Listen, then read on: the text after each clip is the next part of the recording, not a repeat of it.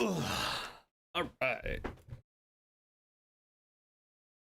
We're going to see how long I can bear the fact that my AC is not quite keeping up with the Texas heat. Hopefully long enough to get through. We got a lot of people queued up today. Hopefully long enough.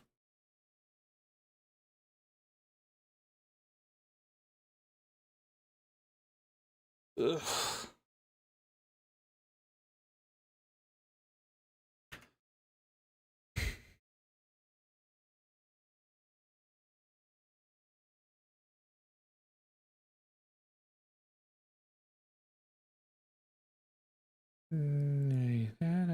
To be cliche, it's not you, it's me.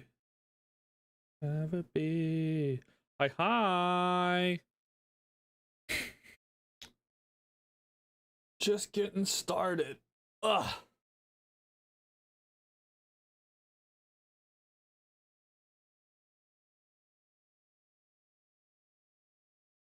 Hello. Glad everyone's getting in here really quick. Just posting it in the announcements in the Discord. Stream is up. Bam. I think. There we go. Okay. Now I can see the chat. Hello, everyone. We are seeing how long I can bear streaming with my AC kind of falling behind the Texas heat. It is hot here. Like 100, but like feels like 110. It's awful. And yeah, we are on peak. So my AC is working, unlike last time it was getting all hot in here, but it's just struggling to keep the whole house cool. Building your first Jeskai aggro go wide commander deck, and I'm trying to understand protection. I'd love some suggestions. Okay, so there's like a couple different ways to try and to protect yourself. And it really depends on like how the deck tries to win. I think I have a video on the channel called like how to never lose to board wipes or something.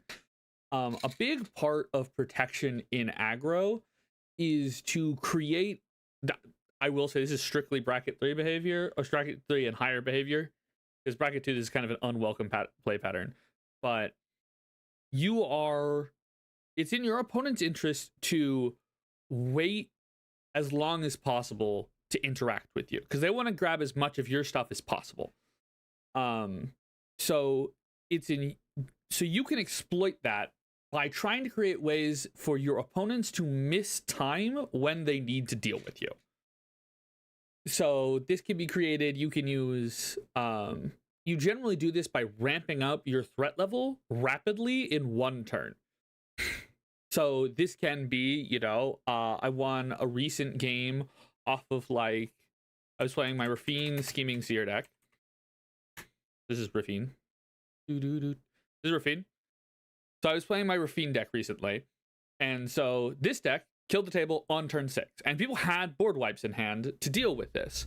But the way that I leverage that like not really happening is right before, instead of building up, right before my turn, I cast a way to make a board at instant speed, which is Will of the Mardu. This card gave me, someone had was playing a Myriad deck, so I, like the combat before mine.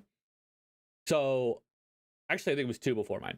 And I presented myself as like, okay, let me deal with the most powerful of the Myriad creatures. So I let their Myriad go off, and then I got 10 tokens out of this Will of the Mardu, and killed one of their Myriad creatures. And I have 10 tokens now, but I just have, at this point I have 10 tokens in the Rafine and nothing else. And then I untap and I slam. Oh, isn't it knowledge? Knowledge is power. This one, yeah. I slam this and instantly kill the table. So even if my opponents have removal, I'm able. It didn't matter that one of my opponents had a board wipe, because I was immediately able to just bang bang. There was no point for them to have called it. Or at least the 10 creatures in a Rafine, like that looks like I'm going to get some card advantage. It does not look like I'm going to win the game.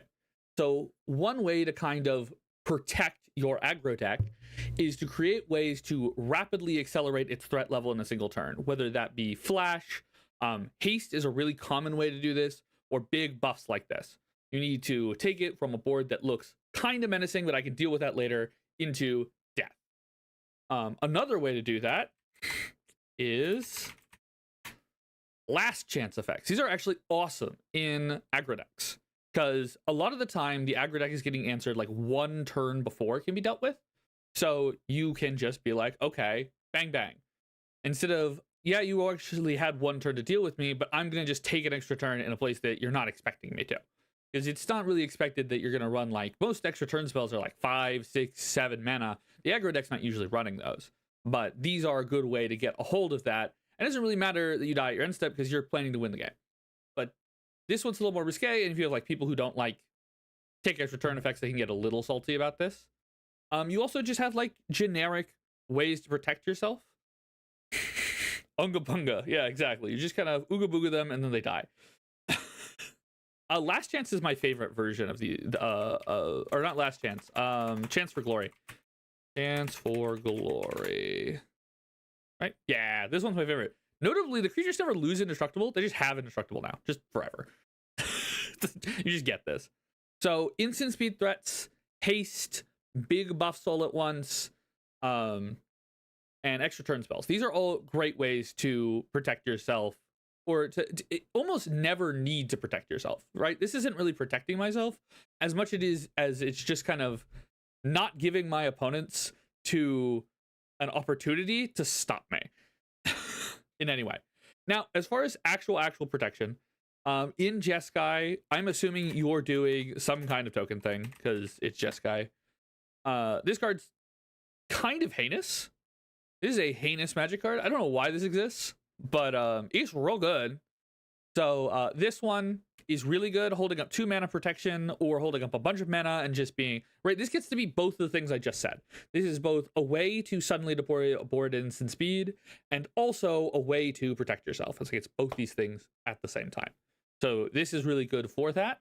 You can also, I have found that this is probably coming out of my bracket 2 decks.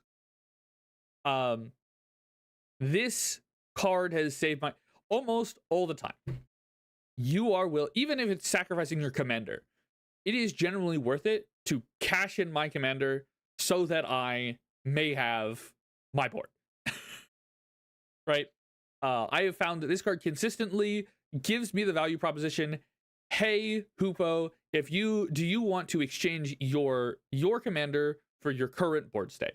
And I have found almost always the answer to that question is yes, I would gladly do that right now.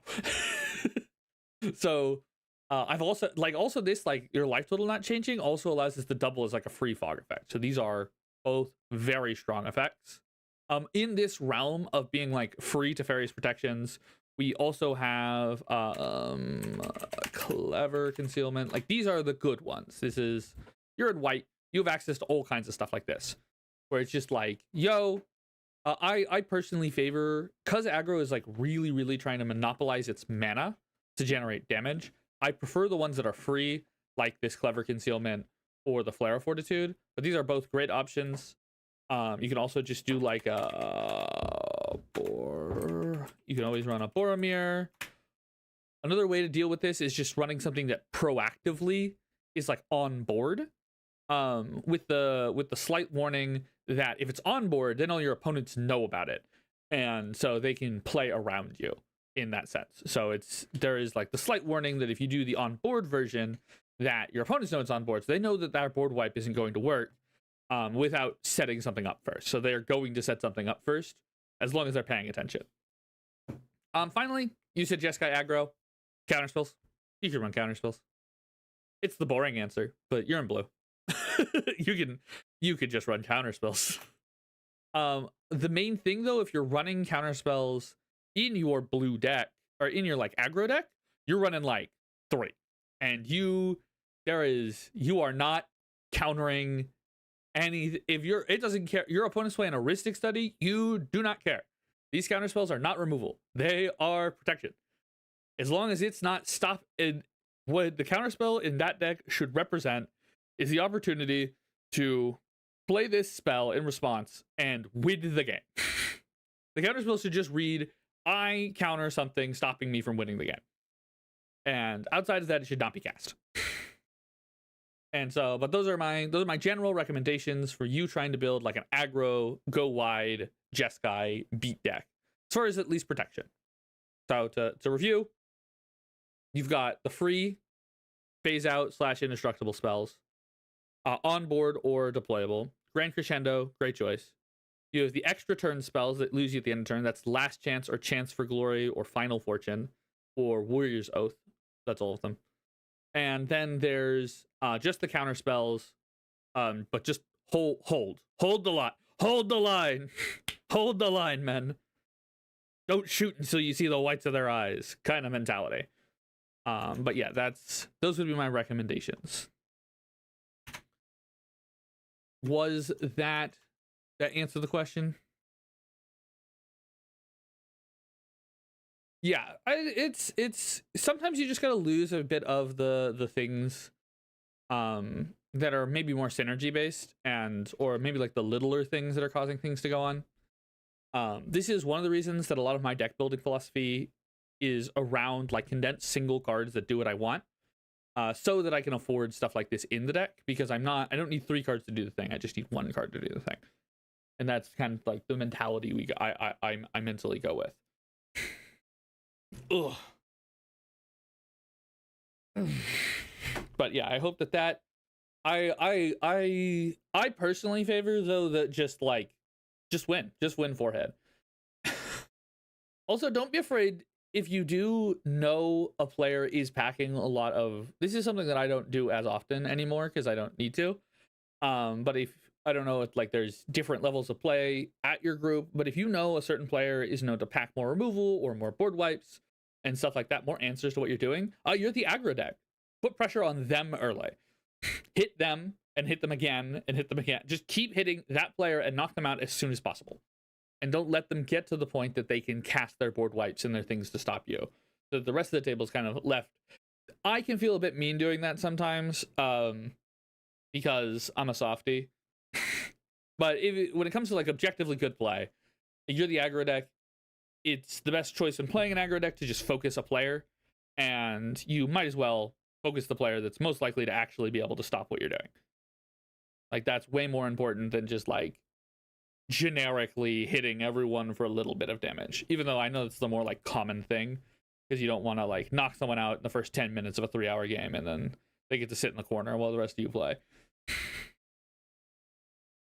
But yeah, I mean, you can just spread the damage and do my Rafine deck. Here we can pull up the Rafine deck. My decks. Lots of decks. Accidentally clicked it. I was totally on purpose. Frame perfect Rafine click there. Definitely. Anyways, like this makes this seem a lot bigger than it is, but if you look really closely, we are a reanimator deck. This is aggro. I am beaten face. I'm hitting people. Like this is, I make dudes and I hit you. I make dudes and I hit you. I make dudes and I hit you. I get free dudes off the dudes hitting you. I make dudes and I hit you. Like this is a very like I hit you in the face deck. And this is just another great option. Gladriel's Dismissal. Great option for aggro, because you can either say, oh, my stuff's okay, or why didn't you leave up any blockers, man? All your blockers, they're gone. Are suddenly gone. Oh no, we're inspecting element. But yeah, messed up card. Yeah, so this is an aggro deck. I just kill, most of the time with this deck, I just kill everyone together. And we do that through stuff like Knowledge's Power, through stuff like, oh my god, this card is crazy. I get a view. Specifically Porcelain Gallery, this is such a good finisher effect.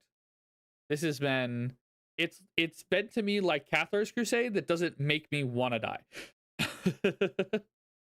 This is my, hey, it's about to get a reprint, so it'll come down like $3. I don't know how common those box topper reprints are going to be. If they're collector booster only, I'm so sorry. I got mine when it was $12 because I knew that this was going to be not okay. But yeah, so like if you can tell this deck, we've got this, we've got this, we've got this. Like we are very much, I am very much saying the whole table dies to this one, whole table dies together, whole table dies together. Surprisingly, whole table dies together. This one, obviously, whole table dies together. So we are very much trying to kill everyone. Well, welcome. It's all good. Yeah, when you're that's the forever haunt when it comes to the long arch of the game and the prices of Magic cards. It's always like, I wish I had known. I wish I had picked this up. And like, it's just about patience. Things go through cycles on pricing, and there's always a decent time to eventually pick something up. But you got to be paying attention when something gets reprinted, because like I will occasionally miss times to stock up on certain cards, and I'll kick myself afterwards. But usually they get reprinted eventually. Like stocking up on this Instinct of the Supers would have been a good choice, but I didn't. And alas, or like Reanimates I could have stocked up on when they were like $3, but they'll be $3 again at some point in the future. Same with like Dousing Daggers. They're on the way down. See, coming down. But yeah, all this stuff eventually flows up and down. The big one to always be on the lookout for is the price arches of the fetch lands. And thank God they're keeping these low as long as they can. I'm happy. I do think the Star Trek set printing all of the Shocklands just to solve the fact that they accidentally fucked up and split the Shocklands on either side of rotation is deeply funny. At least it's deeply funny to me that they had to be like, ah shit, well, we're just gonna print them all again right afterwards because we fucked up. But hey, it means that the Shocklands are gonna remain cheaper. I have never seen the Shocklands being in full imprint in two full standard sets at the same time. So I don't even know what's gonna happen to the prices. They might get like really cheap, like $5 cheap. Don't quote me on that. I have no idea what's going to happen, but yeah. You gotta cycle through lands. They have to cycle through the reprints of lands, but yeah, lands are expensive. Lands will almost always be expensive, is the thing. So the big thing to understand, the Shocklands are actually a really stern example of this. The Shocklands got a Ravnica Remastered reprint. They got an Unfinity reprint. Then they got hit with Ravnica Remastered, and they were in the clue box, and they just got reprinted. And then like within 2 years, they got reprinted in 2 mainline sets again, and we're about to get them printed again, and they're still $8. And it's really not going, like, maybe they can push them to $5 for a little bit. But one thing you have to understand is these cards are good in every deck. They will be good in every deck until the end of time. So there is like a lower barrier to how low they'll get. And the amount of reprint equity that needs to be spent, amount of reprint slots that needs to be spent constantly on Shocks and Fetch lands to keep them in that like $5 to $10 range means that there will be no room to reprint any other specialty lands ever, because you just constantly need to be printing them and printing them and printing them, because their demand, as soon as you stop, I mean, here we can look at the, what is it, Marshallets? A really good example. Actually, we can do one of the new fetch land, Wooded Foothills. MTG stocks. We can just look at the cons one, it's fine. Doesn't really matter. So these get reprinted right here, right? So these get reprinted right here. So this is MH3 comes out. These drop all the way down to $10. Congratulations, best-selling set of all time at the time. Our best-selling Universes We Then set of all time at the time. Crashes the price, right? That was 2 years ago. Already, $20 again. Like this is, and these are the cheap ones, right? If we go over to, what if I go to, I think Polluted's in that one. Polluted Delta. Not that one. This one's going to be bad. Go to the Constant Tarkir one. Again, 50, 50, 50, 50, bang, down to 10. Awesome. Oh, and immediately back up. And you have to, And you have to like keep doing this over and over because these get reprinted. These originally get printed here, but you could tell that it's just like, and this was when Magic was a smaller game, and it shoots up and then it comes back down, and you just have to constantly cycle through these over and over and over and over again. If we look at not Windswept Teeth, what's the Zendikar? Let's do Misty Rainforest. Zendikar Misty, yeah. So again, Misty Rainforest, most printed set of all time, drops it from $80. Eventually, they print and print and print and print, and they get this down to $20. Oh my goodness, most sold set ever. Only can get it down to $20, and that's at what did we dropped to 20 at about 2023. And in 2 years, we are already in at $30 range, and by 3 years, we're already at 40. So you just have to constantly.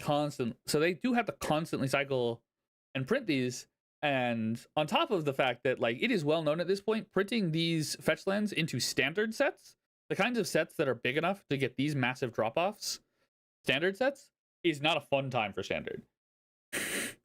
Like if you print this in like a like they're printing the fetch lands right now, or the shock lands right now, like an EOE, you end up in this standard. I mean, landfall right now in standard is like disgusting, both from a power level perspective and from a, I don't know if anyone watched the Edge of Eternity's standard pro tour. Tracking the board state was awful. It's awful to have a fetch when you have stuff like let's do MTG Goldfish. I'm just bouncing around. I hope everyone can follow me jumping around in circles here. All right, this is the landfall deck. Are they not a landfall deck anymore? They're not a landfall deck anymore. It makes it hard to make this point. I can make this point with here. There's a proper landfall deck. So like when you have like a might form harmonizer and Earthbender's Ascension and Icetill Explorer and Chocobo in the same deck, like if you have this targeting this with fetch lands happening during combat, tracking everything going on is mind-numbing. You are seeing professional Magic players who have played Magic professionally at the highest level of the game for 10 years, struggling not only to like play the game as like the players, but the casters, even the people who are not even playing the game, that all they're doing is tracking what's going on the battlefield, still could not square the board state during attacks. And so like this creates a situation. This is another reason that like reprinting fetch lands becomes difficult, because reprinting fetch lands in big standard sets like this just makes standard meta and the matches in standard woefully difficult to track and keep track of and understand. And so that's like another specific shock against the fetch lands. In specific, fetch lands can't really have big reprints in standard sets because the standard environment they create is hell. It's a terrible time. You're so much shuffling, and it's a very, when it comes in like a new players have a really hard time with understanding fetch lands. So it's just like, yeah, cons of Tarkir standard it was hell. It's like 4 color, every deck is 4.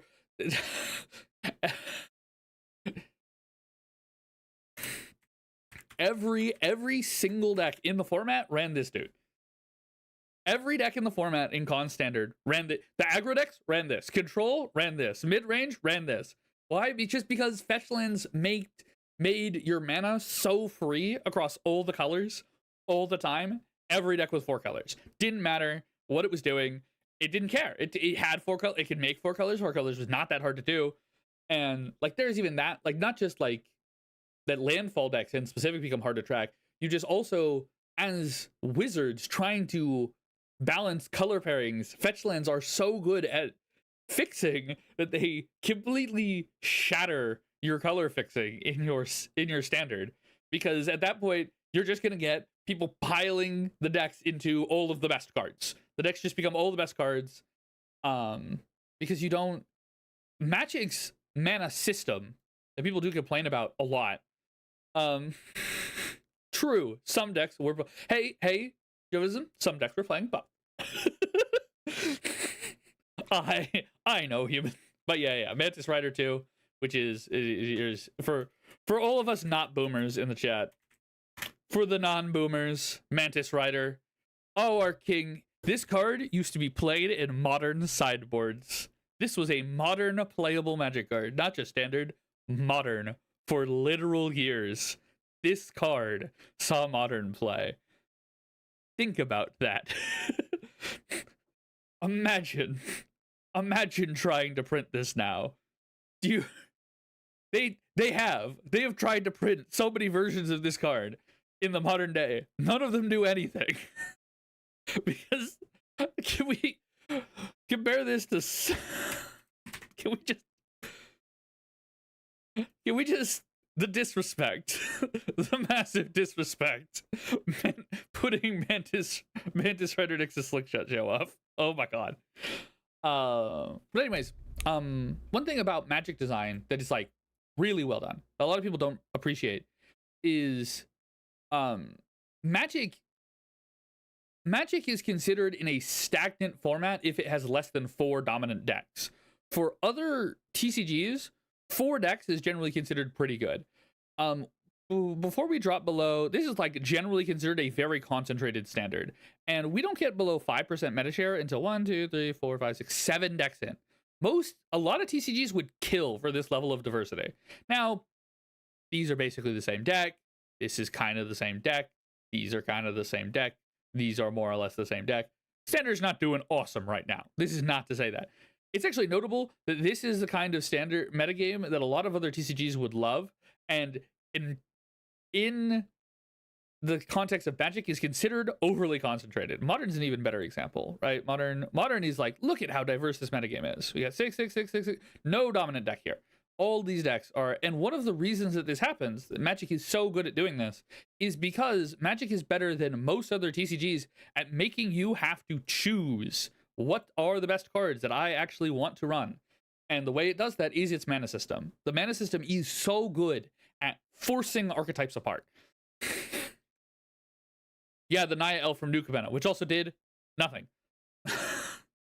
But so Magic is really, really good at forcing archetypes apart using their mana. Or like Goryo's. Notice Goryo's right now is 3-color. Goryo's will ping pong between 3-color and 4-color and very, very occasionally 5 colors. And it does this normally, right? You'd think just run all the best cards. In any other game, you could just run everything that you wanted to run. And this deck has to choose. It has to cut out some of its advantage because it can't cast it. It makes its mana too bad. And it would make it so it has to slow down its early game. And that's bad. And this is all to say, one of the downsides of printing fetch lands into standard is that, unlike modern, that has fast enough decks that can punish a 4, just like, I'm going to huck 4 colors of slop into a deck, which it doesn't always have.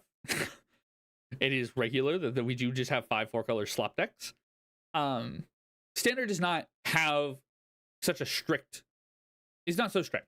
So you just devolve into these massive piles of colors that are just like, I'm going to just take all my favorite. I mean, that's the problem with the Izzet deck right now in standard, is the Izzet deck is just all like, this Izzet Prowess deck is just, I'm going to duct tape all the best cards from this, and all the best cards from this, and all the best cards from Final Fantasy, and all the best cards from all of these different slight takes on the Spellslinger archetype from across all the standard sets that are in standard right now.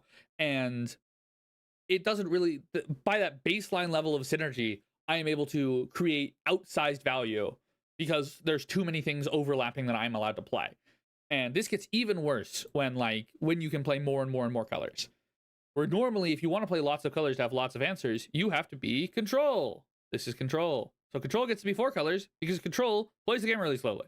So they get to have time to do that. And even then, 4-color is not super common. 4-color happens when you have something like a Mox Amber in the format. Mox Amber. Whoop, whoop. So 4-color Legends was the thing when Mox Amber was in the format. But right now we have lots of very good lands. We have these lands. We have the Surveil lands. We have basically a fetch land. We have the shock land. We have really good mana in standard right now because standard is huge. And that is one of the reasons that you get to have a 4-color deck. And sometimes having a 4-color deck is cool, but having all 4-color decks is actively bad. All right, long rant over. I thank you all for sticking through all of that. I know I'm a commander channel, so thank you for my long rant about standard and modern metagame design, and why the color system is very good, and why you can't just print fetch lands forever. This is all to say the lands should be cheaper. One. And two, when they are cheap, buy them. They will come back up. They will always. I got these. I got these. I got this Vault of Champions for $2.50. Straight up. I straight up got this for $2. But so when lands are cheap, buy them, because one, they'll always come up. But two, lands, right? If I spend $30 or $40 to kind of get this Elspeth, I best have a white token deck, or else I'm not playing this Elspeth, and it's just sitting in my shit. But if I spend $40 on none of these decks are none of these lands are in their base form $40, but we'll say I spend $40 on a Mana Confluence. There you go. Every deck gets to have my Mana Confluence now. Any deck I build will play this Mana Confluence. Not my monocolor decks, but every single one will play this Mana Confluence. Every single black deck will play this Urborg. Every single one of my decks, and so like that, you'll always have a use for it. Yeah, like that's the main thing. All right. And with the rants over, I can get into the promise, my actual promise that we're supposed to be at these streams for, which is deck building. We have lots and lots of decks to get through today, which probably means I shouldn't spend 30 minutes ranting about Modern, but we're here for my personality anyways. Since Jackie's here, Jackie, am I good do you want to start with your deck from last time that we didn't end up getting to? Because I wanted to go over it with you. Because by normal rules, you are here from you submitted a deck last time we didn't get to. Perfection. So we will start with you. If anyone who has submitted for this week does need to leave at some point, please tell me so I can try and make sure to get to you before you have to leave. Looks like everyone is totally said they're fine, but just as a heads up. All right. With that, let me actually remember how we do this. So we're going to do more, duplicate, actually take the tags this time, as if not to be stupid. Take the deck list and remember to pin it. Look, I'm being so good. I'm remembering to do everything. Look at all the things I usually forget to do. Come on, pin the message. There we go. Hit pin? Pinned. There we go. All right. Oh, goodness, Gwenum. Okay. Let's read up. Bracket 2 Gwenum. I don't believe you. Use Gwenum to flood the board on turn 5 and swing like it's New York City. It's currently just made from bulk I had lying around. Okay, maybe we are bracket 2, and I had very little thought. Here's just... All right, so I'm about to see a pile of things is what I'm hearing. Just the stuff I had deck.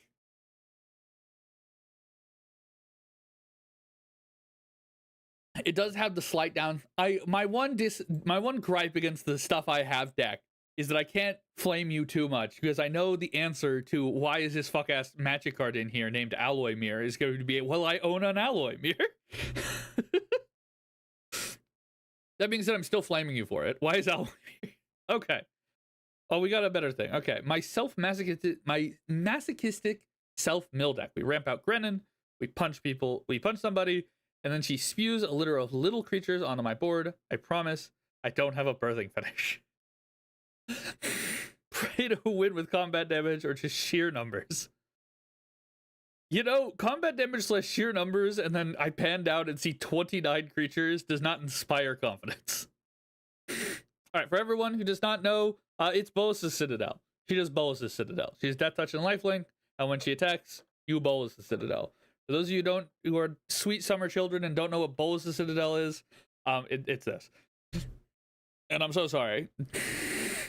I've introduced you to the idea of Bolas the Citadel. Alright, so we have a bunch of 1 mana fucking idiots. Do any of them do anything? Oh, no. No. No. Okay. No. We have a lot of idiots. They basically don't do anything. We have like some kind of sacrifice idea kind of going on here with like this thing and this thing and this thing. Those are it. Hell yeah.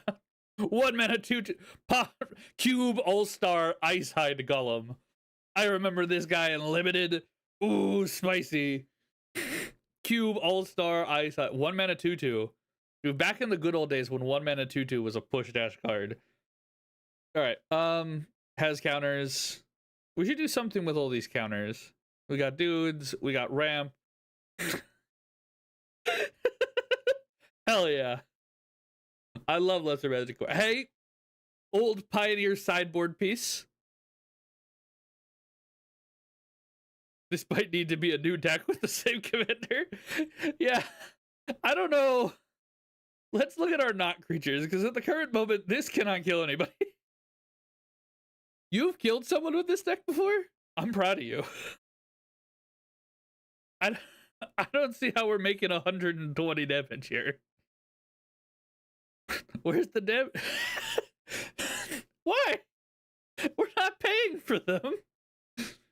Is this just a yo? Use my Gwenum ramp piece. Hell yeah. Oh, we're one. I must hit a button. No, not add more. Sorry. Gwenum ramp piece, everyone. Helm of Awakening. This could not possibly backfire. Yeah, here's your massive ramp package. We'll clean this up to have better cards in it, but this is probably fine.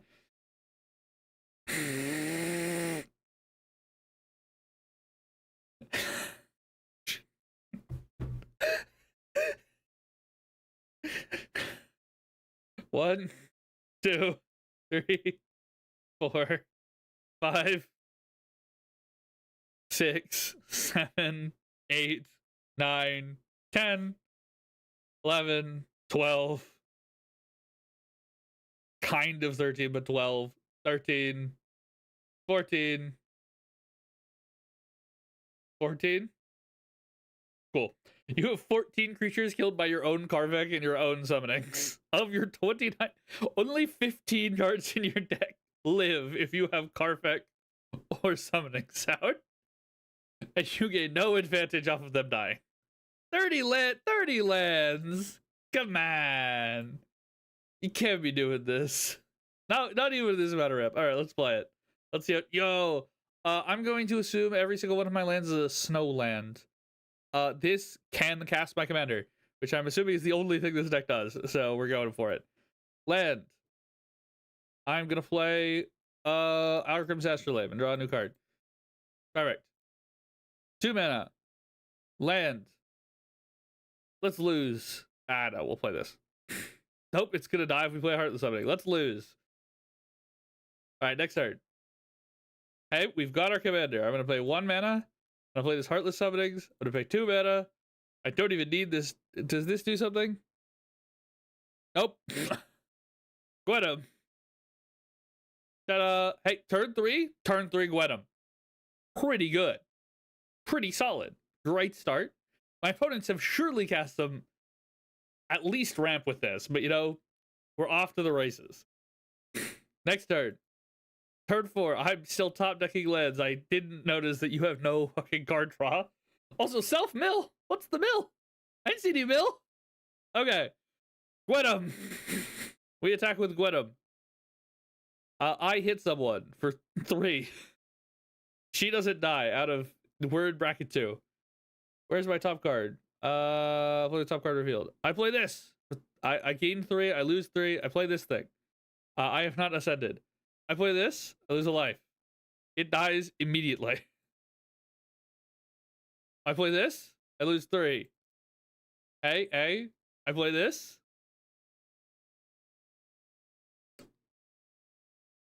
I cast this. I have hit a land. Is there anything I can do about that? I have the City's Blessing. I sacrifice this. I gain 3 life. and I draw this land. Perfect. Yo, a good card that does something. All right, we got one card that does something. We're off to the races. We cast this one. Dude, I'm casting so many spells. Do they do anything? No, but I am casting them. I will pay 1 life, and I will cast this man who instantly dies. All right. And that will be, I am out of stuff to do. We do not have Delirium, but I can cast this anyways for shits and grins. And yeah, that's turn 4. Lots of spells on turn 4. That's what I have to say. Turn 5. I'll play. Oh, I can't. Did she say play? You may play. Okay, so it is a full Bolas the Citadel. So we will attack for 5.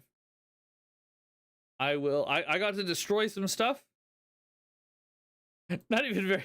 Playing Magus of the Abyss in bracket 2 with this deck that just doesn't win the game. Oh my god. All right. I play this land. I play this. I lose 2 life. I play this. Actually, I gain 4 life. 1, 2, 3, 4. I play this. 1, 2, 3.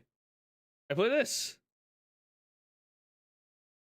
I have no ability to draw cards. I cast this instant. Wahaha. I thought I'd have an instant in the graveyard. I cast this thing. He dies immediately. Okay.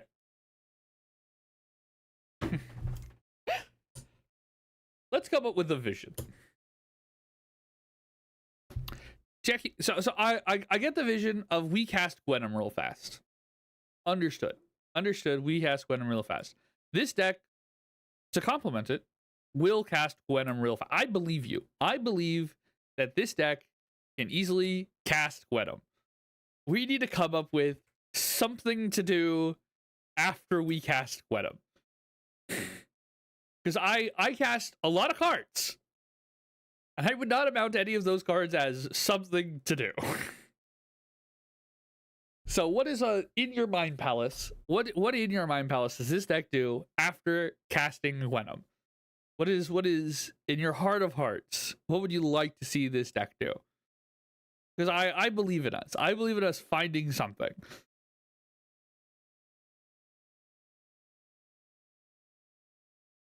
Maybe something life gaining. You have a lot of sacrifice stuff. Do we want to be like aristocrats? Do we want to find something like weird? Like do like an extort deck? Churches. Okay. So we want like an explicitly religious theme.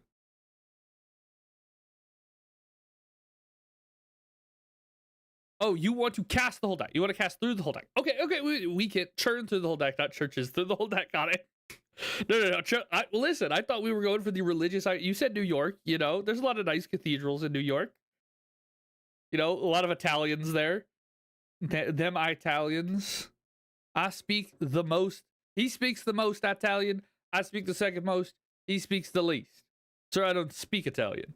Yeah, that's what I said, the least. Okay, so then we need to more tightly control the top of art. Do we strictly want to stay in bracket 4 or in bracket 2? Because like for one, yeah, let me just ask, do we want do bitches love cannons? This is a legitimate question. Do bitches love cannons? Because we can get that bitch a cannon. But I don't know if this cannon is going to be bracket 3 behavior. This is going to be very good. Just full disclosure, this is a very powerful thing for this deck to be doing. So I can understand the idea of maybe this might be too good. Bolas the Citadel, we won't run the top. We can either or this or the top.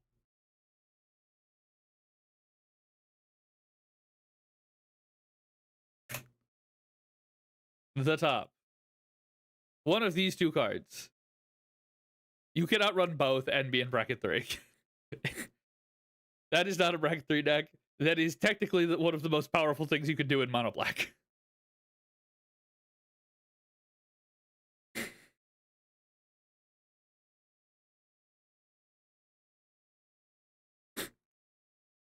While you contemplate, get that bitch a cannon.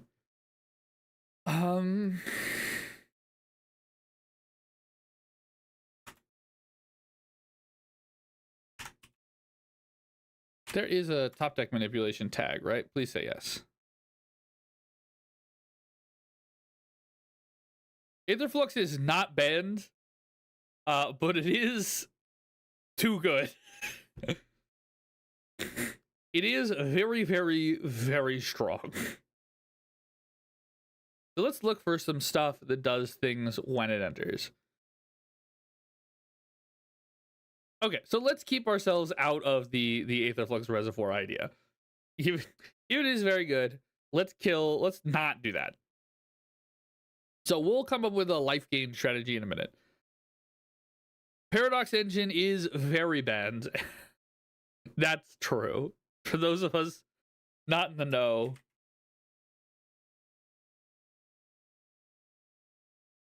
I stand by that this card is banned for dexterity reasons. This card is not banned because it is too strong. Contrary to popular belief, not banned because it is too powerful. This card is banned because it makes your turns take 20 years. Yes, I'd like to tap all of these mana rocks on my signet. Yeah, so I have to filter my mana into my signet. So I go down on colorless, and then I go up in blue and white, and then I have to take up my storm counter, and I have to tap this card to draw a card. Okay, then I cast this, so I go down on these two, and I retap my mana, so I get 2 colorless from this Worn Power Stone, and I spend 1 to get this Azorius Signet, so I get that 2 mana back, and I tap and I draw another card.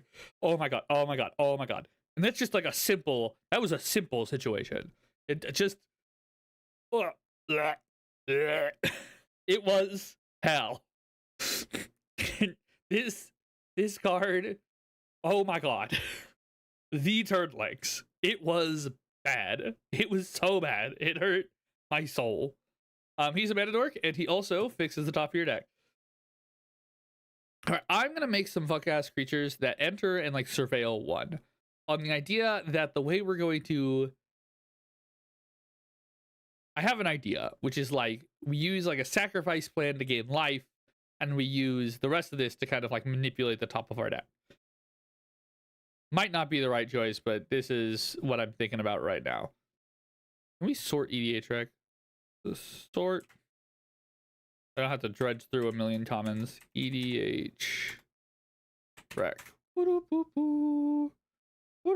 Did you guys Vampiric Tutor, did you know that Vampiric Tutor is good in your Magic the Gathering deck? I'm so proud of you. I'm so proud of you, Mox. I'm so proud. Vasir's here? Awesome. Exactly the kind of thing that we want. No. Yep. No. Yes. We'll grab for now, but like kind of on the fence just because we're already using our life in a way, in like a strong way. Funny. Yep, we want that. Dire Sight? Who plays? What? Dude, I feel like such a boomer so often when I see stuff like that. Yeah, look at how high up this is. I feel so old. I'm so tired, boss. I'm so tired. Anyways, ooh, cast an instant sorcery? That seems like it's a thing that exists. No. How is this top? Oh, the map token. No. This is the main thing I was thinking about, was this snarl idea. This is the kind of idea I'm looking for here. No. Yes. I want a lot of just like little idiots who enter and then surveil a bit. And then I want like a graveyard plant. Ooh, and then we can cast like a grave purge and put them all back. Okay, so here's the vision. Here's the vision, Jackie. I want you to tell me if you like this vision. We're going to play a bunch of little idiots. They're all going to say like surveil, enter surveil 1, enter surveil 2. And these are going to just be your ways to make sure that you just have another idiot set up on top, another idiot, and another idiot, and another idiot. And then we're going to run stuff like Viscera as our like sack outlets. You know, Viscera, Carrion Feeder, this thing, Umbral Collar Talent. We're going to run those as like sack outlets. And then we're going to couple like Zulu port kind of effects. And like this is going to be our life gain edges. We're going to play the creatures and we're going to sack them to Zulu port. We're going to gain the life. And we're going to play the creature. And we're going to sack the Zulu port. And we're going to gain the life. And then eventually we're going to we'll run into, I think there's 3. Where was it? Grave Purge effects. I think there's 3 of them, if memory serves. So we get a Grave Purge effect, and then we take all of our little idiots that are in the graveyard, and we put them back on top. And then we go through them all again. And we sack and we drain all our friends. How does that sound? Does that sound like, we get like an Ayara in here too? Does that sound like an idea? A way to kill your opponents, and also kind of kill yourself a bit in the meantime, but you know? Perfect, awesome. See, we just had to do a little bit of looking, and then we could find cards. Yeah, see, Forever Young. Then we could find like a weird, stupid thing to do. Because this is a stupid thing to do. I like this as just like a, why are you doing it this way? This is the long, convoluted way to do something supremely simple. This is kind of like either or, because I don't super want to draw the cards. Ugh. What's the thought process on this card? I'll grab it, but I don't really want to draw them. Dude, the Starfish! Starfish is not quite what we want, though. And then eventually...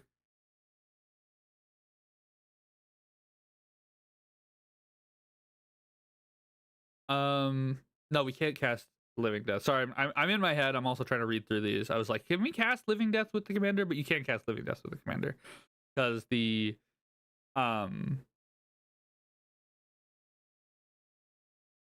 Because it's paying it instead of its mana cost. It doesn't have a mana cost, so you can't be instead of a mana cost you don't have.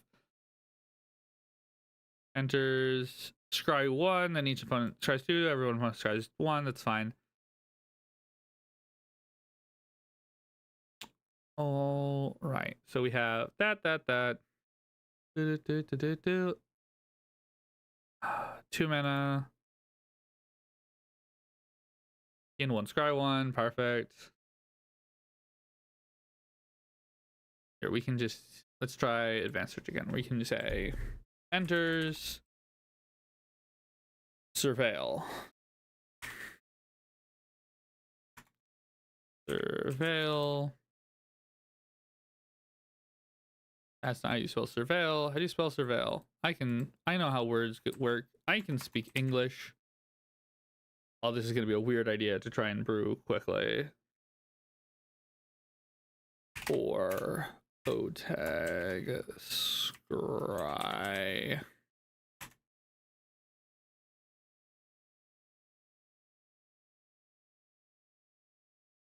Is this how, I'm trying to remember how I do like batch stuff like that. Is that how I do? Yep.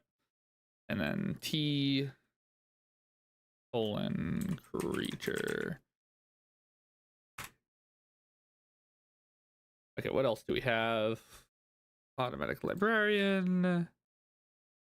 Oh. Yeah.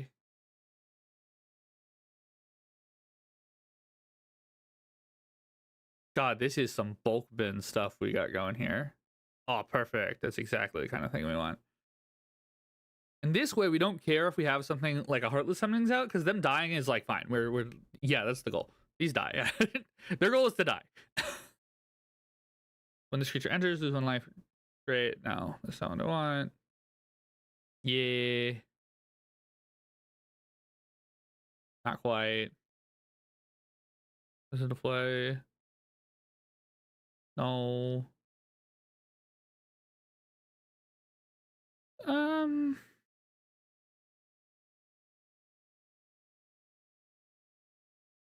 Sure. Well, we can add that. It's like a way to do this. And then we're actually going to be reanimating stuff, so that's fine. Well, okay. Then we want...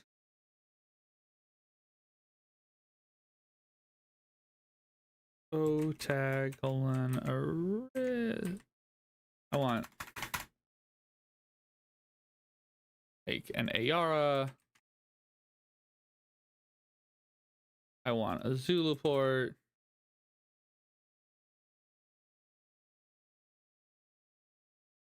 I want a death. I actually want Death Greeter for once. Because, like, right, Death Greeter's the... Where is he? Oh, am I remembering which one's Death Greeter? Yeah, not Death Greeter. Because you want to gain the life when they're all coming back. Let's throw Living Death in there just for shits. Gray Merchant of Asphodel. As another big creature to rebuy that gains us life. Okay, so we have lots of little dudes. What are other creatures that, like, when something enters or when something dies, gain a life or draw a card? Does anybody, or like gain a, when something dies, gain a life? I mean, we can just go for a proper Blood Artist. And Sephiroth.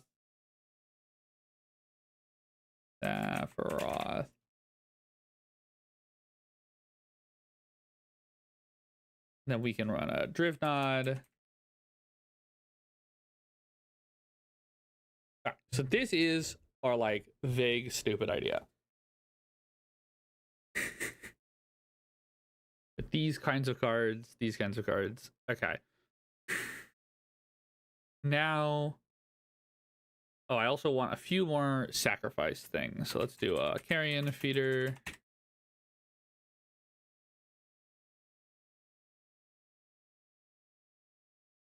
And that should be...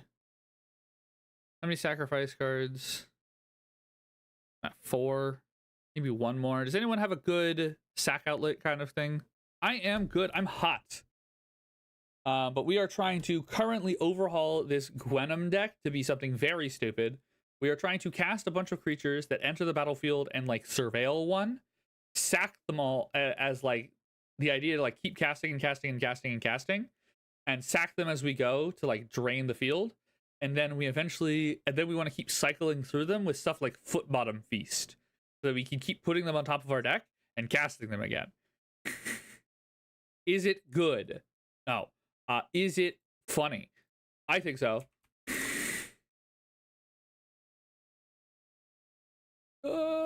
Yes, Bantu's Manu. Oh! Getting the advantage of specifically casting the creature. Do we have cast gain? Cast, gain, life. I'm glad everyone's just stick around for me to dick around like this. If anyone has any cards that are in line with this very stupid idea, feel free to pipe up.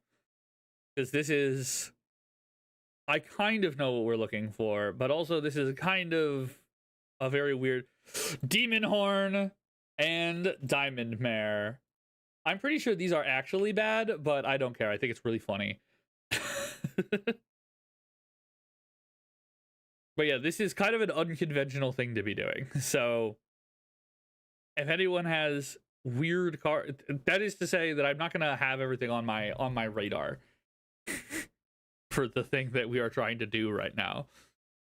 Yo, whenever you cast a spell that shows in color. Yo.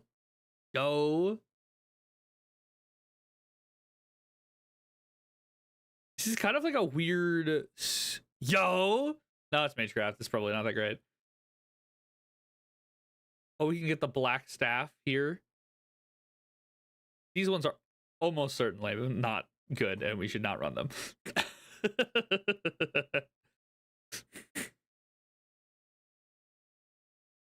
Okay, that is our life gate. Life gate, everyone. This is so we don't, like, run out of life while you're doing this, because, like, for quite a bit, we're going to be casting spells on the basis that they're going to lose our opponents more life than they're going to be losing us. So we need to...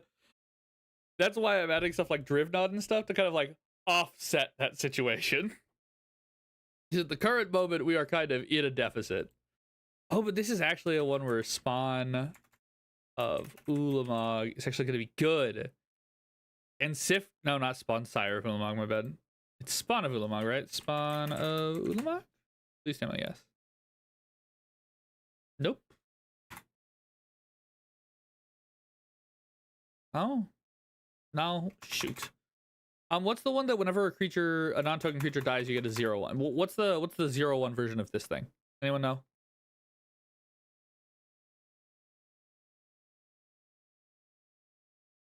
Dies Eldrazi.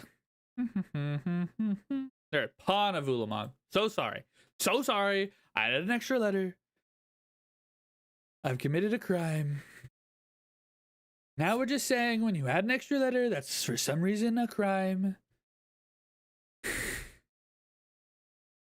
right. Any obvious things I'm missing? I think this has got most of it. So we can thin down the lots of deck we have here. So let's thin all this down because we have a lot of stupid stuff going on here. I actually don't super want these big ramp spells just on the basis that my entire goal is to get to Gwenum. I actually don't care about anything else. I just want Gwenum. And these little spells are not actually helpful.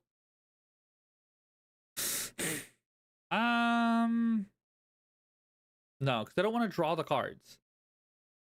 We can get a charcoal diamond. Want a jet medallion. We will leave in the Helm of Awakening because I think it is truly a hilarious ad. I don't get it twisted. This is bad. But I think it's really funny. I have not established an infinite casting loop with senseis, have I? Yeah, probably not. I don't know. Maybe. It's fine. Everything's fine. No, I don't think I've established infinite casts with the senseis. Okay, there's that. This one is bad. We'll leave that there as a no.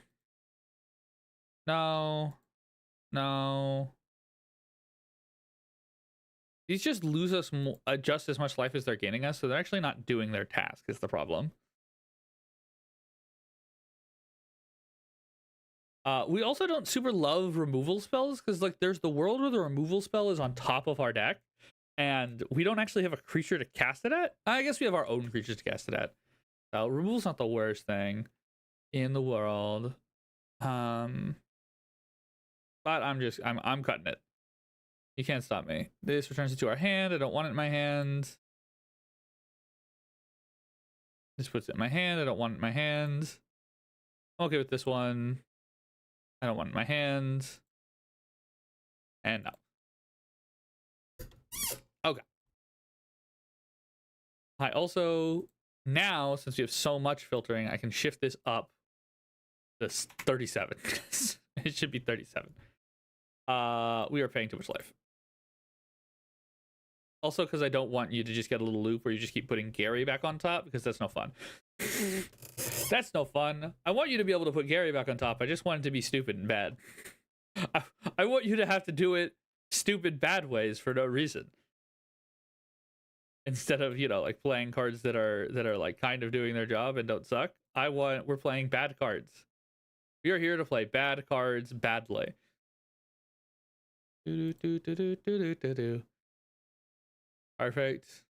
Perfect. Now, what do we have? Sacrifice surveil one. Vice surveil. Mana value. Let's do mana value less than 3. And type creature.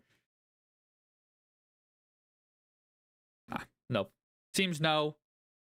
Oh, well, it might be yes if I spell surveil correctly. No, not really. Cry. Okay. Seems like the kind of card that would exist, you know? But alas, seems it is not. Kill. Perfect. Kill.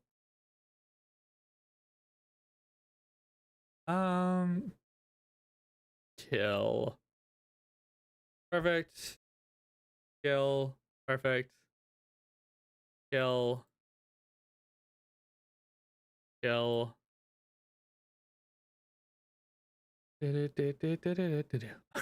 Bloodthirsty, no.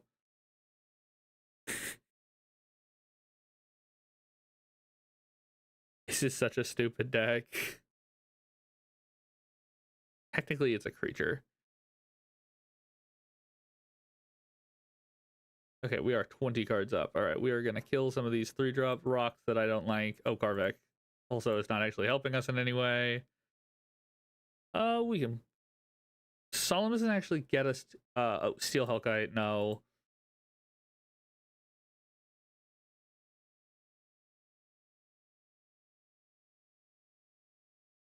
I'm going to kill the Unearth.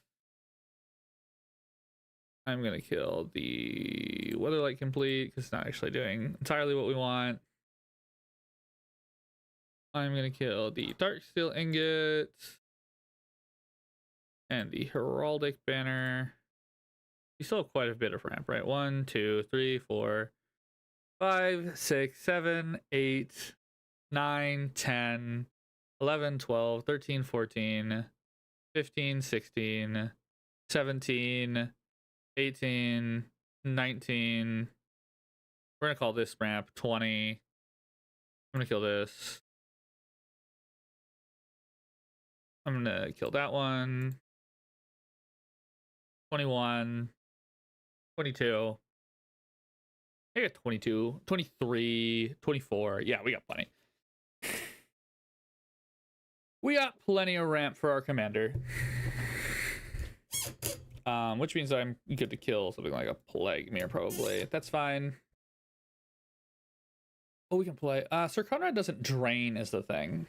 So we're going to keep Sir Conrad out. Even though he is. Very good. Vexing Bubble seems like a good way to lose to yourself. I don't know why Vexing Bubble was here. It counters your commander. Entirely. We're not playing Arcane Signet? Oopsies. Arcane Signet.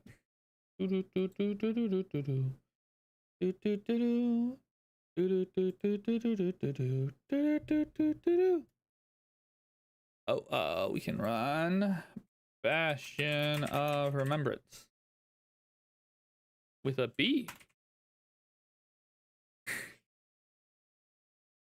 More Zuluport effects. More Zuluport. More. All right, I need 10 cuts. Astrolabe is air. We don't want air.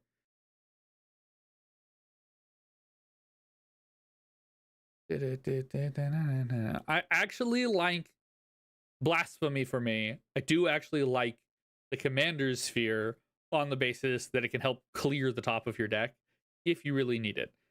So I will leave the Commander's Sphere here, even though normally I am the biggest hater. So just know that this is personal growth, me not cutting it. That's some personal growth right there. Starving Revenant is not worth it. Because we have to put the cards, if we leave them on top, we have to put them in our hand, and we don't really want them in our hand, so we are going to cut it. Magus of the Abyss is just really, really rude at this level of play. Lesser Manticore is not what we're trying to do. Misery Shadow is not what we're trying to do. Putrid Goblin. Actually, you know what? The Manticore is kind of what we're trying to do. We'll do the Manticore. Manticore. I'm fine with the Putrid Goblin. Manticore? Manticore.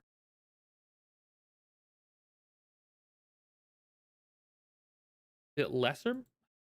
Lesser man. Oh my god.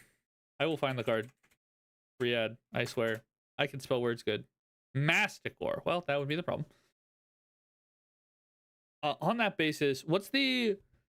Does anyone know the 3-mana dude with Undying that enters the battlefield tapped and he drains your opponents for 2. He's triple black. Anyone know that card off the top of their head? I'm trying to remember its name.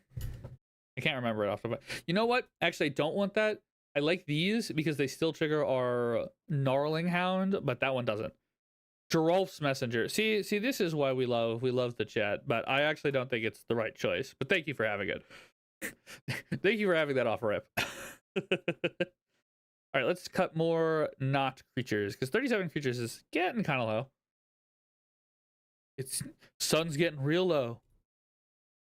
Actually, we'll cut the Doom Whisperer because he's kind of off plan, even if he is cool.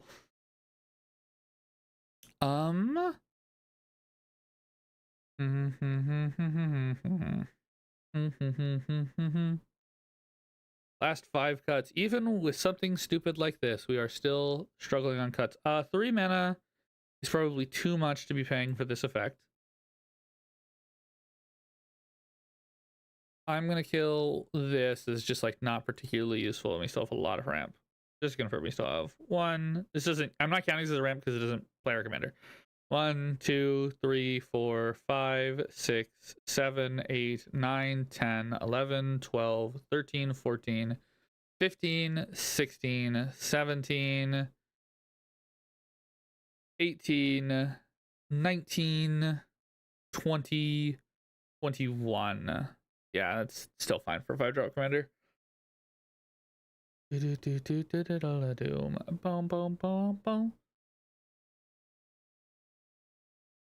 Here's a serious question. I'm assuming, Jackie, we are just proxying this, or do we have to purchase this stuff? Because I have recommended not insignificantly expensive Magic cards for this. On that base, I might cut this top and scroll rack on that basis. Even okay. Well, I'll save your wallet a little bit. These 2 cards are very good, but they're also $60 together. So eventually, you might want to get a Senses Divine top and a scroll rack in here. All right. Let's see. As always, last cut to you. But let's see how this plays. Let's see if I've actually successfully done this off the top dome, or if this is just terrible. I'm gonna keep this hand because I actually can sequence into my commander here. Turn 1, draw, and play this thing. Surveil 1. I don't need it. Untap. Perfection. We love to see it. But I'm gonna pay 1, 2. I'm gonna play this Helm because I live life on the dangerous side. We are then going to pay 1, 2. I'm gonna play this Coalition Relic. I'm actually not gonna pay anything else because we want to be able to store the mana on the Coalition Relic. So next turn, if we don't draw land, which we did draw land, I would have the spare mana. But we did draw land, so I can just play Gwenum on turn 4. Nor the extra shit I've given to my opponents. It's probably fine. We do not need to proactively play any of this stuff. So I'm actually just going to, again, add a storage counter onto this Coalition Relic. Then on to turn 5. So here's where the magic happens. We have a black mana floating. So I'm going to use, right, just a, pre-combat min-phase. So I'm going to get the Zulu port out now. And then we're going to attack with Gwenum. I will gain 1, 2, 3, 4 life. We're going to assume Gwenum dies. And then we got the top card to play with, revealed. I've not played my land yet, notably. Perfection. I will lose a life. Actually, before I even play that, I'm going to pay 1 mana. I'm going to cast this Diamond Mar. And then I'm going to pay 1, 2, 3 mana. I'm going to cast this pair. I'm going to name black with this. I'm going to name black with this. All right. Then I will cast this Dark Ritual. I'll go down 1 life, up 2 life. I've got 3 black mana floating. I'm glad I did that because now I've got 2 black mana. I'll go to 1 black mana floating and I'll play this Mirror Custodian. Both of these will go on the graveyard. Oh my god. Sure. Oh my god. All right, we will assume my commander did not die during combat then. I did not recklessly attack. That's crazy. Okay, well, we will go to the next turn then. I'll tap this to store mana, and we'll go on our merry way. Turn 6. I will attack with Gwenum. I will gain 1, 2, 3, 4 life. I'll use my 1 mana floating pre-combat main phase to play this Putrid and go up 2 more life. I will then pay 2 life and then regain the 2 life from casting this idiot, who will Surveil 2. I will put this land in my graveyard. I will pay 3 life and I will cast this Commander's Sphere. I will play this land off the top of my deck. I will pay 1, 2, 3 life, and I will play a Sephiroth, gaining back 2 life. I will, with my Sephiroth, does this draw me a card from the graveyard? Does draw me a card from the graveyard. I'm going to sacrifice this guy to gain 2 life off of my Zuluport and my Sephiroth, and deal my opponents 2 damage. And I will draw a card. I will then pay 4 life, 1, 2, 3, 4, to cast this Sifter of Skulls, getting me back 2 life. Oh my lord. I have so many dudes in this deck that are just enter and scry. Okay, maybe we'll drop the land count. Oh my god. Okay, I still have a Commander Sphere around, so that's pretty cool. I'll tap this Commander Sphere and this Paradise Bloom and a land. I'm going to exile this dude from my graveyard to lose a life and to draw a card. Please, can I have some way to sacrifice my creatures? The answer apparently is no. No, I can't. And also, I've been punished for my choice of how I chose to do this. I'm going to sacrifice. I'm going to risk it. Sack this to draw this. And of course, I will be immediately punished for my sins. Oh my god. I'm going to pay 2 mana. Is what's in the graveyard? I have a Bronze Walrus. I've paid 2 mana to cast this. Do I put the Bronze Walrus back on top, or do I just draw the card? Technically, this sees me more cards, so I'll put the Bronze Walrus back on top and I'll draw it, and I'll gain 2 life. These are my grave. This goes to grave. I will pay 2 mana for this Bronze Walrus. It will scry me 2 cards. I will leave this card on top, and this will go to the bottom. I will cast this, and I will scry 1. Okay, fine. We're gonna cut like 3 lands, apparently. Apparently, I've done a bad job here, and we were supposed to be at 30, like 5 lands, and that's life. That was crazy. Okay, down to 34 lands. Let's go to recent history, view full history. Let's add back in the Doom Whisperer as just like a way to deal with the problem. And we'll add this in for a life gain. And we'll add, I'll add back one of these cards. Come on.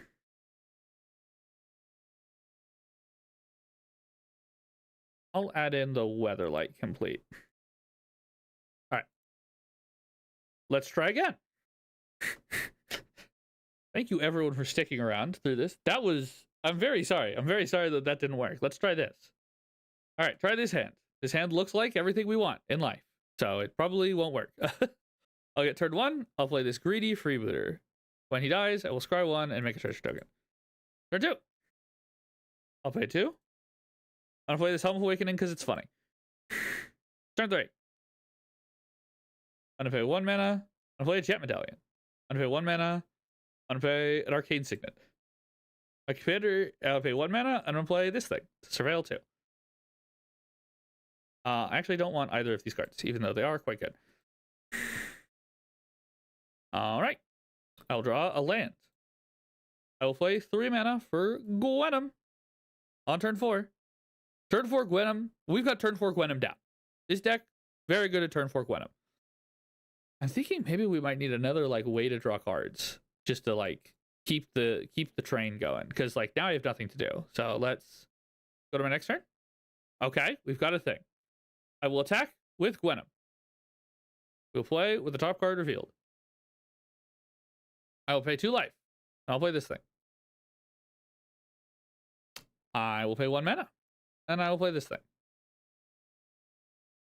Is it Surveil 1? Surveil 2. Oh my god. It is turn 5. I can play my land for turn.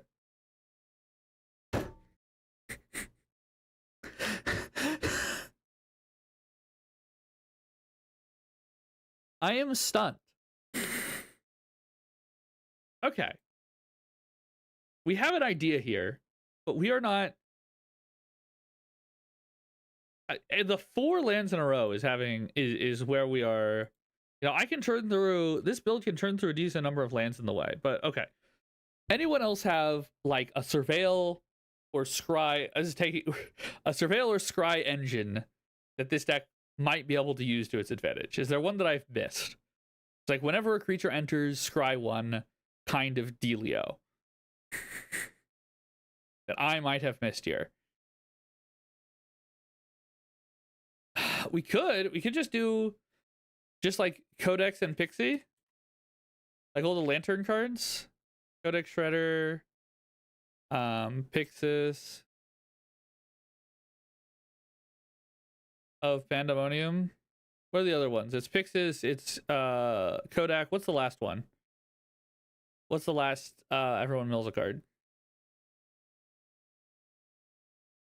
Ghoul Color Spell. Thank you. Alright.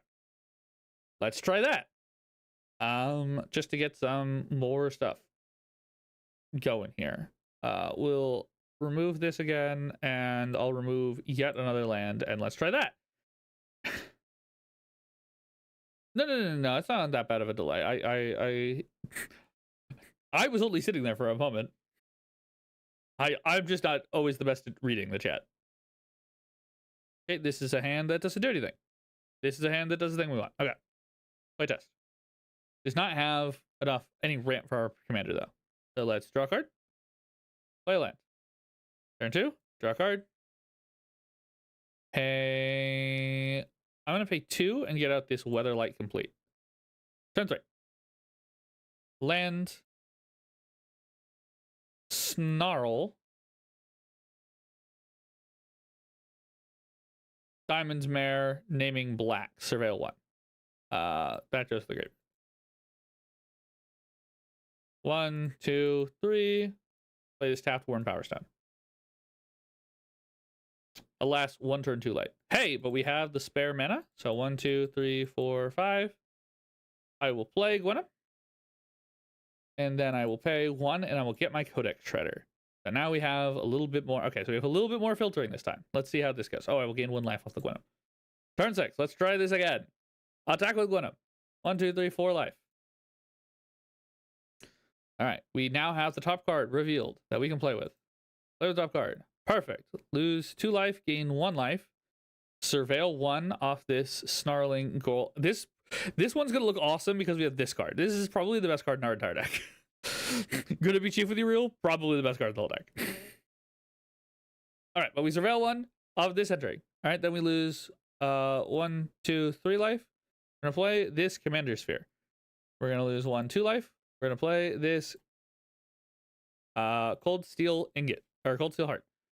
I'm gonna pay 1, 2 mana, and I'm gonna play this idiot. Yep. I'm gonna gain 1 life off of playing him. I'm going to Surveil 1 first, which will bin that, and then I will Surveil 2, and I'll leave this on top. Right? No, I don't want to leave it on top because I have a Zulu Pork Cut. So these both go into the graveyard. I'll then pay 1, 2, 3 life. I will cast this Bantu's Monument. I will pay 1, 2, 3, 4, 5 life. I will cast this Gray Merchant of Asphodel. I will gain 1, 2 life, and all of my opponents will lose 1. This Gray Merchant will enter. 1, 2, 3, 4, 5, 6, 7. So my opponents will lose 7. So they should be at 8 lost. And then I will gain 21 life. So I'll go up to 55. There's 55. Which is good, because I just got a really, really big card that's going to toss me 6 more life and gain me 2. So I went to that. Gain 2. 1 life lost for each of my opponents. I'll then pay 1, 2, 3. I'll cast this Coalition Relic. I'll then pay 1. I will cast this Defile on my own Grey Merchant of Asphodel. Each of my opponents, I will gain 1 life off of that. Each of my opponents will lose 1 life from my Zulaport, and I will gain 1 life. Okay, okay. Things are working. And now I have my Doom Whisperer. For 5. Which will gain me 2 life and lose all of my opponents 1 life. I will then be able to pay 2 life and Surveil 2. Go away. I'll pay 2 more life and Surveil 2. Go away. Oh my god. Go away. I'll pay 3. I'll cast an Ayara. I will gain 2 life back. And each of my opponents will lose 1. I will then pay 1, 2, 3 life. And I will cast this Pawn of Ulamog. I will gain 3 life back. Each of my opponents will lose 2. I will Surveil 2 with this Doomed Whisperer. I will pay 1, 2, 3, 4, 5. I will cast this. I will gain 1, 2, 3. And my opponents will each lose 2. Oh, I went the wrong direction. So I should be at 15. My big thing is, all right, I'm going to announce this as victorious. We haven't technically won yet, but we've got the Doom Whisperer to continue to tuck stuff and tuck more stuff. So I'm going to call this a victory without playing it out. I think we're off to a start. Jackie, I think we're off to a start here. I think this deck needs one thing. I think I need more sack outlets. I'm gonna toss this off to you to figure this out. The Scroll Rack and Senseis, if you want to spend money on it, will help with the top deck stuff. With that, I also think we need a little bit more on the sacrificing. But I'll let you figure it out. So as you, I'll lead you to try and tune this as you go. But I think proof of concept. I think this concept works. This is a way to win the game with Gwenom. I don't know if we've quite gotten there yet, but we've spent like 45 minutes on this, and I do have a lot of decks to get to. And I think we've gotten. I think this is proof that we've got something. There's something here, and I'll let you tune the land count, the number of sack outlets, all of that kind of stuff to get this the last little oomph. Because I think we're close, but we're not quite there. So I'll let you try and figure all of that out, and maybe it is there. And if as you get more practice playing the deck, you'll see it better than I do. Or maybe you can find more of these like 2 mana enters scry style cards. But yeah. With that, let us move on to our next deck. Ugh. So let me check this off. Please. All right. Stone. Is Stone here? For our priority, Stone. If Stone is not here, Ruby. I saw you here. Yeah, I'm assuming you were still here. You were still here while I was. Notably, I'm surprised I did not lose a bunch of people while I was so focused on trying to figure out that deck. Okay, Ruby. Let's see if Stone is here. I'll give him a second to sound off, get to his computer. I don't know if he's, maybe he's doing dishes or something. I don't know. If not, we will do your deck next. Thank you everyone who did stick around through all of that. I thought that was going to be a supremely boring deck to watch me try and build and pilot, because it's a lot of little minutia. So I'm glad everyone stuck around for it. I think this is fun. I think this is a fun, weird idea. I like this. I like this as like a very stupid way to build a very obvious commander. Because there are really obvious ways, right? There's like eventually you might want to like entirely cut the Grey Merchant of Asphodel as like kind of lame. I think there's like a lot of tuning to making this deck like right on the edge over time. I'm gonna be chief with your real. I've been saying that since I was in high school, which is like 10 years ago. I don't think I have ever said the correct phrase. If I have, it's been a very long time. I've said that to VPs at my company, and they've just looked at, like, stared at me, like, what the hell did you just say? It's very funny. Ugh. I have water. All right, I'm going to turn the fan on in my room, and you guys are all going to tell me if you can't hear it.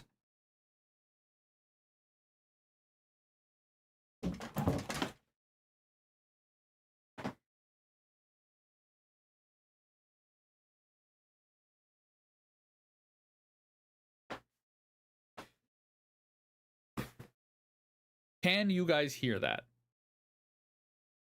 Please say no. Please be honest, but also please say no. Because it's getting so, the air in here is perfect. The air in here is getting so stagnant and hot. So I want it. Oh my god, it feels immediately better. That is immediately so much better. Everything has gotten immediately better. All right. It does not seem Stone is here yet. So Ruby, as the person who's here, Gwenum did make me sweat. Listen, you asked me to accomplish the near impossible task of making this commander interesting. I kid. But I'm glad I was glad I was able to put together something fun here. All right, our next deck.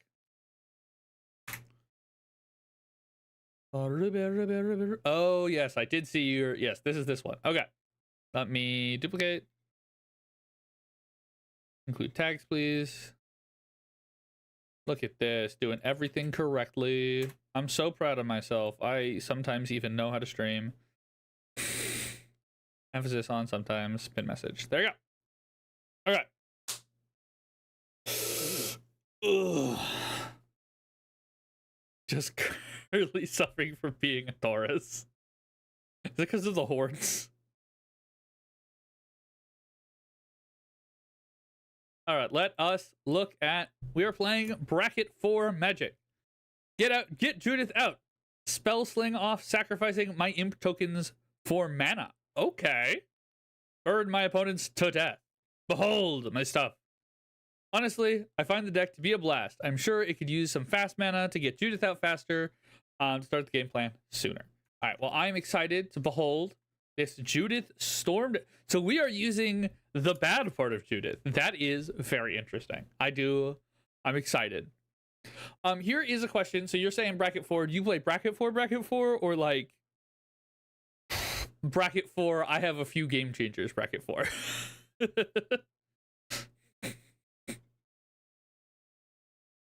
Here, wait. I can clarify this question. We can clarify this question. What would this deck's reaction being sat across? Yeah, okay. So it would not want to go against Infinite Turn Loop Tatiova. Got it. So not this. I love how many game changers do you run? You know, like where's right there it is. How many game changers do you run? Yeah, 1 or 2.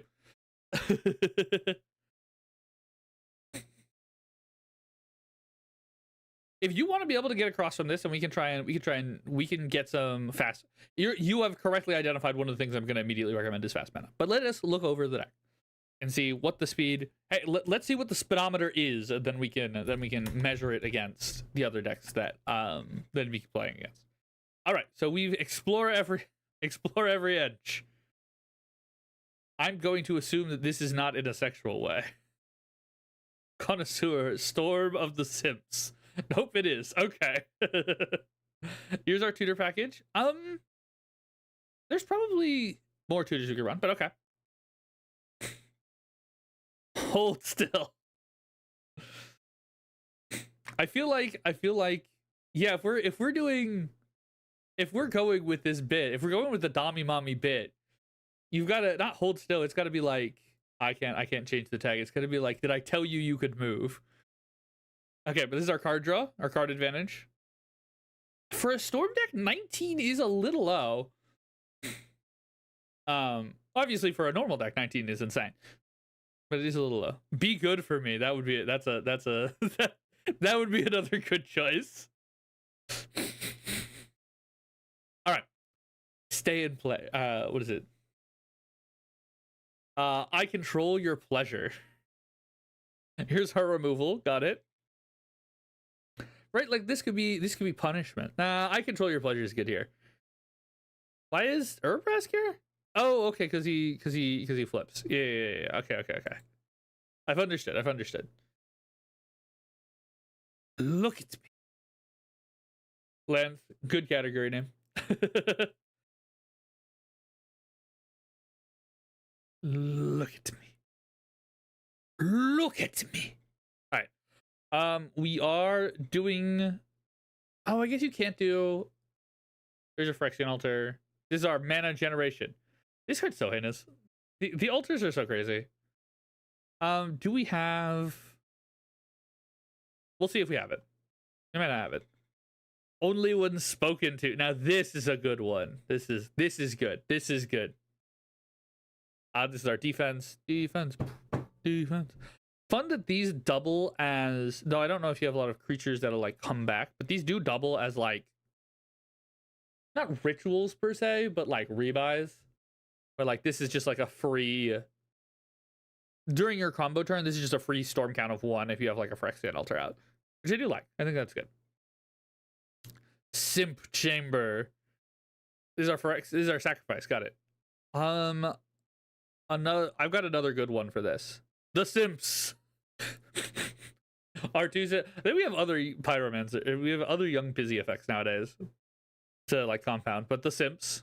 We're down with the Simps. You just Robing Throne too. Savor every part of me.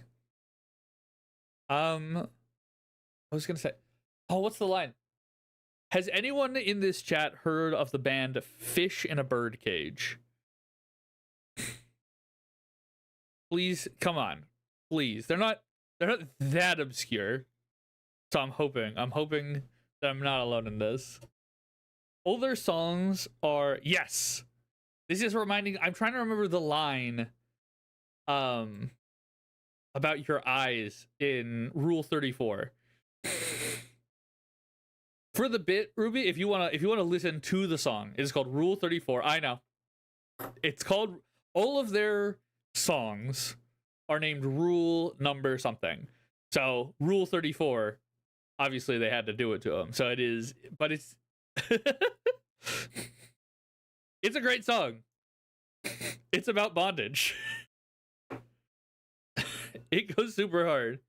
I recommend. It's a great pairing with this. I like the song Fish in a Birdcage by Fish in a Birdcage. I played it after listening to Tally Hall album. It's good to know there's lots of trans community support at every part of Magic the Gathering.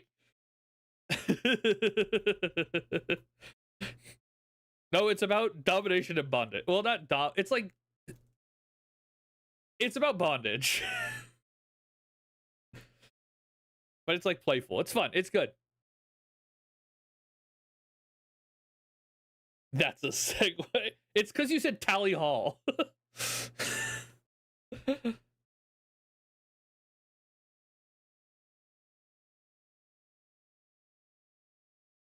Yeah. We can have like a little package that like switches in and out where we like drop the gutter. Probably this is probably the section that kind of gets slotted in and out for some more tutors and some fast mana and maybe like a Domcon or something.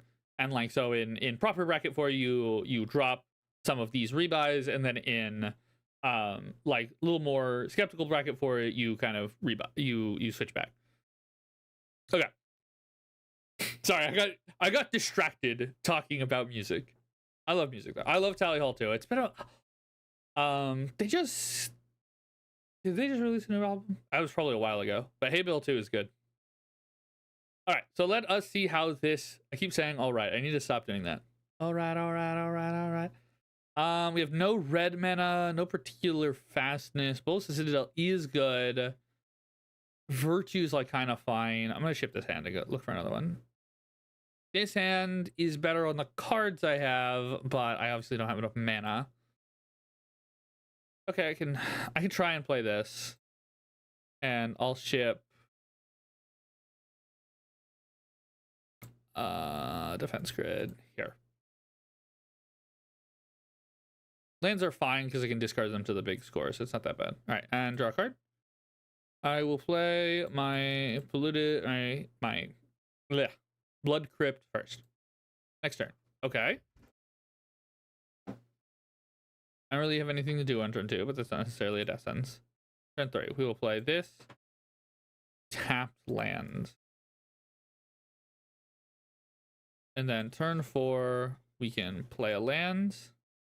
A 1/2, cast this Cabal Ritual, and then cast Judith. Get her out on turn 4. Turn 5 here. The question is, do I have enough to go here? Because if I have enough to go, I start on the Seething Song. I don't know. No, I'm trying to get... It's hard to play Storm decks blind like this.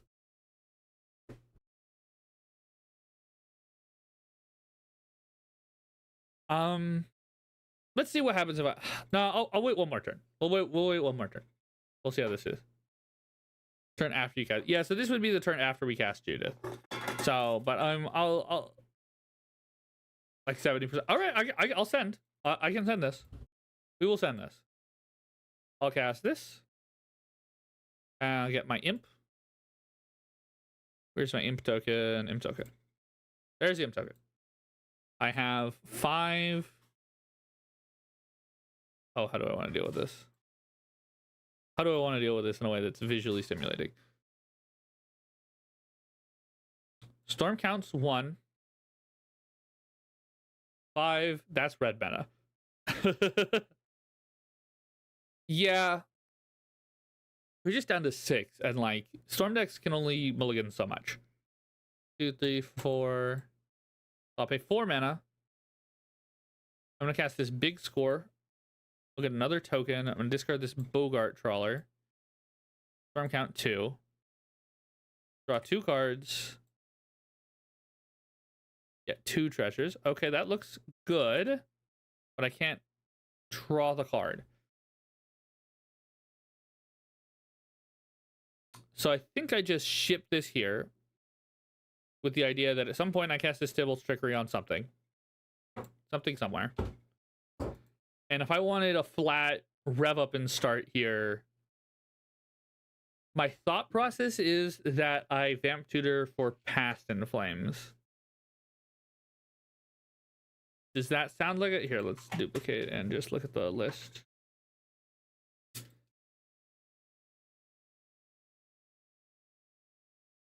Yeah, we could. You know what? I'm just gonna throw the bolus on top. I'm gonna cast the Vampiric Tutor and get a bolus of Citadel.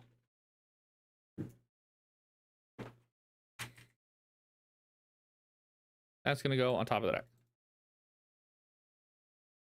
All right. Next turn. Adds 1 mana. Cast this Culling the Weak. Making eat a imp token. Storm count 1. 2, 6.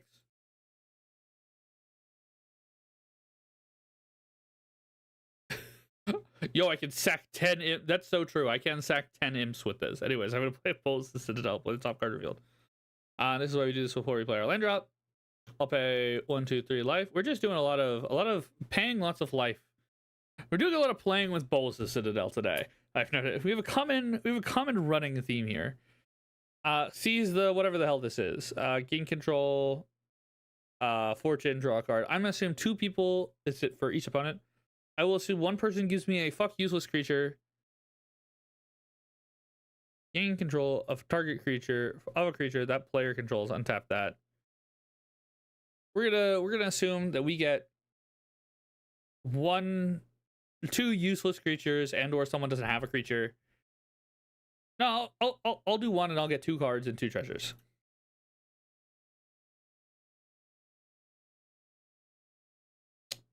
Sick. And we are out of stuff yet again. I can play 3 mana. I can play this Gutter Snipe. Ugh. Okay.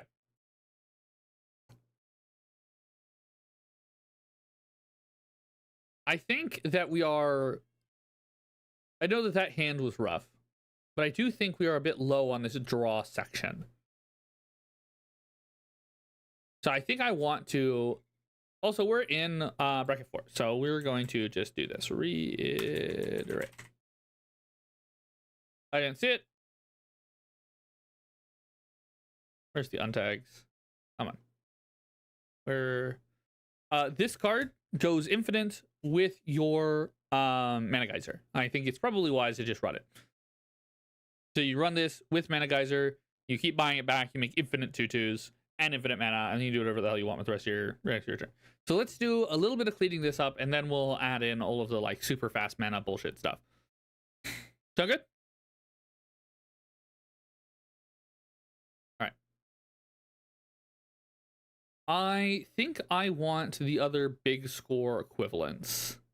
I want Inspired Tinkering. I want... What's the other... So there's one more big score style card. There's Seize the Spoils. Oh, sort by mana value. That'll help me find stuff. Do you Seize the Spoils? Yo. Yeah, Seize the Spoils.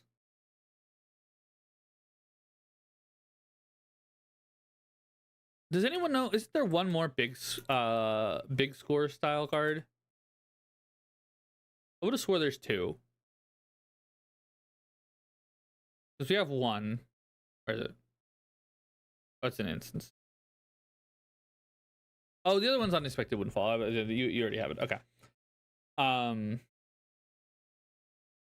We have that and that. If Ren's Resolve, do we have other Ren's Resolve? Ooh, what's it called? Why am I forgetting the names of all these cards? There's the second Ren's Resolve. I have a solution to me forgetting the names of all these cards.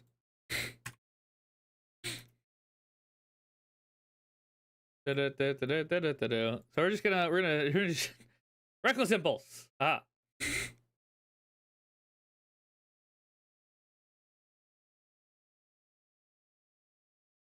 Impulse. We're gonna look at Modern Ruby Storm. Look, we're so good at this. New card, Hex Magic.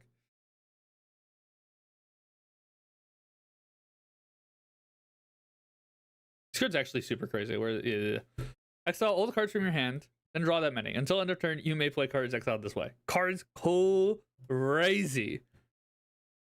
Oh, did I miss? Did I just miss? No, Reckless Impulse isn't in here. Oh, it's the sorcery, but I don't know if we want it. It's already, yeah, it's already here. Yeah, Unexpected Woodfall was the one that was. Yeah. Hex Message is crazy. What others? Metamorphose, Delicate. Valakut Awakening is probably decent. Valakut Awakening. All right. Then we also have. Is it Pitiless? Ooh, look at that. Another way to convert all your creatures into stuff. Pretty good, right? I think pretty good. If I do say so myself. Which I will. I also want... Dragon Rage is probably fine. Just as like a way to filter the top of your deck. This card is just like very good at making sure the top cards on your deck are like always useful, always something you can be doing something with. Oh, there was already a Valakut Awakening. I'm just stupid. Village. There's another village rights card. What's the other village rights card? I know there's one more.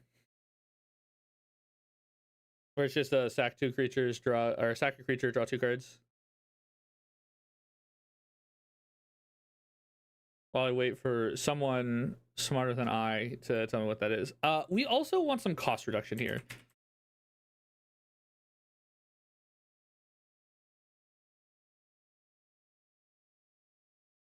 So getting a ruby medallion in here is going to be useful. You actually aren't doing a lot of stuff before your commander comes out. So cards like this that kind of just sequence nicely into like before we play commander. Hi Stone, you're all good. We'll do you next. I promise. We're having the day of the Bolas' Citadel. Today is Bolas' Citadel day. Corrupted Conviction. Thank you.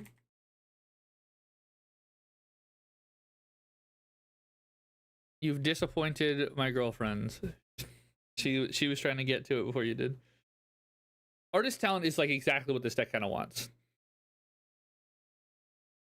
Deadly Dispute's already here. But you are correct. Deadly Dispute is good. Anything else that we can steal from you? Probably not. No. Oh, we got the really basic ones. We also have Love Song Opera, right? Opera Love Song. Where are you? Just another one of these. Just like you can play these this turn. Draw some cards. If you want to run it, you can run change of. Oh, is that the wrong card? Oh, yeah. So this is a Cognito Hazard. You can choose not to run this card. If this card is in your deck, you must now track all your discards. So there's a world where you just choose not to run this card on the basis of keeping track of it is too much of a hassle.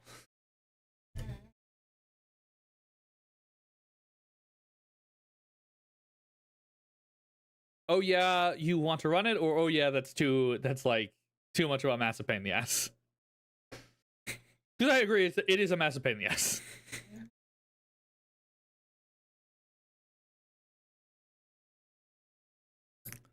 Totally up to you on whether or not this card is like just I don't want to fucking deal with it.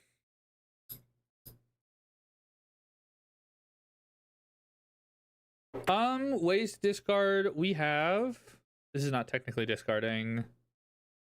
You play the black side of this, but we'll assume you're not doing that.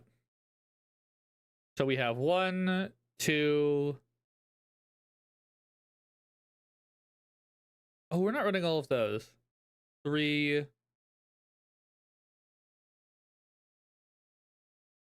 4, 5.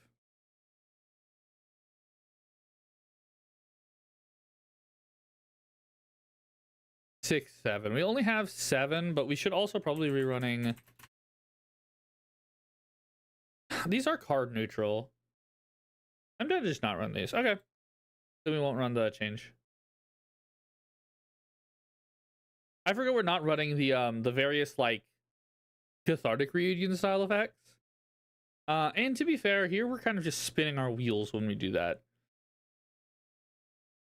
Is there anything else for leveraging our creatures into mana? For Bolas' Citadel, also just because I was not really getting towards a game win there, let's just huck this Aetherflux Reservoir in here. Like we can play Trixie, but like sometimes it's best to just play the normal, just play the cards. Just play the good cards sometimes, you know? Sometimes it's better to just play the cards that are good and win the game. Feltware Stone. Feltware Stones and stuff are really important because they allow you to filter mana from one color into another color. And it's a very important thing to be able to do, even if they are like they are kind of mana negative. It's just a little extra oomph that you get, and allows you to kind of fix your mana around a little bit.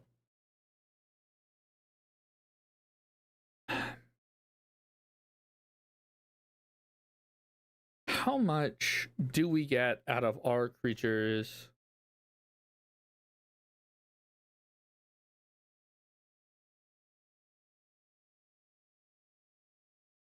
Is there a world where you just run like...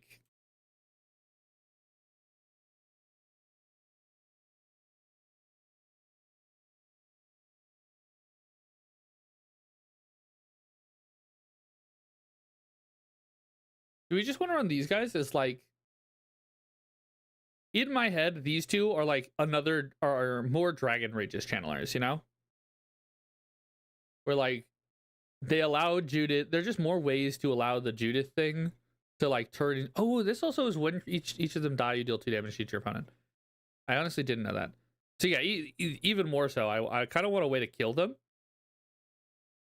So I think that these might be good. It's just more ways to filter the top of our deck and make sure that it is the cards that we want, you know? And since those are there, we can kill... These cards are not even remotely necessary.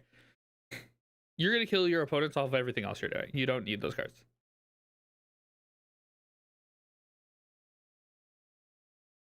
All right. With that, let's shave out some of the stuff I don't love here. Which is mostly going to be the fact we're a Storm deck. Our opinion about removal is that that's our opponent's fucking problem.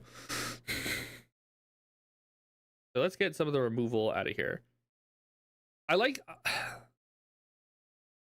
things like Electro. Also, like we're on top of that. Like we are playing Judith. We don't need to play like the typical removal stuff. I know that this is probably here because it kills enchantments, but like we don't need to run bad cards, so I don't. Simple fact: you do not need to run bad cards. Do not do it. I'll let you keep these like wipier cards, but like we don't need a Blasphemous Act. Like it's not strictly necessary, and we don't need it. I like Deadly Dispute. Deadly Dispute's still here. It's not quite free, but I do like it. I think it's solid.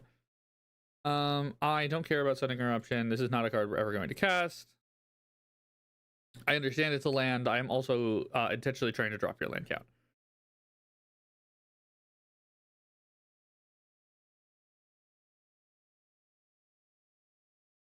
And with that, we can kill some... I want to drop your land count down to like 30. Maybe 32 on the basis, just because your commander costs a lot of mana. And how much ramp do we actually have for the commander? 1, 2, 3, 4, 5.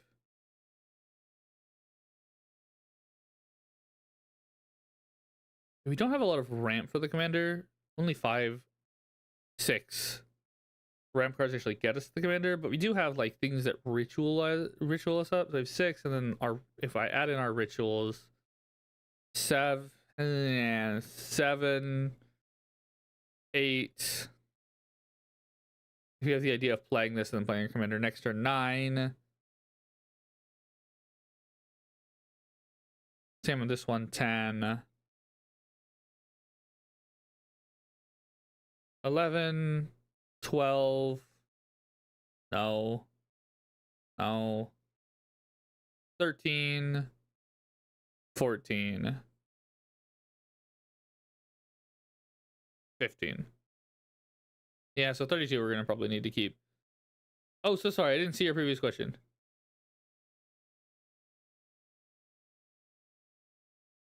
I have looked at the top card. I believe it's the thumbnail. I have taken a cursory look at your list, Stone. But I do not look thoroughly at any of the lists before we do them. I take a quick glance over to see what I want to stick in the thumbnail, and that it's all the looking that I do. All right. On that basis, something like this Virtue is going to be kind of really hard to play. I know. It draws lots of cards. I get it. It's a good. It gets a lot out once it's out, but it's just going to be very hard to play. The idea here is that we're trying to minimize the play space that is... We're trying to minimize the number of cards that are good once we're already up and running to highlight the cards that are good early. Or to make it so we never have to like run out. Never run out of gas early. The Storm deck is way more concerned about petering out early on than it is about Going to the moon. Similarly, Mayhem Devil just does not trigger on a ton of our stuff. And like Mayhem Devil does not synergize with Judith. Like it's cute, but it's just not what we want to be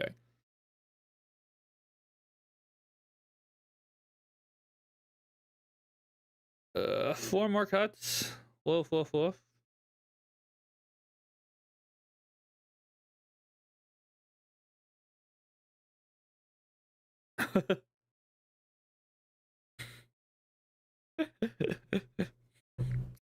I see you have no I have the editorial control over whether or not and also anytime anyone's going to see Reaper King in your command zone, they're going to assume that you're going to destroy their lens, even if that is not the actual intention.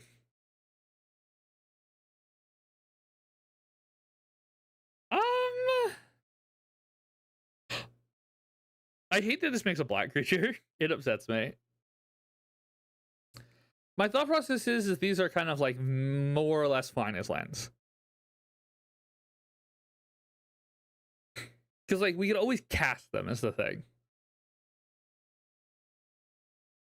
So it's like, it's fine.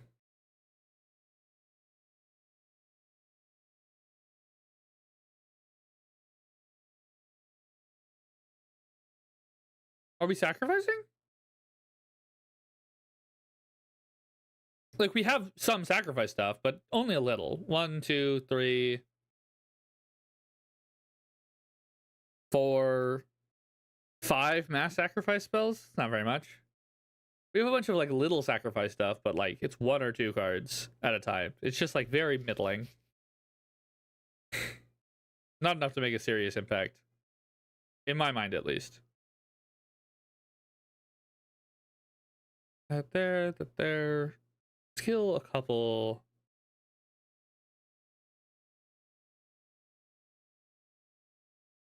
I'm gonna mulligan a little bit of us playing scared. I want to keep 1 because, like I said, they do cycle nicely.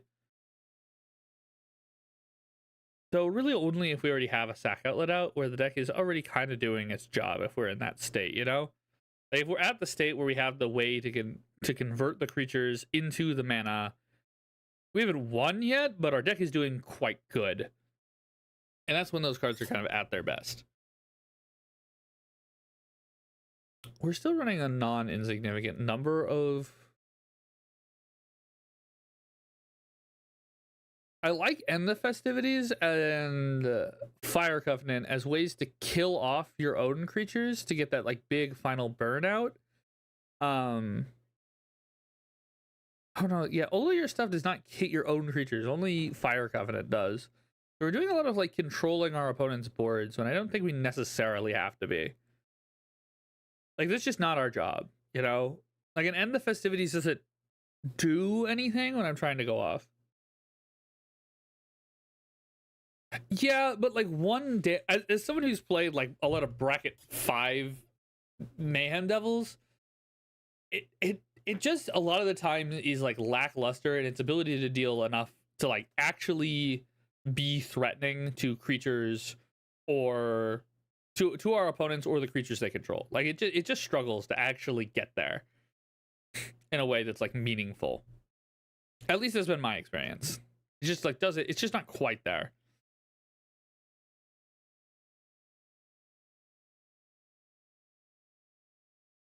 I like that the delayed blast fireball has like, but it's 3 mana. And you're not gonna foretell it. I like that this has the bailout method. So I'm gonna kill the festival. 1 mana is fine though. These are both 1 mana. Ugh. I like that this can hit your own creatures. Is the big thing. I feel like 1, 2, 3, 4 board wipes is just like, again, we're a storm deck. I don't care. Honestly, on that basis, by Fel the Profane. I know that it's, again, I know it's a land. That puts us at 31 lands with our really high mana value commander. That we're not really super equipped to get to. But it's also just like not a card we are ever going to cast. Any reason.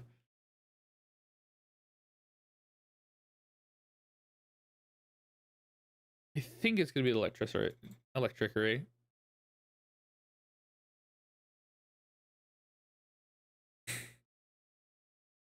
Like, no, I like electricity being instant speed.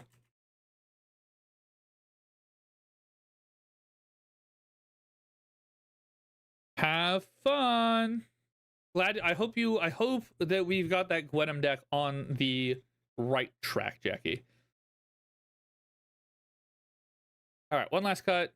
I don't like Sentinel Tower. Yeah, I don't like Sentinel Tower. Bye. Oh, it is any target.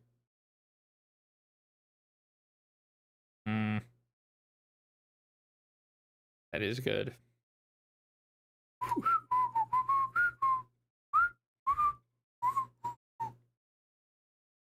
Trying to figure out our last cut here. Roof.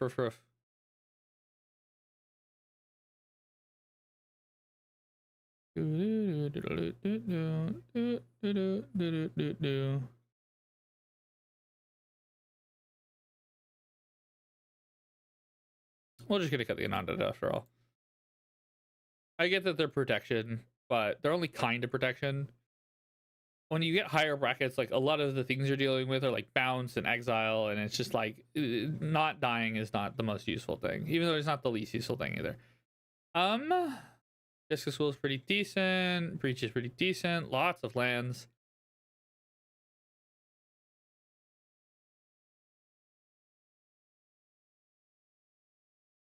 See, it's just like this hand does not have another, like this delayed Blast Fireball is just not a card in my hand. I don't care for it. I don't want it. I don't like, it's not good for me. The Siege is really hard to cast. Woof. All right, let's try a different hand than that. Now my colors are fucked, but I think this is a hand worth trying. I might be fucking myself here, but I want to try it. Dragon Rage Chandler. Another card. Turnover. Cast an Artist Talent. Surveil 1. I'll leave that on top. Next turn, I'll pay 2. I'll draw a card. Or I'll play 2. I'll cast this. I'll surveil 1. Graveyard that. Discard Past in Flames. Draw a new card. End of turn. Or before the next turn, cast a Vampiric Tutor. Who get Jessica's Will, probably. Yeah, probably Jessica's Will on top.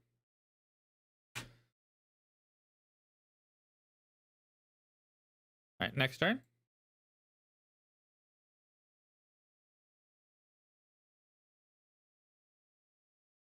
A 1. To cast this, surveil 1, then that. Discard Reservoir. Draw a different card. Perfect. 2 floating. Cast Ruby Medallion. Don't discard anything. Surveil 1. That'll go to graveyard. Play this land. I think I'm actually just going to level up the talent. Yeah, we'll level up the talent. Just to like really be secure and trying to go off next turn. All right, next turn. Turn 5.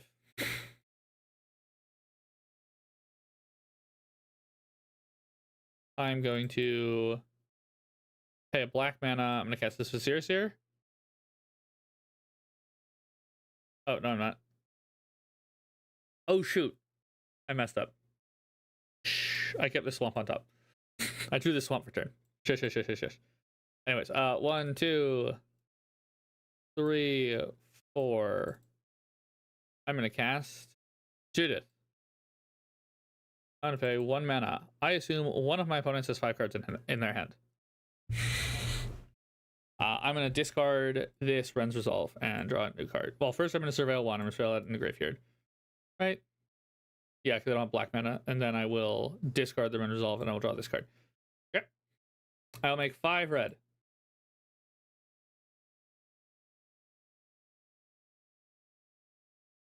I will exile the top 3 cards of my deck. I'll pay 1 red. I will cast this Arcane Signet. I will Surveil 1. Right? Oh, yes, I also get an imp. Yes, yeah. Sorry. I also get an imp. I'm casting Arcane Signet. I will discard this Faceless Looting. I will draw this card. I will then Surveil 1. I did these in the wrong order. It's fine. I played my land for turn already. That'll be surveilled. I will lose another mana. I will cast this Reckless Impulse.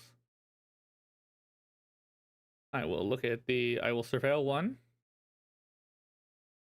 I will leave that one on top. I'm gonna, or no. I will Surveil this one. I will discard this Hex Magic. I will draw another card. Okay. And I will make another imp. I don't have any ability to produce black mana in the graveyard right now, right?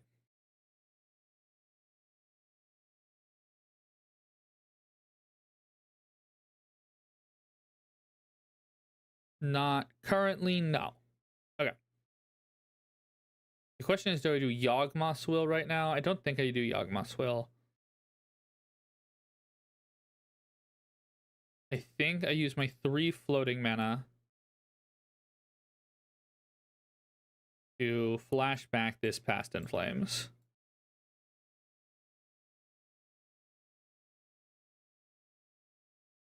That I did at the very beginning of the game. Come on. There's the Past in Flames. He comes back. I'm going to leave all of the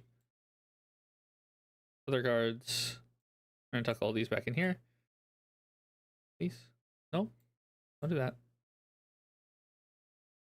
All of these cards have flashback.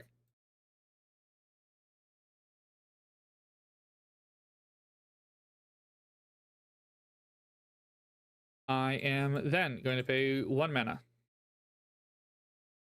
I'm going to cast this Jessica's Will again. I'll get 5 mana back. 1, 2, 3, 4, 5. And I'll get the top 3 cards. Again.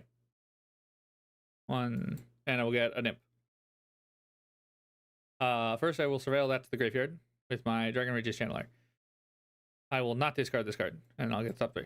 1, 2, 3 cards. I will pay 2. 1, 2, 3. How can I say Mana Geyser? I will make a bajillion, trillion, jillion mana. We'll say I'll make 11 mana off of that. So I'll go to 13. I will Surveil 1. Do I have the ability to draw that in any way, shape, or form? My current problem is I do not have cards in hand. I don't have a way to get cards in hand. I was supposed to discard this. Oh my goodness.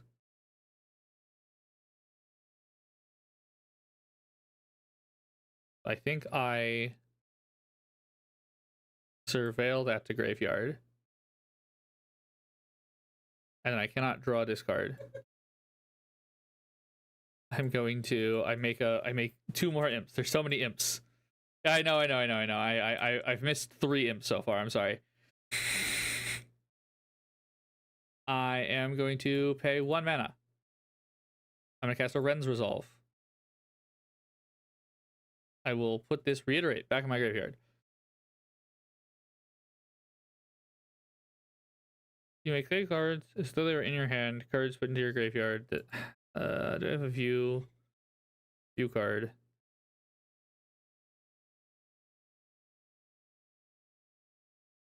I can buy back out of the graveyard. Okay, anyways. I'll put that in the graveyard, and then I will exile the top 2 cards of my deck. There's Dark Ritual.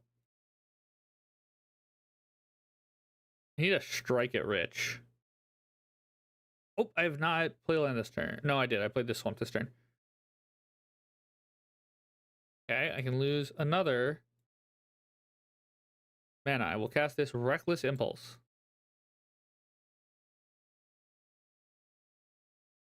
I will make this. I will Surveil 1.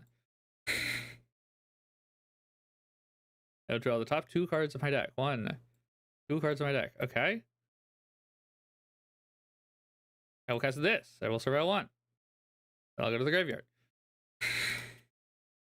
I need to get a card into my hand somehow, anyhow, any way to get a card in my hand. I can't believe the way that I did this Mana Geyser ends up completely screwing me. I should have just discarded the Mana Geyser, and I would have gotten there. But alas, my greed. All right, I will pay 1 red mana. I will cast his Love Song. I'll make another imp. I will surveil 1. Still doesn't work. Oh, I'm so stupid.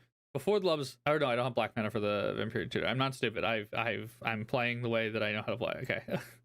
I'm in surveil that to the graveyard. I'm gonna exile top 2 cards. Hope.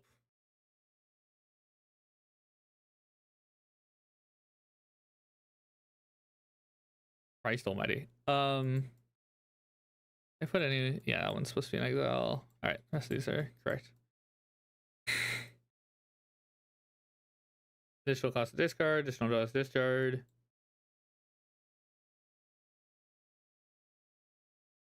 Technically, I can pay 1 mana. I can flashback this Faceless Lydig and build 2 cards. Anyway, I surveil 1 and then I build 2 cards. Got it. All right.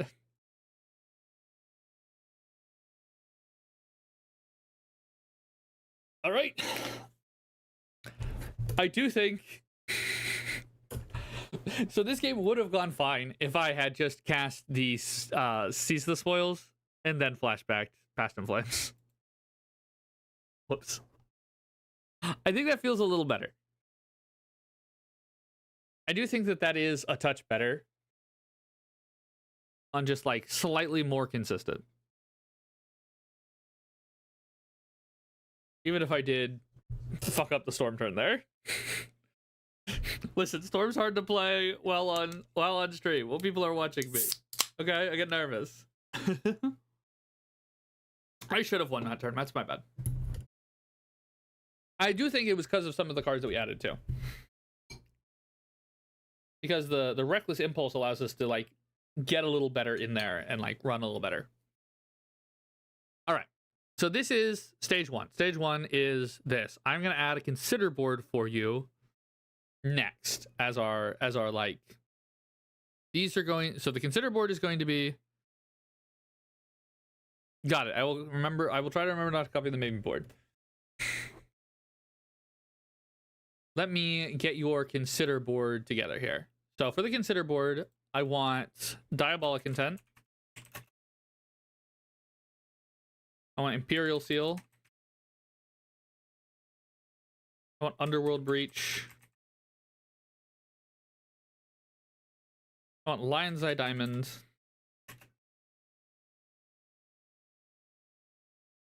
I want Wheel of Fortune.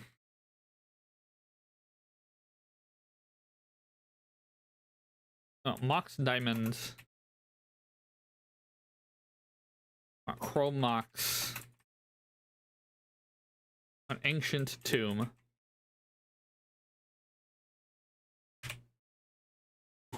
I want Lotus Petal.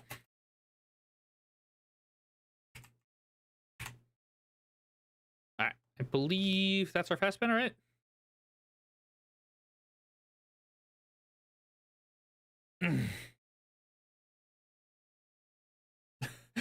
That'll probably make things a little easier, yeah.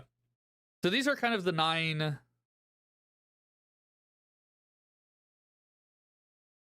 Let me switch this to an easier to read version. These feel like the 9 cards you are like notably missing from the deck to me.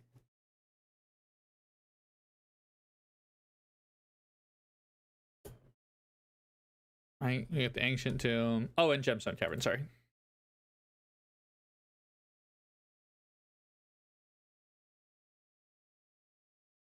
So the way I'm going to do this, I'm going to have these be the consider board.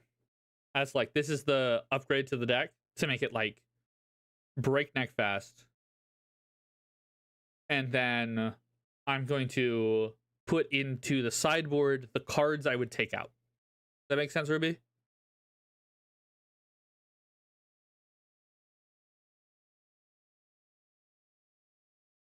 So for cards I take out, for one, I think we move. Most of it's going to be I'm going to cut the shit out of your lands.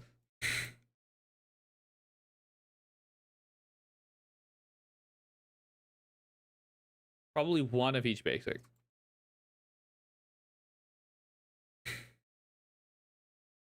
Right, because that's I'm adding 2 lands and then 3 pieces of fast mana.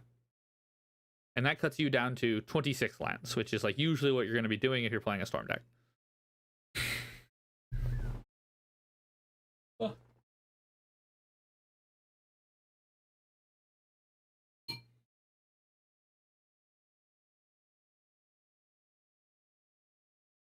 On top of that, I want to kill all our like fair ways to win. So it's going to be this.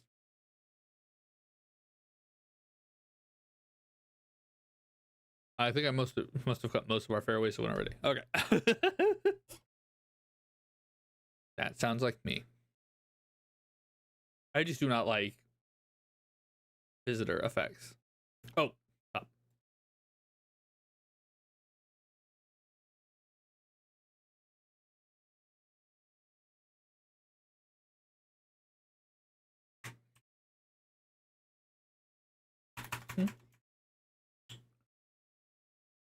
I'm also going to add in top combo. So this is going to be top plus Citadel plus Reservoir. Ends the game. You win. Ta-da, you win. Oh, also Doomsday then. That gives us a loop with... No, that doesn't win with Doomsday. Right? No, it doesn't. Never mind. Yeah, that. I like these ideas. This is probably still going to be pretty necessary. Sideboard these. I'll let you keep the Fire Covenant. But like we just don't... At that level of play, our removal is like pretty minimal. Especially like board wipes are just not particularly necessary, you know?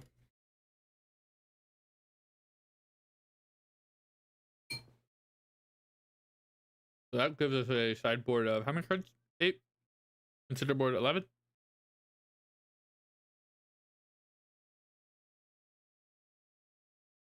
Oh, just to keep in mind, the Wheel of Fortune is here. Wheel of Fortune plus Lionside Diamond plus Underworld Breach draws out all players. I can't remember what the exact loop is, because there's a way to keep yourself from decking that like kills everyone else. I can't exactly remember what it is. But either way, this will give you access to your entire deck. So, like, that works either way. Oh, yeah. Monolith and Vault. I totally missed Monolith and Vault. Thank you. And Vault. And Monolith. Thank you, Ryan, for catching those. That's my bad. That's totally my bad.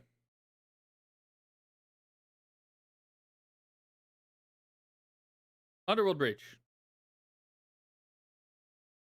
Yeah, this deck is like the perfect deck for Underworld Breach.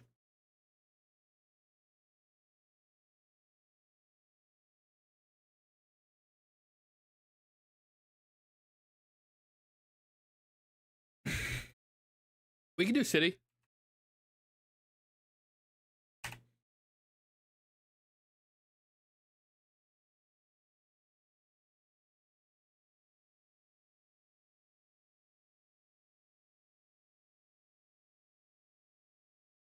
Elk said that was saying that Breach isn't good in this deck.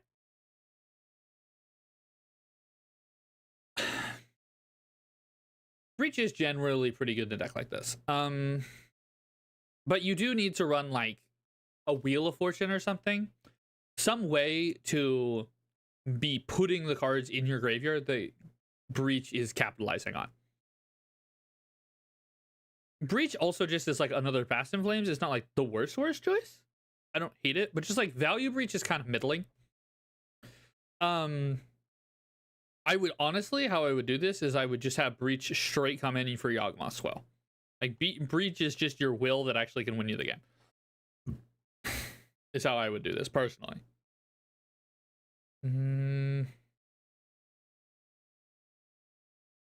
Scarlet Witch, and then the other thing is this, that Scarlet Witch and Urabrask are just asking, they're just asking for too much time and too much mana to do what you're asking them to do.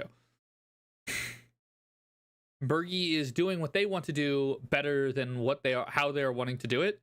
And notice how much more I could get. I got a very similar amount out of just getting this Ruby and Artist talent, or just like giving you a very similar amount of game there. What else?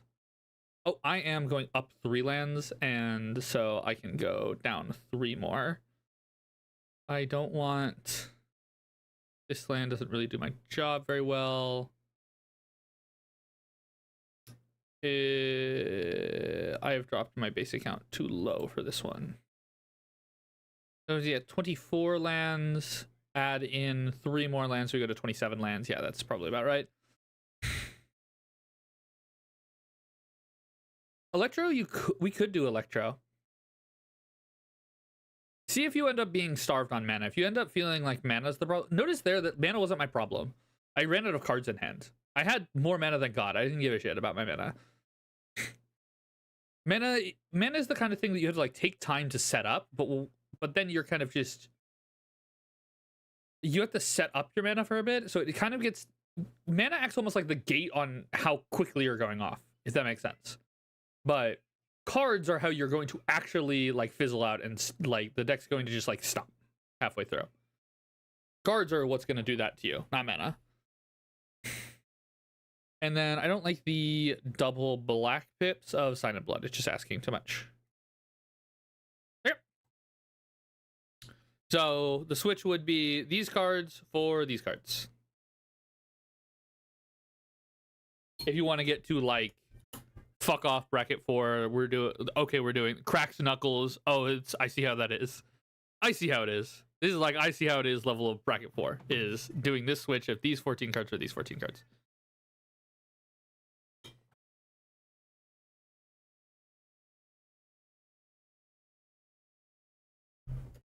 Overall, very cool Judith deck. I do like it a lot. I think even the base, honestly, the base version probably just have this Diabolic Intent. Here. We're going to permanently cut Sign in Blood. Just add the Diabolic Intent.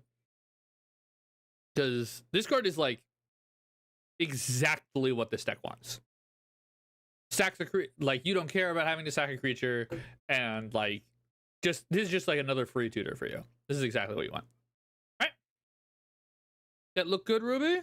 I do like your deck. It's very cool. And also great tagging. And listen to Rule 34 by Fish in a Birdcage. You will not be disappointed. At least I don't know your music taste, but I'm saying it now anyways. You won't be disappointed. All right. Stone. We're still here, yes?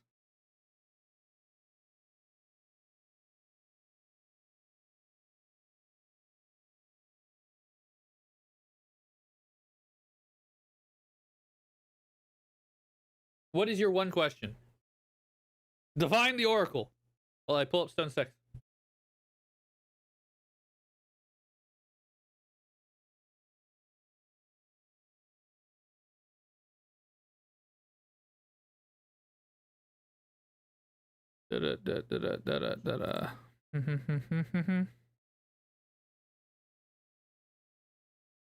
New deck. Paste from URL.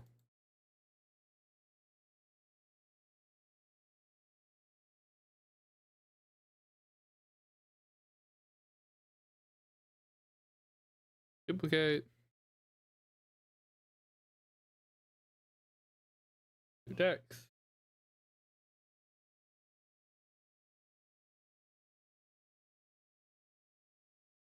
From URL. All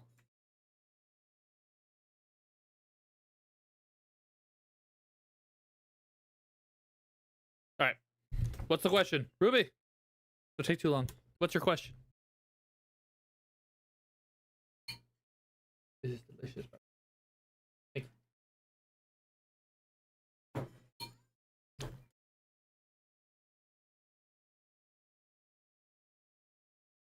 Stone, how long are you going to be in the car? Shoot. Also, Ruby, what is your question?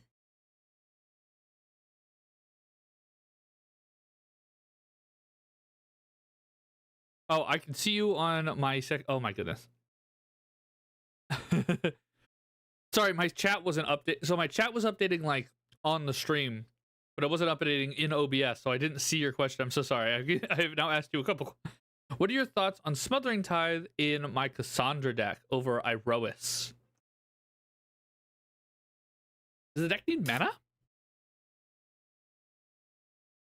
Like, I can see it. Iroas feels more on game plan is the main thing. But if you feel cut on mana, then the Smothering Tithe, like, obviously I can't tell you that you're gonna get a better mana engine than Smothering Tithe. It's very good, but it just doesn't feel quite in the realm of what the deck's trying to do.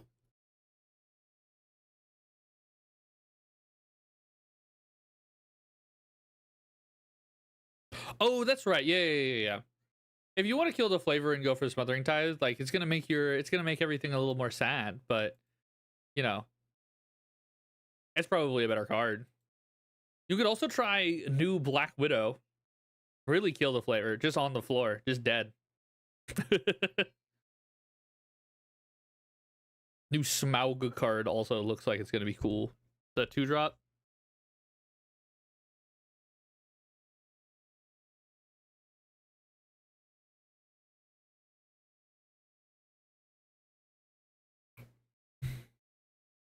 No, oh yeah, Boros Black Widow, yes. Yeah, Boros Black Widow.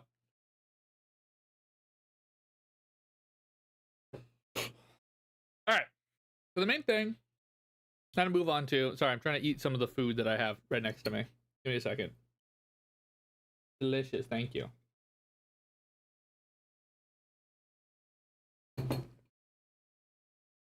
We've got lasagna soup tonight. It's delicious. But I'm not trying to smack my lips as I process as I eat soup in all y'all's ears. All right, 4 stone. What I have been told is that we have 2 decks to choose between here. I don't know, these seem like very different. They're both scarecrows. So we're gonna read his description.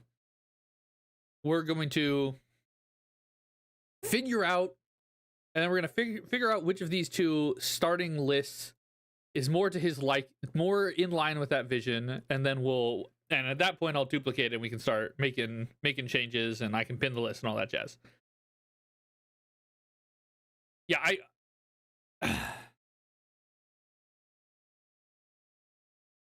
ours is book. I didn't get there in time to get to see the Dallas IMAX 70mm, sadly.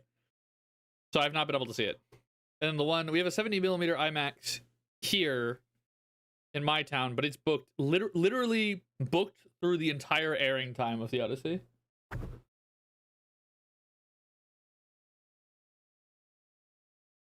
But it was like on a Thursday. My girlfriend has betrayed me. Apparently her coworker offered us tickets to go see last Thursday. Not last. A Thursday. And she said no, because it was a Thursday. I'll take time off work. How dare you? So I've been betrayed by the one I thought I loved. Traitor. Can't believe you've done this. But I have to. We can't watch it. We have to find a time to watch it, because we do stuff every Friday, and we can't watch it this weekend because it is her birthday this weekend. So we can't watch it this weekend because on Sunday we're celebrating her birthday by watching the Madoka Magica movie, which she has never seen, but she loves the series. But before that, 2 of our friends have never seen the series. So on a Saturday, we are doing a binge watch party of the entire series. So they're all caught up, so we can all watch the movie together. So we can teach our friends, we can show our friends how Japan invented lesbianism in 2011. Yeah, cool fact. Lesbianism didn't exist until Madoka Magica invented it in 2011. I kid, of course. Dude, it baffles me that some people say that do not think that anime is super gay. Yeah, man. They're just friends. They're just friends. Good friends. All right. To get into Stone's deck. So we are playing around the card Formless Genesis, as he was trying to get our attention about. So let me get Formless Genesis on the screen for all those who do not know. 3 mana, Kindred Sorcery, which is why Redma's here. Changeling, create an XX Changeling Death Touch. For X the number of lands in your graveyard, retrace. No, Greece did not invent lesbianism. It was it was Madoka Magica. All right. So, Formless Genesis, baby. I've wanted to use both these commanders for a long time, and once I remembered Formless Genesis was a card that was printed, I knew I had to build it, and one of these commanders would be my choice. Reaper's List is going all 4 of the best cards I could find to support Formless Genesis, with the Reaper as the deck's actual removal, so nothing else is removal. The Renma version looks to use the birds to pressure my opponent's life totals and Alpha Strike with an overrun, although it has limited pieces due to its colors. For both of these lists, not sure if they're going to be okay in bracket 2, as they're decently slow to set up. That doesn't really bracket 2. You've got fine. You should be fine. And they are decently slow with setup required. List 1 has the problem, which is the Reaper King. This one has the problem of the Reaper King because he gets a lot of table attention because he says, "I'm going to kill all of your lands." He certainly has the ability to make me the arch enemy when I'm using him because I think he looks cool, and so I can get some consistent removal in this complex list. List 2, Renma is my beloved, and I have not been able to playtest this one on Tabletop Sim as of writing this. But the issue I foresee may be that the land count is a little too low, or the card advantage is not quite there. Without the GOAT, Quandrix Apprentice, the Cost Reducers, and Stormkilled Artist, casting Formless Genesis is many Formless Genesis in a single turn is much more difficult. The benefit is the sheer creature count and free life total pressure of the birds. Okay. So basically, we like Renma more. We feel like Reaper King is the better deck, but Reaper King draws more attention while Renma is doing something a little more novel. Is that a decent approximation of what's going on here, Stone? Yeah. You like it feels from this description, you feel like Renma is like doing kind of more I personally think that Renma is taking advantage of Formless Genesis in a more interesting way. Taking advantage of the fact that it's a Kindred Sorcery is actually very cool in my mind. Where, like, yeah, it's a Scarecrow. Sure is a Scarecrow. I do think we can make Renma work if we want it to be Renma. The problems you're describing with Renma are, like, really deal withable. Because of all the tutus when he enters and whenever you play each player, yeah, because of these tutus, we can very much solve these problems you're talking about. But you are correct. Probably Reaper King will be the stronger thing in the end. I'm just thinking, one of the problems is going to be, especially for Renma, is going to be actually getting to the Genesis. So I guess we can just do a lot of like self mill and just like get it in the graveyard. Okay, yeah. Let's do that.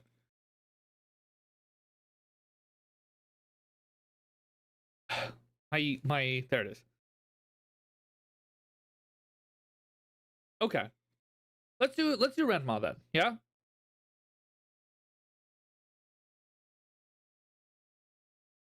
I personally think we should go with Renma.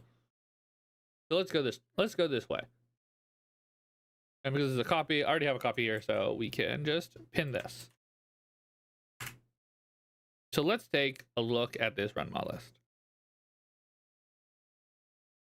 All with a mind towards the fact that we are really trying to maximize this card.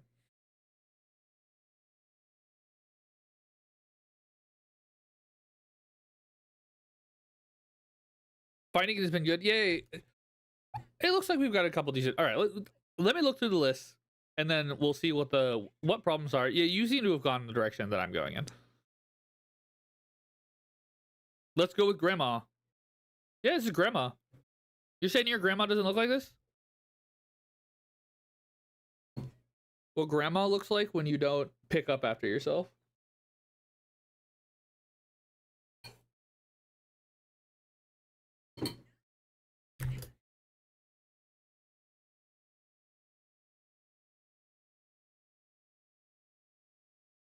How grandma be looking at you when you say that her dessert doesn't slap? All right. Vivian Reed, Red and 7 seems like ideally what we want to do. This is like exactly what we want to do. A classic. I remember I bought my Vivian Reed for $25. That's right, guys. First time this card was in standard, $25. Now, 41 cents. We have... I have not... Oh, this is because it's Marvel. Okay. I was like, I haven't seen this version. Ah, because it's the stupid... because it's the new set. I haven't looked at anything in the new set. You know, they're multi-packs. We'll look at it. Tree Folk. Oh, because it's... Ooh! Ooh, I like this. We're going to lean into this. This is a good idea. This is a good idea. Oh, let me do sort by mana value. But this is a good idea. You've got more options than this. We have more options than this. We will lean into this though. This is I like that a lot. All right. We have we got Mana Dorks. Hey, someone who knows about Green Soul Ring. For those of this card sees criminally low amounts of play. This is Green Soul Ring. This card is not in a lot of my decks because they're like it's like not okay levels of powerful. But this is my Green Soul. If anyone ever not type spell, we'll look at it. I think we can find some that say type spell. But you are right, a lot of say creature spell. Fanatic of Ronus. Sorry. Soup dripping down my beard. All slivers have reach. Oh, because of the birds? They're goated. I don't think this is necessary. The birds are goated. You literally can't remove the goad. It's crazy. Chopping Changeling. Yay! 3-color decks. He gets a little sketch at 3-color. Especially at the highest levels of play. Enduring. 6 feels kind of... I get the idea here with 6, but it kind of does feel like he's asking for a lot of the space that Formless Genesis... These two feel like they're fighting for... 6 is opening up a bunch of options that you don't want to take if you have Formless Genesis, you know? I think well, you're not going to struggle in flying in this list because, you know, you got a bunch of tokens. They'll attack, but it's, you know... I think that this deck... Do you have someone... Okay, we can do that, I guess. Do you have someone in your group that just plays a lot of flying?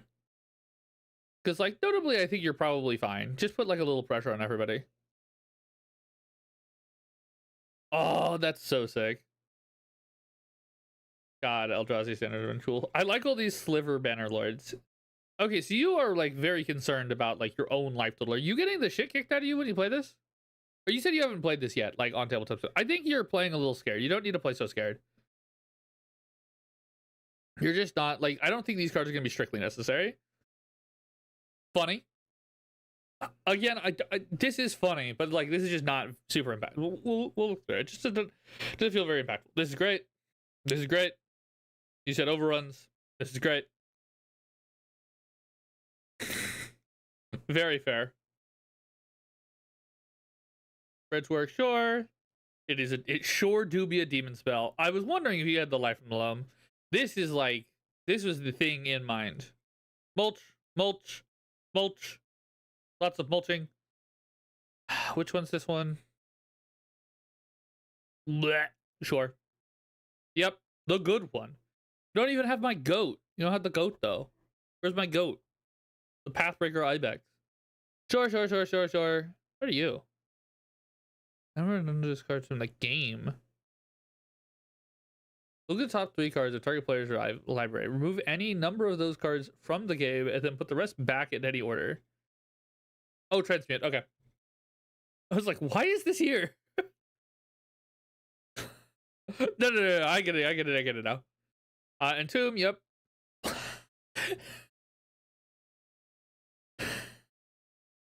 Yeah. No. I get the idea here. I have a strict upgrade for you. We'll deal with it. We'll get to it in a second. We have a strict upgrade. Farewell? Oh yeah, this deck kind of just loses to Farewell. It's fine. Don't worry about it. No. I've got a better fog for you is why I'm laughing. We got a better fog. In due time. Let me look at your whole list and then in due time. Okay, why shred memory? What am I missing on shred memory? Is just shred memory supposed to be like go through the chain? Shred memory gets unmarked grave, gets Formless Genesis? Just like doing bish bash big? Is that the idea here? Just long tutor chain? That's probably fine. Ignore the shred memory. Okay, we'll ignore the shred memory. You got. Did you think this was a 3 drop?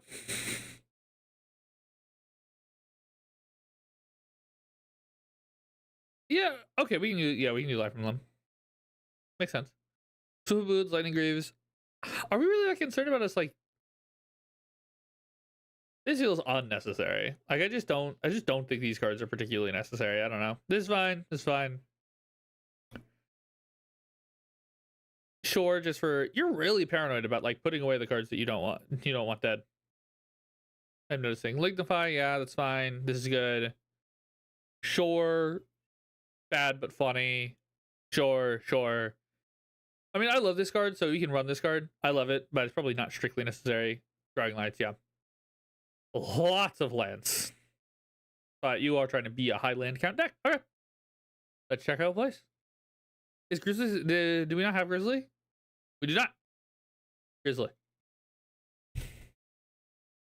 We'll do a quick check on like if we're missing any big... I have some ideas. But let me see how the deck plays first, and then we'll get to my ideas.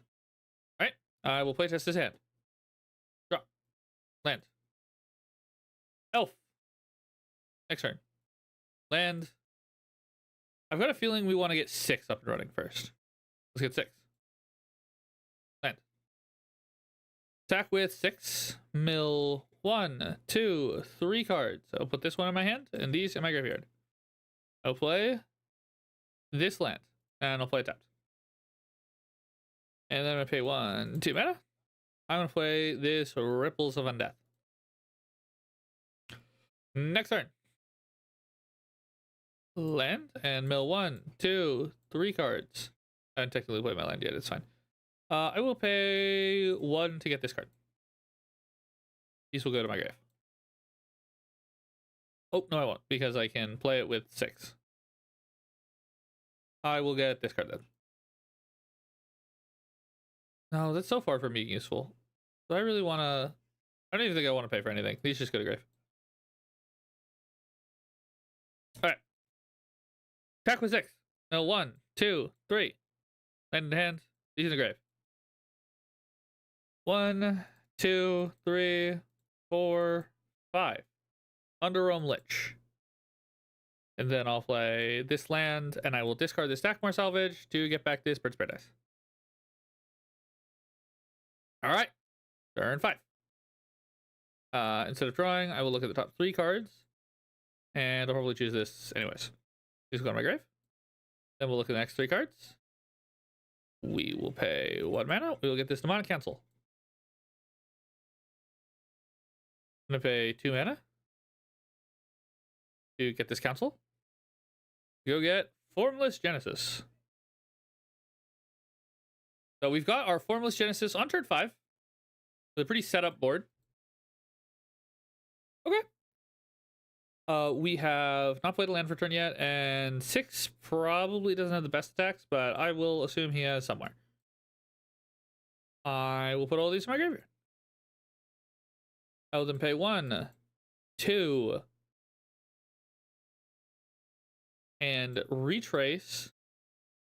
Discard to retrace. Where is he? In here. This thing. From my graveyard. Then I'll pay 1, 2. I will cast my Formless Genesis.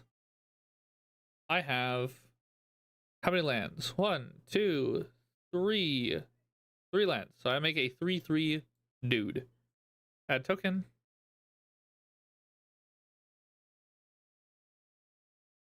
Shapeshifter, there it is. So we have a 3/3 shapeshifter with that touch. Okay. Next turn.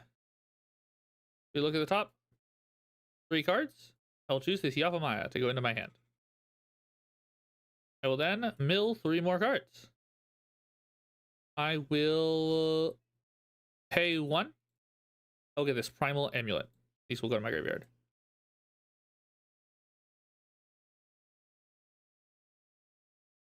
I will then pay 1, 2, 3, 4 mana. I'll get this Primal Amulet. I will attack with 6. I do have the slight nombo if I can't really get back my life from the low because I'm not drawing cards. So slight nombo there. 2, 3. I will get this land back into my hand. These will go to the graveyard. I will also have tapped slightly differently. I will discard a land and cast my Formless Genesis. I will discard a land and I will cast my Formless Genesis. So we will get... How many total lands are in grave? 1, 2, 3, 4, 5, 6, 7, 8, 9. I'm viewing the library. Whoopsies. View my graveyard. So 1, 2, 3, 4, 5, 6. 6 and 7. So I have a 6, 6 and a 7, 7.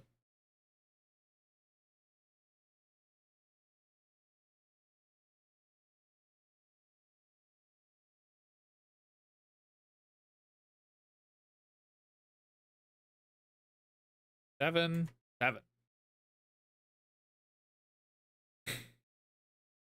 Yeah, I mean, this just seems like solid. 1, 2, 3. I'll take that land. He's got a grave. At this point, we play, and then we go 1, 2, 3. I'll just let these be in grave.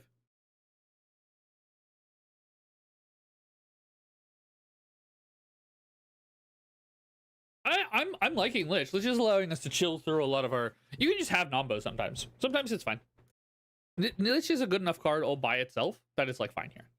I don't think that it's particularly egregious. Okay. So yes, you need more card draw. You need more card draw. And I think we do need just more. Yeah, we just weren't getting... Well, I never had a point in the game where Rendmaw was something I wanted to play, and I had the mana to play him. Does that make sense? I think we want some big... I need big ramp. We have little ramp. I need some, like, solid ramp spells. I need, like... Okay, first, let me get you on game. Arachnogenesis. I spit upon the blessed respite. Spiders.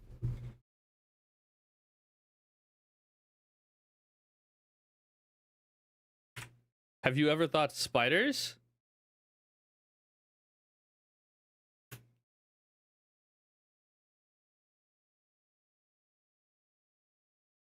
What about elves? Would you like elves? Come on. Elves. The spiders and elves, I think, are going to be R2. If we do want fog effects, choose your favorite between these two.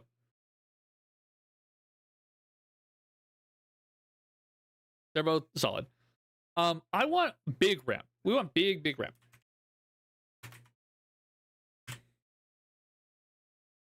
Nyx Bloom Ancient. Big honking thing. Yeah, this is why we want big honking thing. We'll do 3-drop then. 3-drop will be easier to hold up.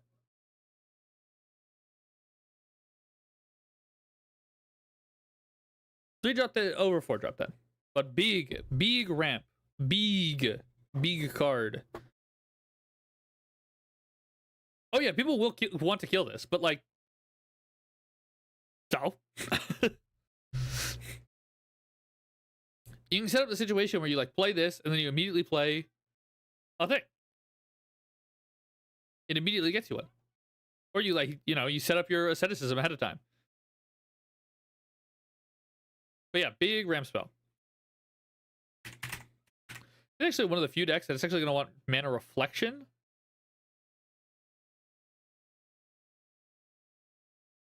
Over the other one.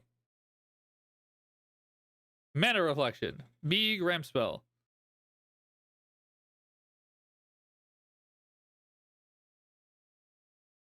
Variable size ramp spell that also compounds with the dudes that you're making.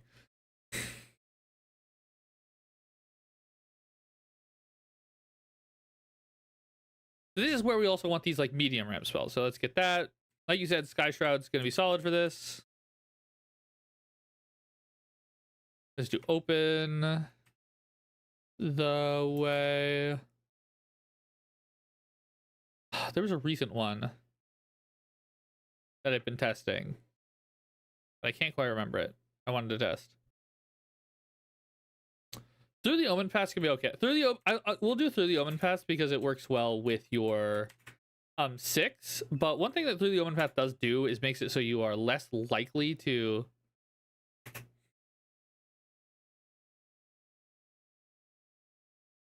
I know what you're talking about. Journey? Omen Path Journey, maybe? Omen Path Journey. All right. And then that compounds with our Enduring Vitality is also going to be doing this. That should be a good set of stuff.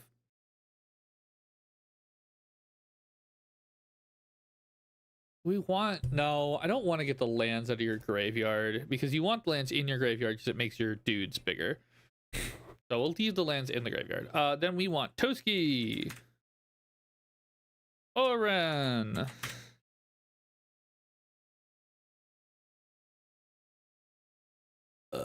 Gix.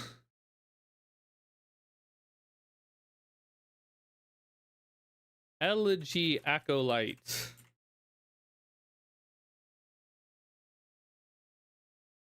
You know what? In that realm, Grim Hireling. For ramp spells.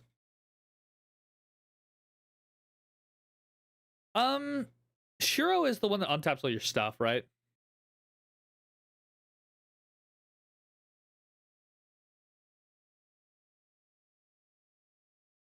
Oh, no, that's for snakes only. Sure. Kurt's probably terrible, but it's funny. I like it. I think it's funny. I'm pro you doing this. Is it good? No. Is it funny? Oh, what's it called?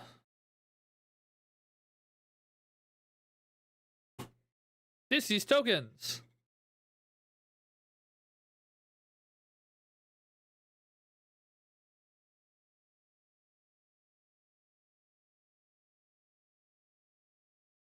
This is maybe okay.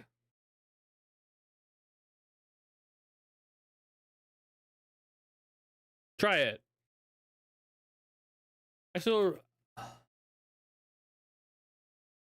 just adding too much stuff, and we'll cut back down. Tribute to the World Tree.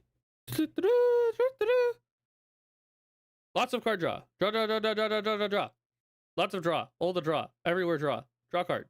Card draw.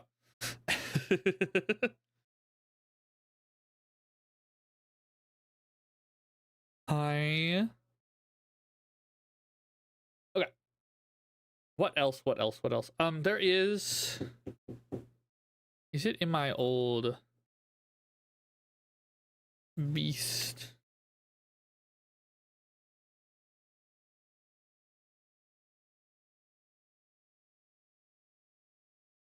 Beast spells cost 1 less to play.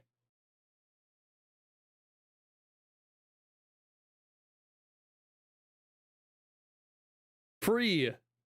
Well, the big thing is that you need to fuel card draw to keep drawing the cards for free. But yeah, beast spells cost 1 less to cast.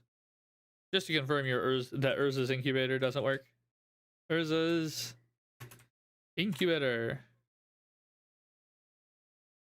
Yeah, creature spells. Type. Cost. Less. Let's just look.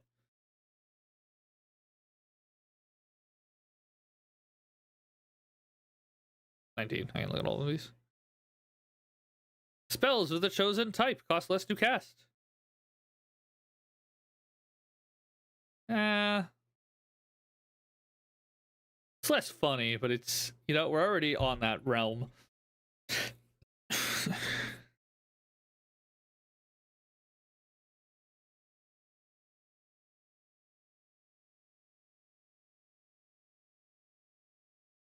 Semblance Anvil. I don't know if we'll always have the creature, the sorcery in hand for Semblance Anvil. 4 mana is too much to ask.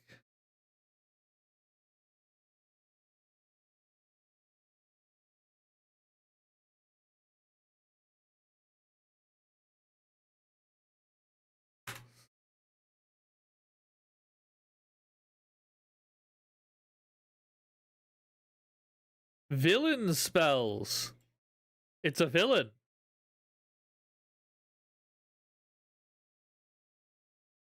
This is kind of funny, but I don't actually know if it's good. It is funny, though. Very funny. You know... No to which one? What are we saying no to? No Marvel slop? Alright, fine. What about Blood Funnel? Almost certainly terrible. Rogue and Goblin spells. How about that? Are we good with Rogue and Goblin spells?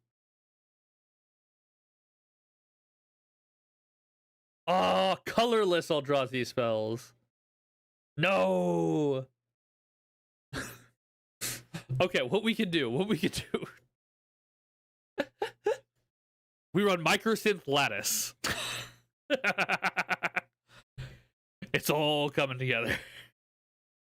Hydra spells. Probably gonna cut that one, but it's funny.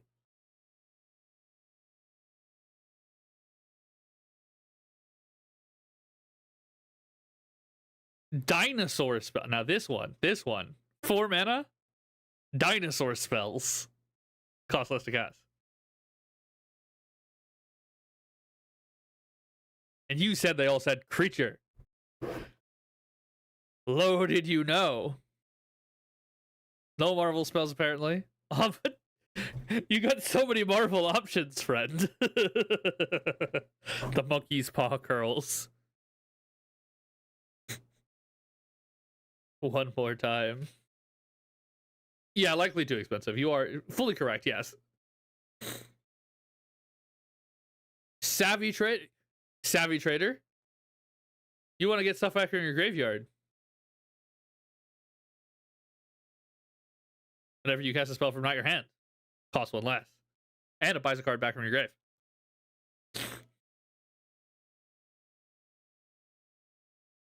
I think it's good.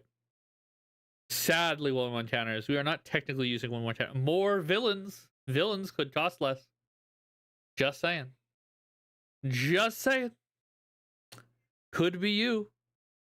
Zombies. Zombie spells cost less. All right.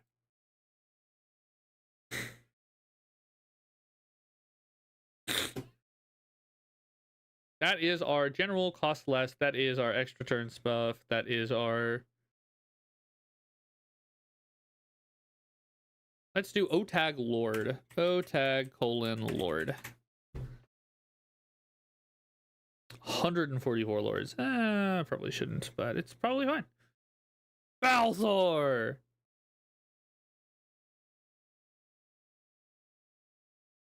Bio-waste blob. Maybe?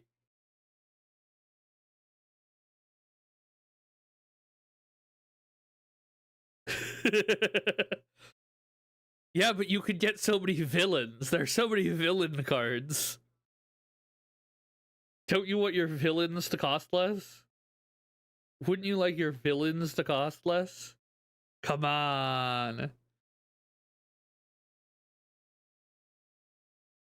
Does it not help Changeling?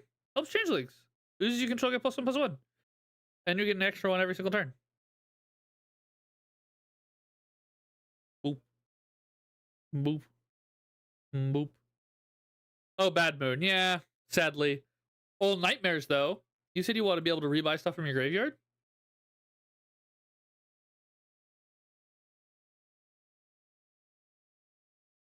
Probably not good.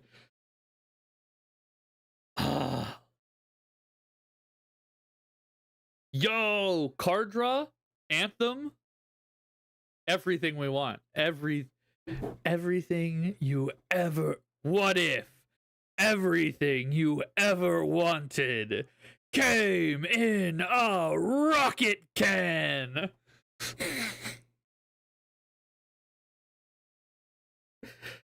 I'm an idiot. Power Thirst Rocket Edition.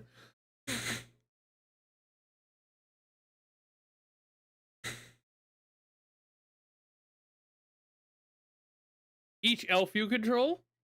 Probably not.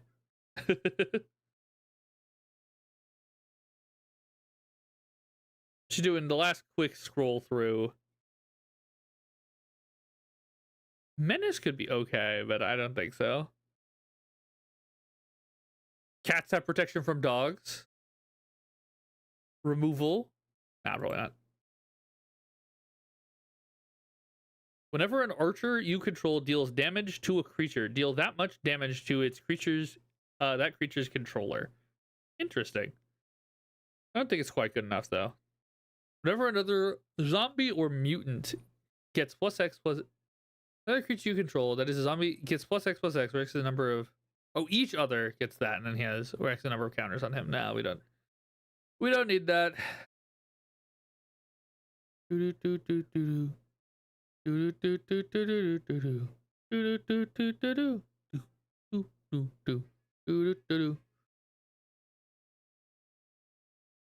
What if everything you ever want?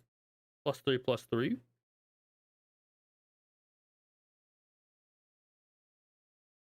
Non-human. Cry.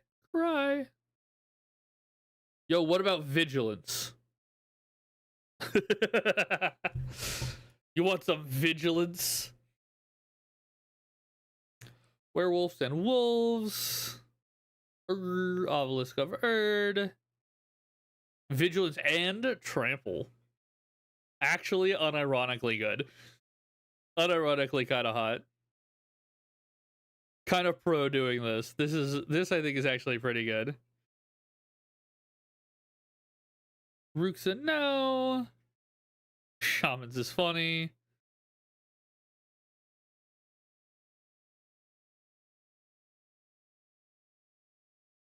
Artifact token. Darn. Tendershoot Dryad. They're sapperlings. Oh, they're not land creatures, sadly. They're not land creatures. Or else this also would be cooking. Already have Death Touch, sadly. You know what? Villains. I'm gonna keep doing this. I think it's funny. You can't stop me. What about Ultron? What about Turtle Power? You guys believe in turtle power?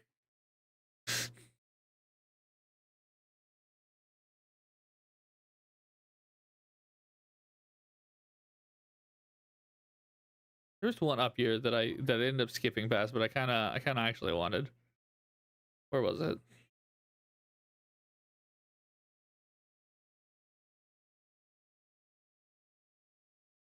I don't remember what it was. We could do this. Nah. Oh, it was Feline Sovereign. Yeah.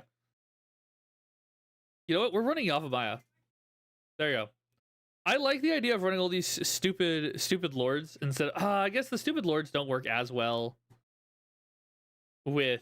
I was gonna be like, all right, I want to cut your overruns and just run a bunch of dumbass lords, but I will. I think I will concede the point that the lords are probably better just because of your commander. So I'll kill some of them. I don't like Hyperfit Marquant. I don't like this. I don't like Elvis Champion's probably like middling. I don't like this one.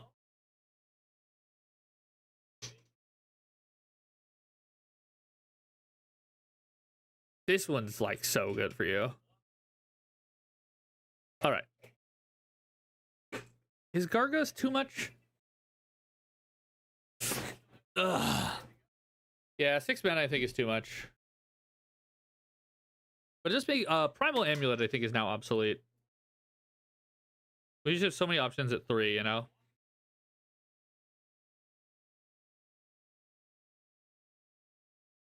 We still want to have those really high.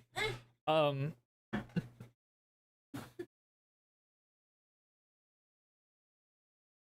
kind of like Primal Vigor with your commander. I think it's kind of funny.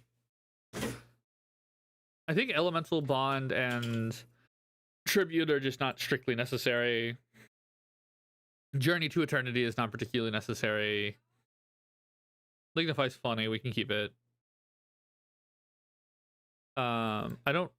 Can you explain to me Pithing Needle and Soul Guide Lantern? Is this just here as a removal?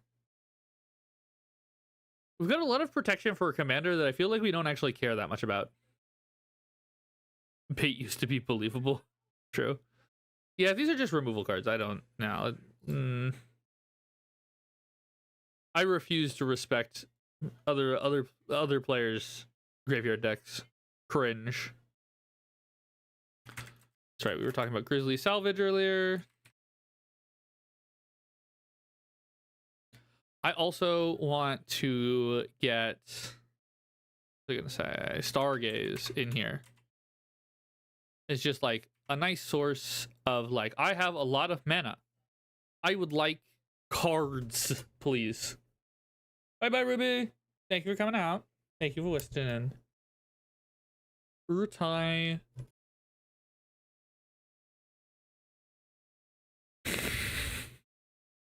That's what the Pithing Needle's for? Listen, if you want to add the Pithing Needle back in, you can add the Pithing Needle back in. From my understanding, I would play Nico in bracket too, Jesus. We'll see how this deck goes. Chainer is unnecessary. It's just like strictly not a thing we need to be doing. We'll see how these upgrades go. To be fair, Chainer, Nico gets kind of picked apart by the Feline Sovereign, doing a better job. Also, as an Urza Saga target. Are we running Urza Saga? Bro, I don't know if that's strictly necessary. Okay. I'll let you have your Pithing Needle. All right. Here's your Pithing. Here's your Comfort Pithing Needle. You can have it back. I'm killing the Commander Plate though. Goodbye.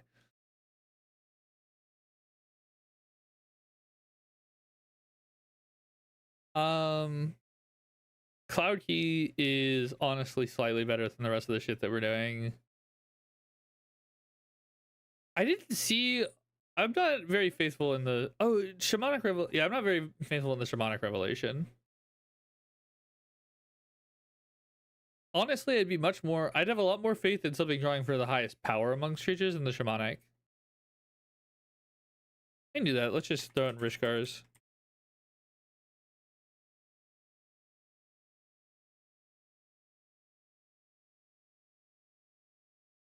Alright, we still need to cut a lot of cards because I've added a lot of stuff. Grim Hireling can go.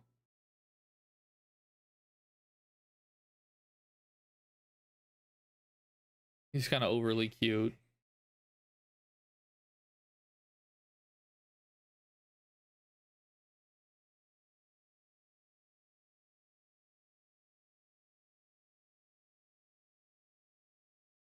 You're on thin ice, buddy. You can add it later and embrace the arch enemy. All right, bye-bye. Eat it.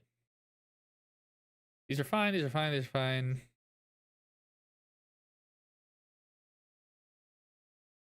I'm gonna kill the Cloud Key. You said you didn't like playing it, and I can imagine you're probably right. I don't think Mithril Coat is in particular. Like, we don't care that much about our commander. It's like fine. Like, obviously not a bad card, but it's like fine.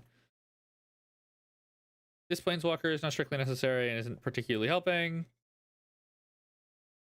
Card's good, card's good, card's good.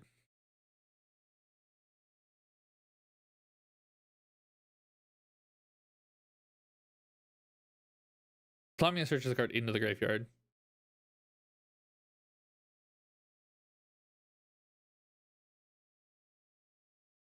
Oh, I don't think you strictly need that. Oh, on that basis, let's kill that shred memory that we were talking about earlier. Yeah, I don't think that's strictly necessary by any extent.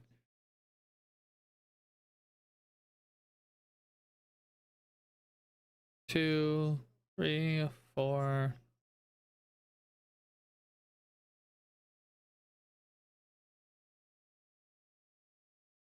This is your worst overrun effect.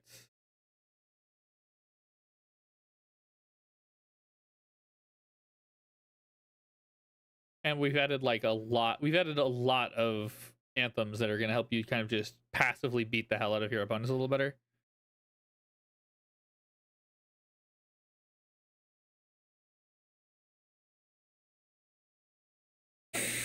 This one's not necessarily always going to be able to hit the, but I think this is probably still very good. Nah, we'll kill it.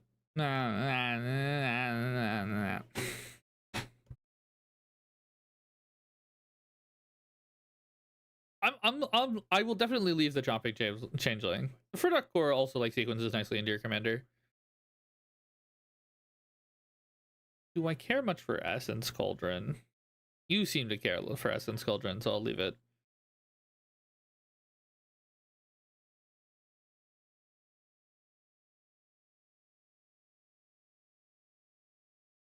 I'm gonna kill that one.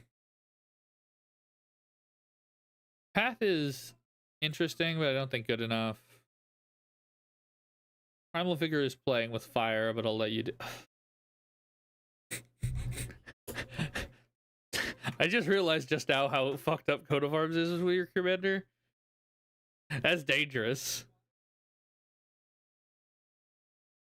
You just gotta listen when you play the self mill deck. You've just got to accept that things go to the graveyard, and that's, you know, it was meant to be there.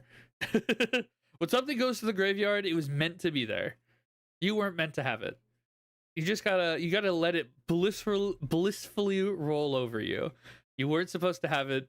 It's okay. The next card you draw will be good. But all right, it's fine. I'll leave the Essence Cauldron. No. I think the Essence Cauldron as a bailout plan is solid, perfectly serviceable. I think that it's a totally fine thing to be doing. I just need to find 11 more cuts. Woofty, woofty, woof. I like the Elegy Acolyte. What is our card draw count? I'm gonna count this card draw 1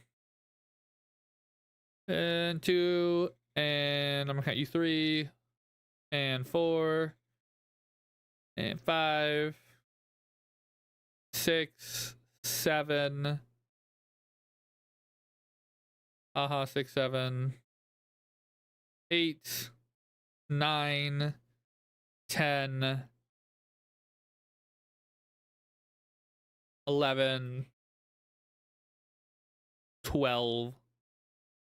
12 and all of this self mill. I can probably kill this Elegy Acolyte. He's kind of fine.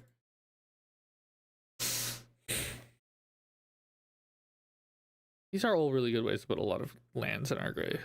Well, these aren't actually any good ways to put lands in our graveyard because they just kind of, they get all the lands out. But I still think they're probably good.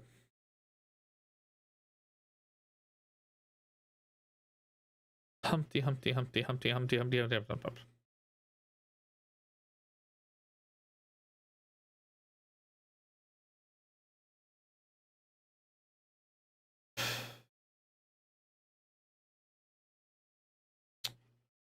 All right. It is not plainly obvious to me what we cut.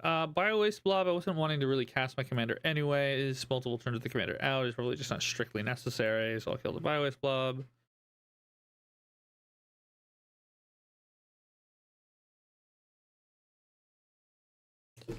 I heard enough. Run 50 lands.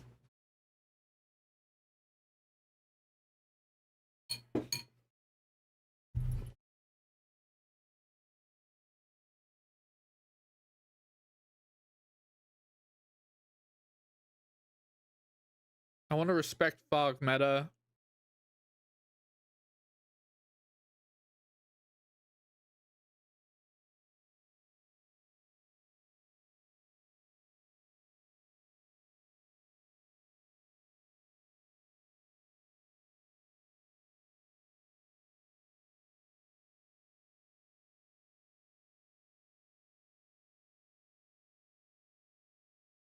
I'm going to kill the Midnight Tilling as the worst of these effects, and we've added Stargaze as a better version of the same effect, and also like a decent amount of card draw into the deck.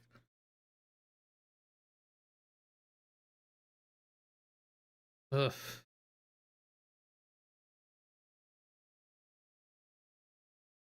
Cuts get so hard towards the end here. Oh my god. I know this is like the biggest place where this drags is me just staring at this, trying to be like, oh, what's the last 6 things that need to go?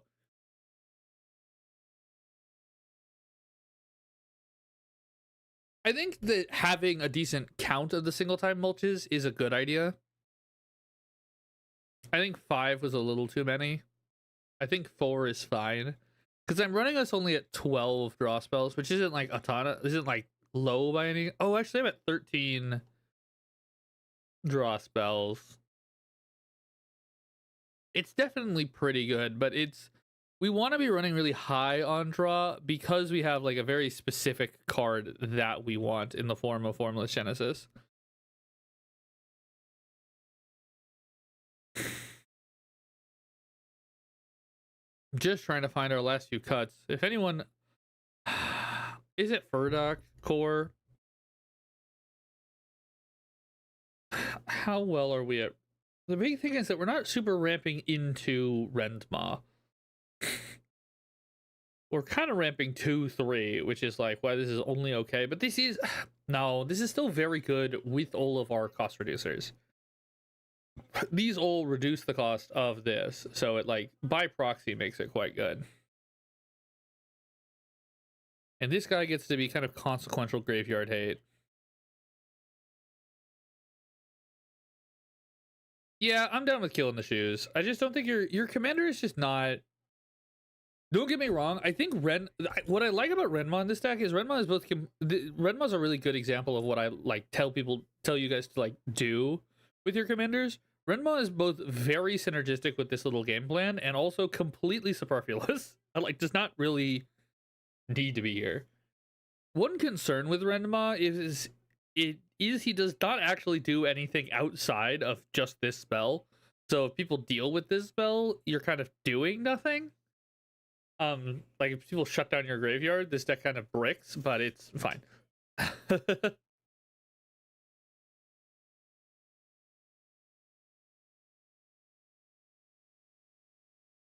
Yeah, this deck will highly punish them though. So if you run out Redma and people just hate the shit out of Redma, like this deck doesn't actually care. You're kind of like mildly irritated.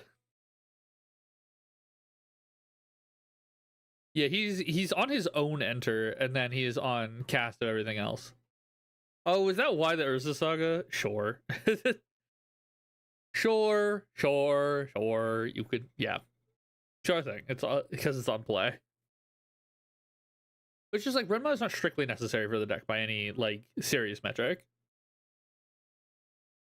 He is both very good and completely superfluous to the deck, which is exactly what you want your commander to be. Super good and not necessary. A card you don't actually need to cast it anyway.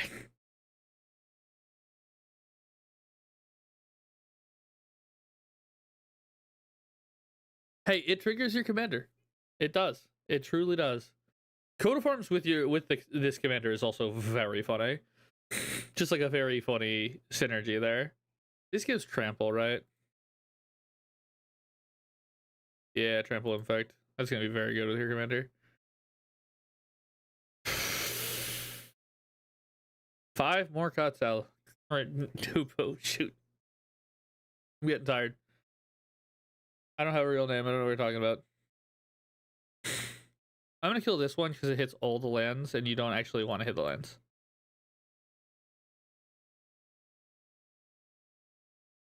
Looks at 5. That's the highest number. Highest number, blah, blah, blah. I'm gonna kill the Primal Vigor. It's just very dangerous to play Primal Vigor. I get why. I get it. I like it, but I think it is... You don't want the lands... You kind of do. You partly want the lands and you partly don't, because you do want lands in your graveyard. Yeah, it probably is good. Alright, fine. We'll put Mulch back in. Mulch. Mulch. I put the Mulch back, okay? He's back. He's right here. Alright, I put a... Man with axe is back, okay? You're right. You're right. Hitting them all is probably a net positive, not a net negative. Where the hell are all our cards? Here, they're all our... The answer is that our sorcery count is supremely high. Very high sorcery count.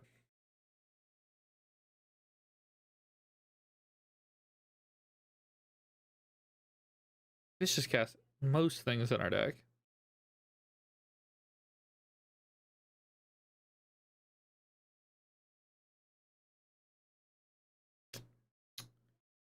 I'm gonna kill the Meek Massacre. It's just not synergistic with the deck in any way, shape, or form. Like, your deck just does not care. I get it. You have no board wipes now, which is kind of risky, and you might want to toss the Toxic Deluge back in or something. But like, Meek Massacre is just not... There just isn't a synergy with it. And it kind of is a non-synergy because it wipes all of the Rentma bird tokens, and it only gains you life off of those, which is like fine. I can kill the Grizzly. We can kill the Grizzly if you want. Just because these always hit all. These hit, this is all, and this is 1 mana. I still like Grizzly Salvage. But sure, we can kill it.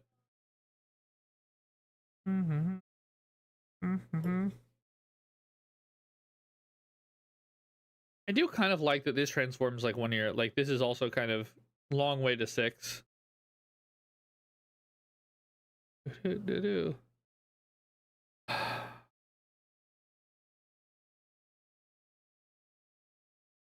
Alright, I've added so much cost reduction, this might strictly not be necessary. Which then makes Stargaze a substantially worse magic card. Alright, there you go. Let's look at this. Nope. Let's look at this. Let's mulligan 2 cards that are new. Sure. We'll play test this. Draw. Forest. Go. I don't really care if I have a tap land right now. Go. Land. Cast Entomb on an end step. Go get Formless Genesis. Into my graveyard. Next turn. Land 1, 2, 3, 4 mana. I'm gonna cast this. Do I have under... No, I don't. Alright, it's Mortuary. Or you should be running Mortuary. Alright, Forest. Forest. Verdant. No. What's the Tango land called? Whatever, we're just getting 2 4. We'll get a Dryad Arbor. No, because I won't trigger then. Yeah, okay, we'll just get normal Forest. Shuffle and close. We got 2 forests. My colors are more or less fine. Doesn't really matter. On top. Now we're on turn 5. I like... We've got a lot of options. I'll play this land. I could do 1, 2, 3, 4, 5. I kind of like Lamia into cast is kind of fine.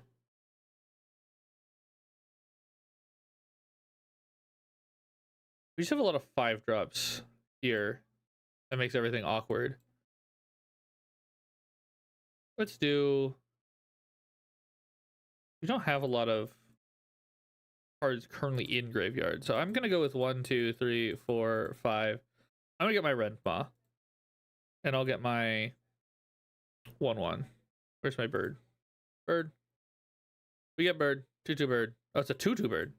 Neat. Alright, next turn. 1, 2, 3, 4, 5. Actually, do I play the land? Because if I don't play the land, I can play the spell. Yeah, so you don't play the land. I don't really care to play the spell yet because they're not set up yet. So I'll play the land. We're still not set up. We just don't have enough mana to go yet. So I'm gonna play Ren actually, and then we're gonna 0 Ren, right? Nope, we're not gonna 0 Ren. We're gonna +1 Ren up to 6, and I'll look at the top 5 cards, 4 cards. 1, 2, 3, 4 cards. I'll put all the lands in my hand, which is none of them, and I'll put everything else into the grave. Oh. 3, 4. Someone gets hit with a 2/2 bird. Is there another card we want in my graveyard? Probably not.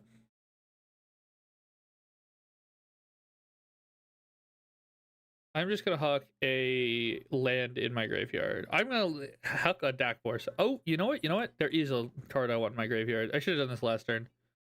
This is absolutely my bad that I don't have a life. I didn't get life from the loam off of this last turn. It's my bad, my bad, my bad. Yeah, you should have your surveil land in here, but yeah, I should have grabbed life from the loam. That's my bad. All right, next turn. Instead of drawing, we're gonna dredge 3 on this loam. 3 lands to the graveyard. I'm going to +1 a red and 7. 1, 2, 3, 4 cards. I'm gonna put this land in my hand and the rest in my grave. I'm gonna play 1, 2, 3, 4, 5. I'm gonna play a Gravebreaker Lamia. I'm gonna play a land. I'm gonna pay 2. I'm also gonna get a bird token off of doing that. I'm gonna play this Life from the Loam. I'm gonna put this 1 land in my hand because this is all I have in my graveyard. Tragic. And then I'm going to cast my spell. Finally up and running now. Oh my god. Hey, 1/1 Death Touch. Ugh. This ended up being very awkward. I will say this is very much bracket 2 behavior. But this ended up being real awkward here. Let's try another playtest. Let's try this again.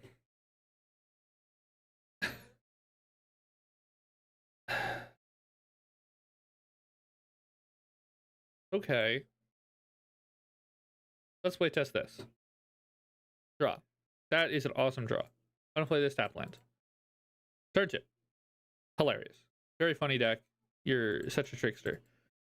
I'm gonna cast this Demonic Council. We're gonna go get Formless Genesis.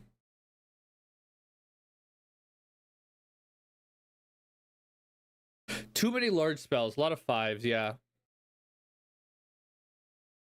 Alright, untap.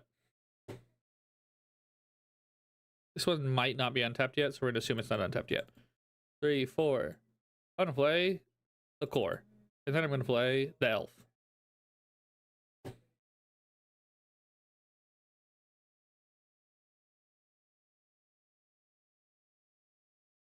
This is a deck all about Formless Genesis, this magic card. We're all about getting that card in our hand at all times.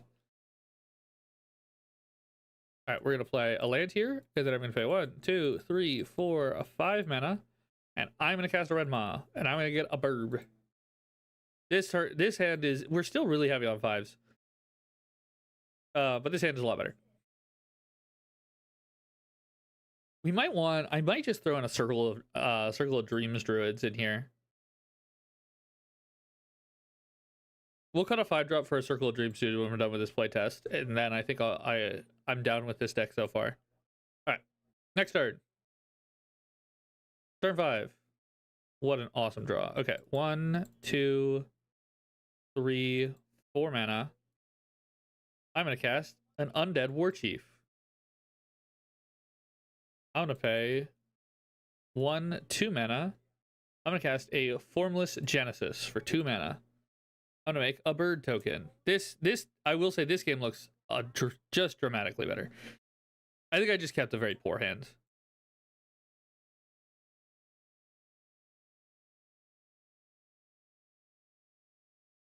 I do not cast a Formless Genesis because it instantly dies. I mean, I'll do it. Or no, it doesn't die. Haha, because it's a zombie. Hell yeah. Booyah. I'm going to keep this Dakmor Salvage in my hand. And I will attack with stuff.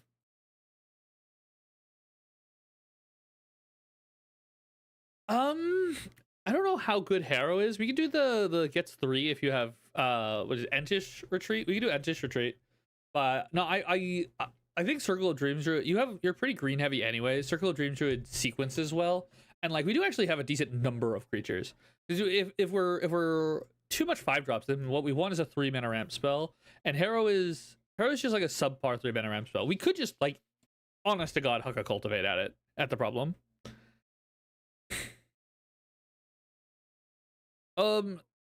The Strixhaven one is 4 mana to sack 2 to get 4 lands. Am I right? Or is what's the name of the Strixhaven one? Anyways, turn 5.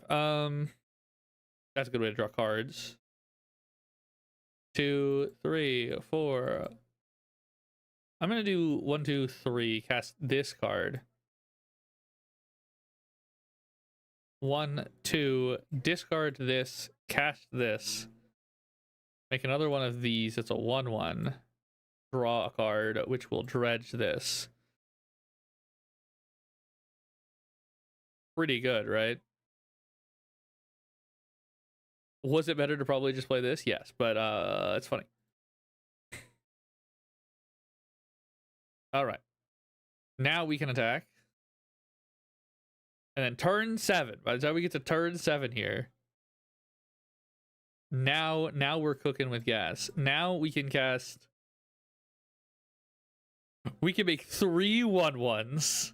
Hell yeah! They're not 1/1s anymore. Now they're 3/3s. The first one will be a 3/3.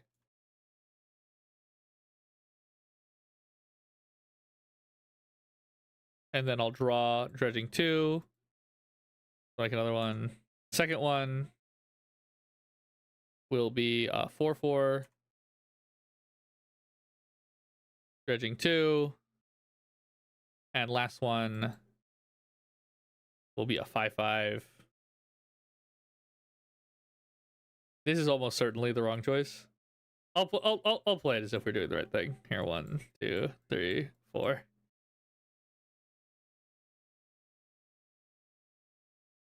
We'll play this correctly. 1, 2, 3, 4, 5. I'll play an Ornament Frostfang. This is the right thing to do.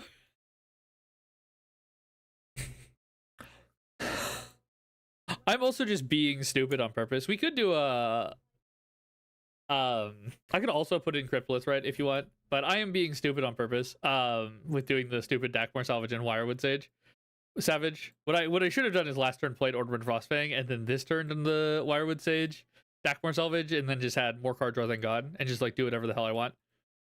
But yeah, at this point I get to attack with these creatures. I draw 1, 2, 3, 4 cards. I then get to play a land, and I can play. Honestly, I can play this Fanatic of Fronis. And then next turn, we play this land. We get a 2/2 bird, and then at this point now we have how many triggers of this? We have 1, 2, 3, 4, 5. This time we have 6. And then next turn we can cast this and kill everyone.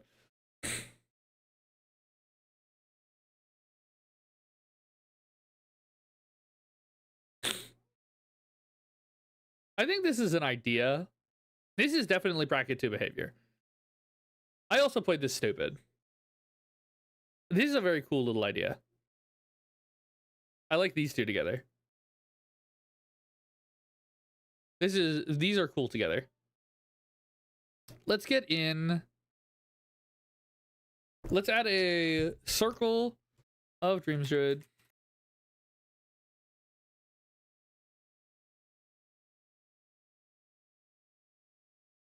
A Selvala Art of the Wilds. Actually, let's lead into our stupid idea. What's the one that taps for mana equal to that's whenever a human enters? Human mana.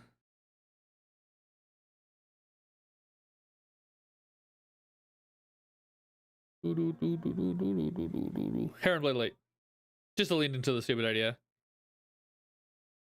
We can just run Avendo.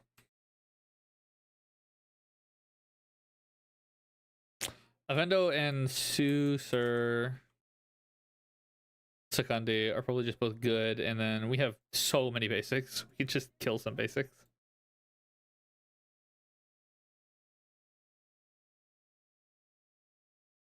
But here, there's 2 3-drops that make mana. It's gonna be Circle of Dream Druids and Heron Blade Elite.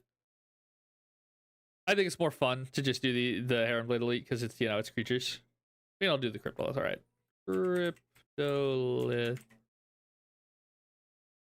Hey.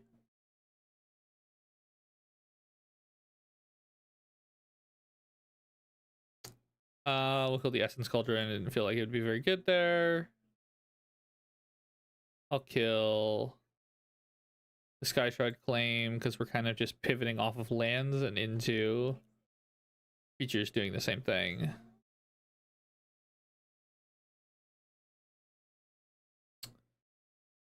We're doing an actually fine job of finding the Genesis, which is good.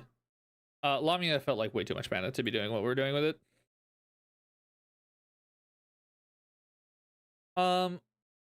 I like that you can get back Omen Path with.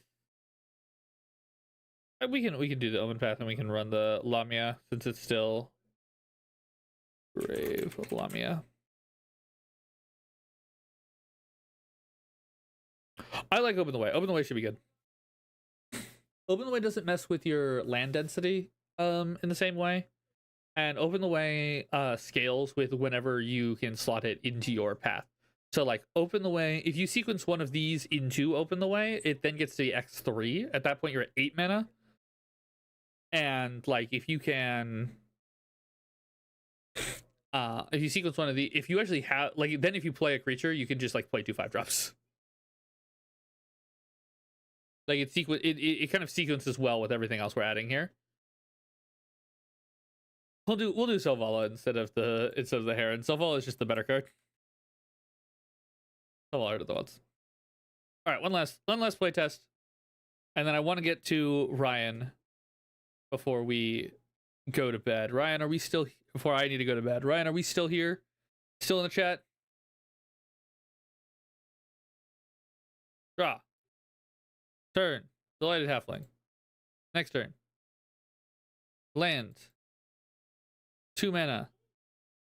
Emerald Medallion.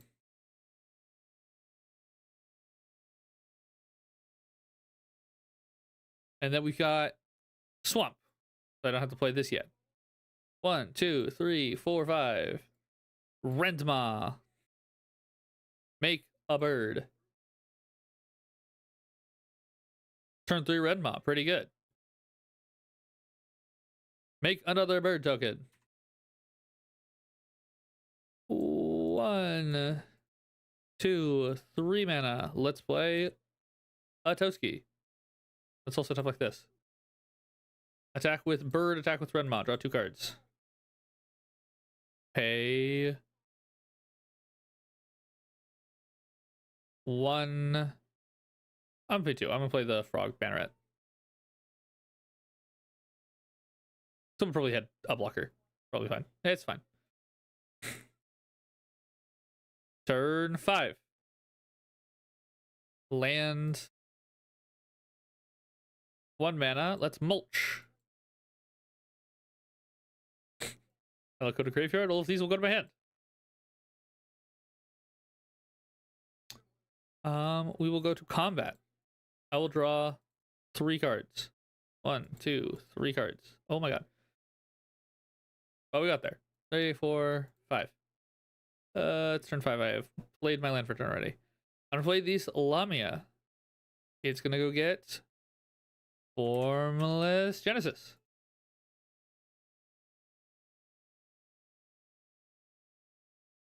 I am going to discard to hand size. I don't need this rich card expertise. I have enough stuff. I'll kill.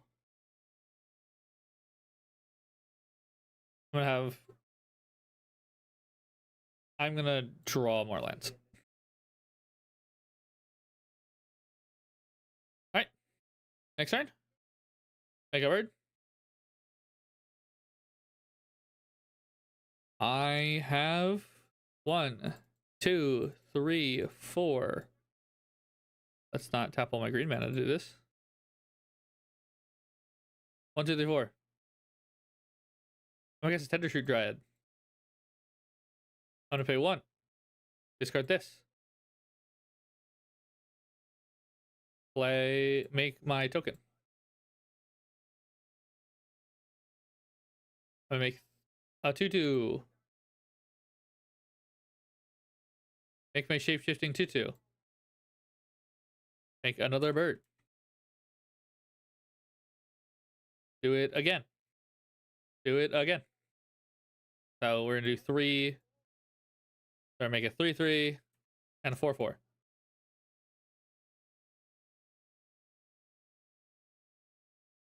One, 2, 3, 4. And we're gonna make 2 more birds. How about this? This looks pretty good.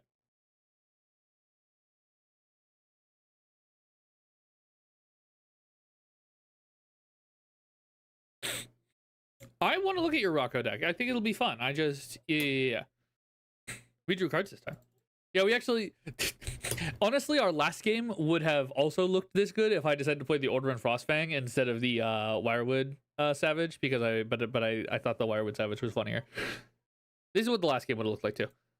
I think that one thing that I think we did really well, this build does well, that is deceptively why this deck is playing much better. Yes, Tusky is good card draw. But also, if you haven't noticed, all three of the playtests have gotten Formless Genesis down to 1 mana. I think very deceptively, this build is much better at getting this Formless Genesis very cheap. And on top of that, like, these say 2/2, 3/3, 4/4. This was also true in the last playtest. We have had +2 on every single Formless Genesis we have played since I've rebuilt. So all of your Formless Genesis have been substantially larger. They allow me to play the Formless Genesis like with no creatures, no lands in my graveyard. So these have like also been. I think that this deck does a good job. This new build does a much better job at making Formless Genesis 1 mana and making these bigger. I don't think you need to do Hoof. I don't do Hoof. I don't play Hoof in any single one of my green decks. You don't need to. I don't think this deck even needs Hoof. This play state will win the game in the next 2 turns. This deck will kill everyone in 2 turns. Right? Because I'm gonna attack with 3. I'm gonna draw 1, 2, 3, 4, like 4 cards. And I'm gonna untap. And I have all of these guys. I'm gonna draw for turn. I already drew for turn, but I got 3 more dudes on my opponent's turns.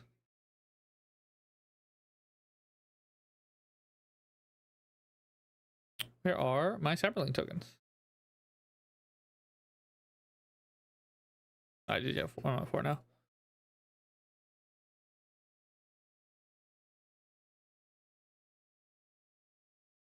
Decorum might be a bit slow. I haven't wanted to cast it.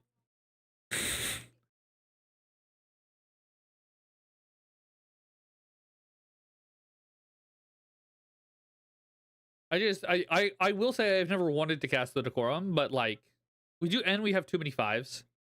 I'm down with you cutting the Decorum, The big thing is, as you correctly identified, this is very much, do I get card draw? Deck does great. Do I not get card draw? Deck does shit nothing. Card draw is like our only basis to continue to dump lands into this little engine here. So like, I am a little skeptical on killing the Decorum on that basis.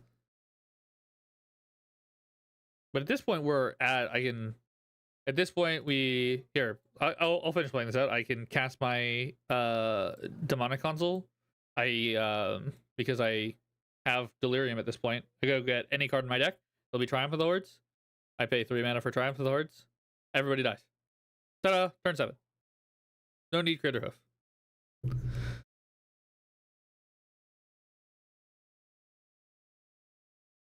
Yeah, you don't need Critter Hoof here. Because Triumph plus these two kill someone because they have Death Touch and Trample. Then the birds kill another player. And then you just send everything else to the last player.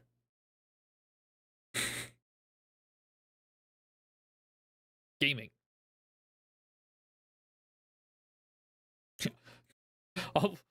That was very good. I'll play out the rest of the game for you. So next turn, I win the game. I thought it was going to take a few more turns to get there, but there you go. Do you like it, Stone? Does it feel a little bit more what you want in your mind's eye? I really like how in this deck, Rendmaw is both very useful and not necessary. I like how we've kind of used Rendmaw as, like, consequently kind of our card draw, almost. He's kind of our card draw, but he just gets our card draw up and running slightly faster, because with all of these Coastal Piracy effects, obviously no one's blocking our Death Touchers. And anyone like goes to kill Redmon, it's like, oh my god, that plays so well with that Toski. You can just be like, I'm gonna get I have a Death Touch 2/2 anyways. I'm gonna get my Toski cards, whether you want to or not. If only he was Sultai, indeed. All right, Ryan. Just because you don't usually get to be here, let me get you. You're going to be our last deck of the night because it's already usually when I wrap up, but you don't get to be here very much. So I wanted to get to your deck. And Malzor will get to you next time, I pretty promise. Also because this is just a CDH deck, so it should be pretty quick, as you were saying. Ugh.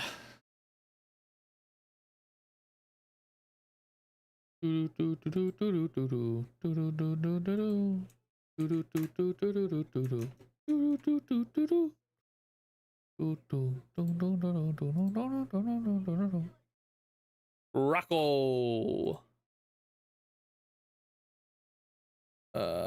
Duplicate.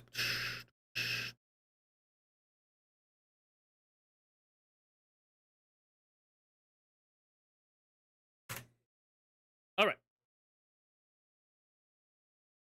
We are playing with another fellow Stacks player, a connoisseur of great art, a hater of blue. Based as always. All right. For those of us not in the know of what's going on here and what we're trying to do. So, at the end of the day, this is 2 decks. We have, or there are 2 win cons, which is why this is 2 decks. We have a Birthing Pod win. Dude, I hate the Ristic Study slot, but I'm playing in a CDH league where I took down one of my games, and someone described, they're like, I'm not used to people griefing me and countering my Ristic Studies. It's like, it's not griefing to counter one of the top cards in the whole format. What are you talking about? A really good trick that I found, I don't play a ton of Tournament Commander. Tournament CDH because I truly hate how tournament CDH players talk about the game. How they conceptualize the game and how they talk about it.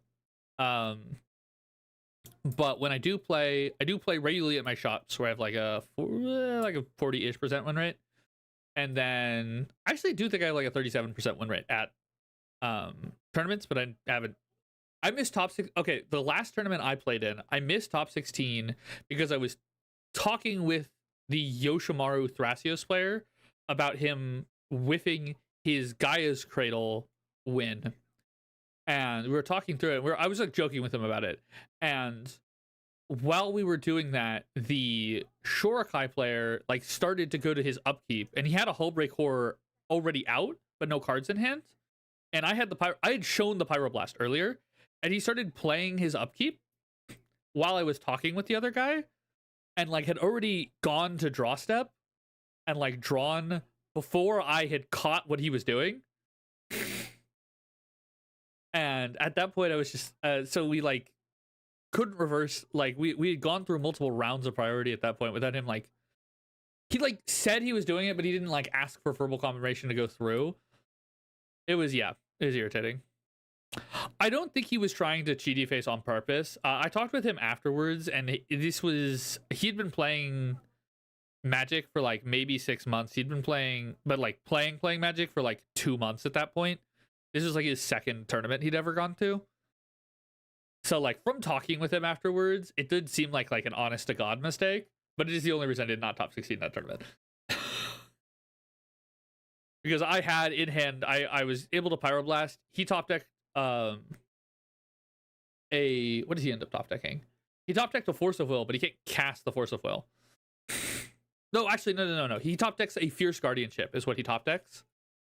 And I had Fiend Artisan win in play if I got untapped, so I don't need to cast any spells. I win without casting any spells. I just kill his Hullbreak Horror. He gets a counter spell that doesn't, and then I win without putting a spell in the stack.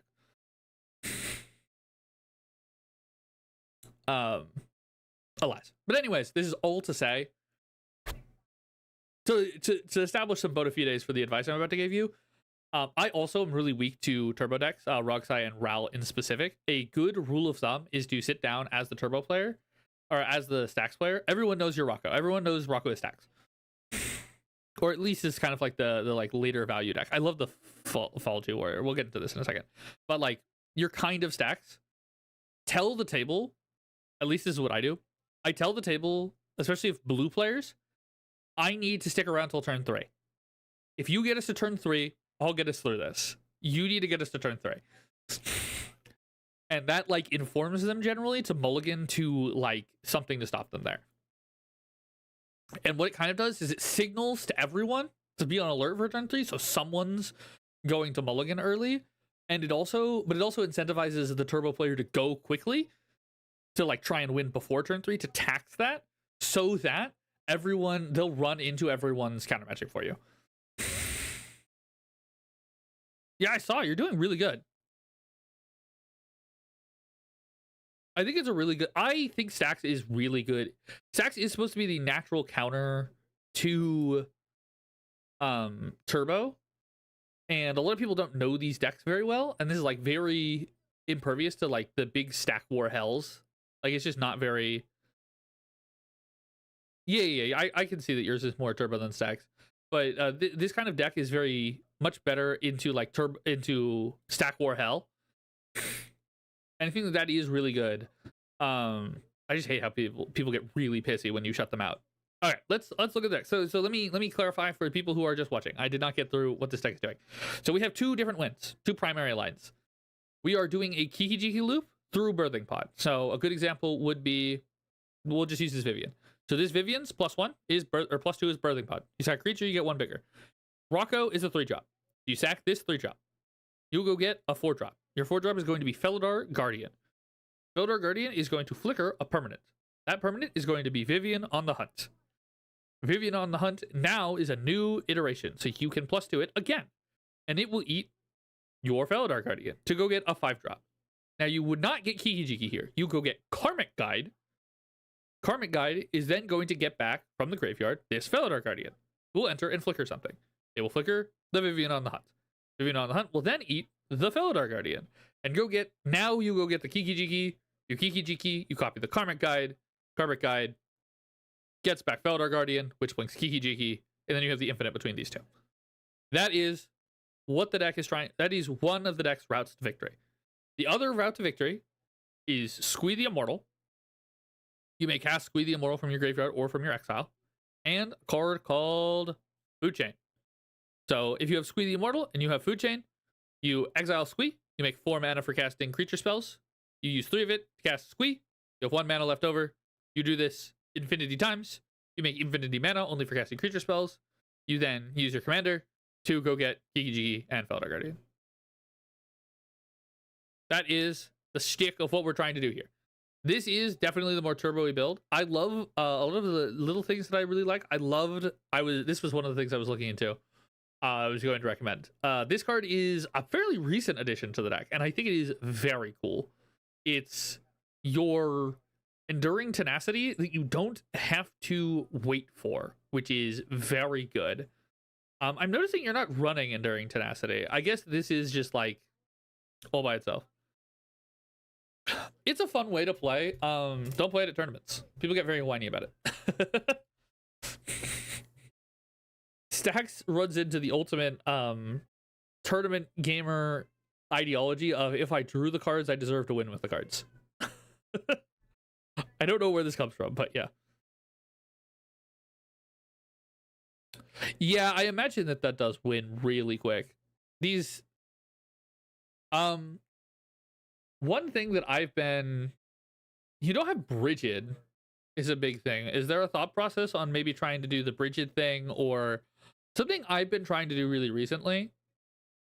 And it's been testing okay. You have the crop rotation. Is running like Vibrance and Sowing Mycospawn on top of my crop rotation to be really good at getting Gaia's Cradle.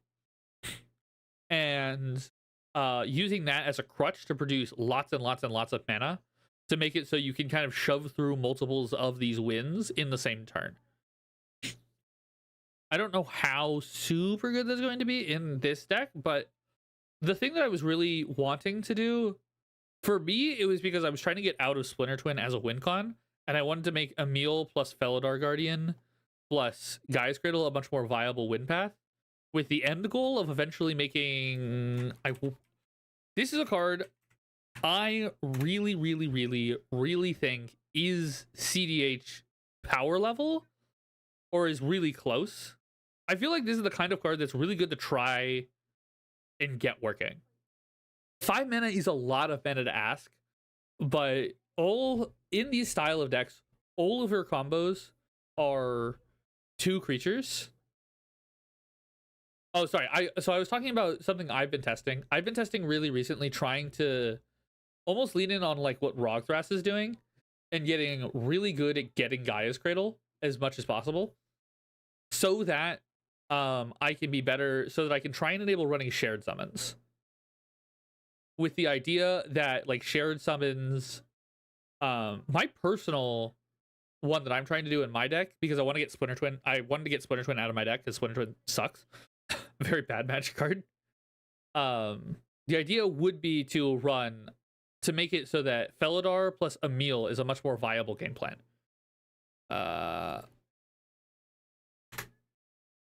Oh, is it Emil? Emil the West.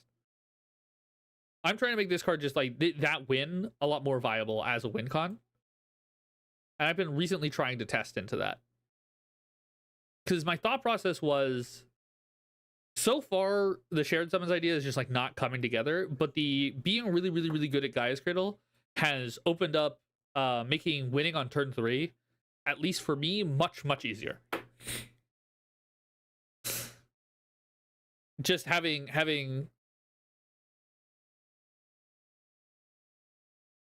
yeah, I've been testing Vibrance and Sowing on top of what you already have, which like do have the awkwardness in your deck of like not being very good with Rocco is the real problem.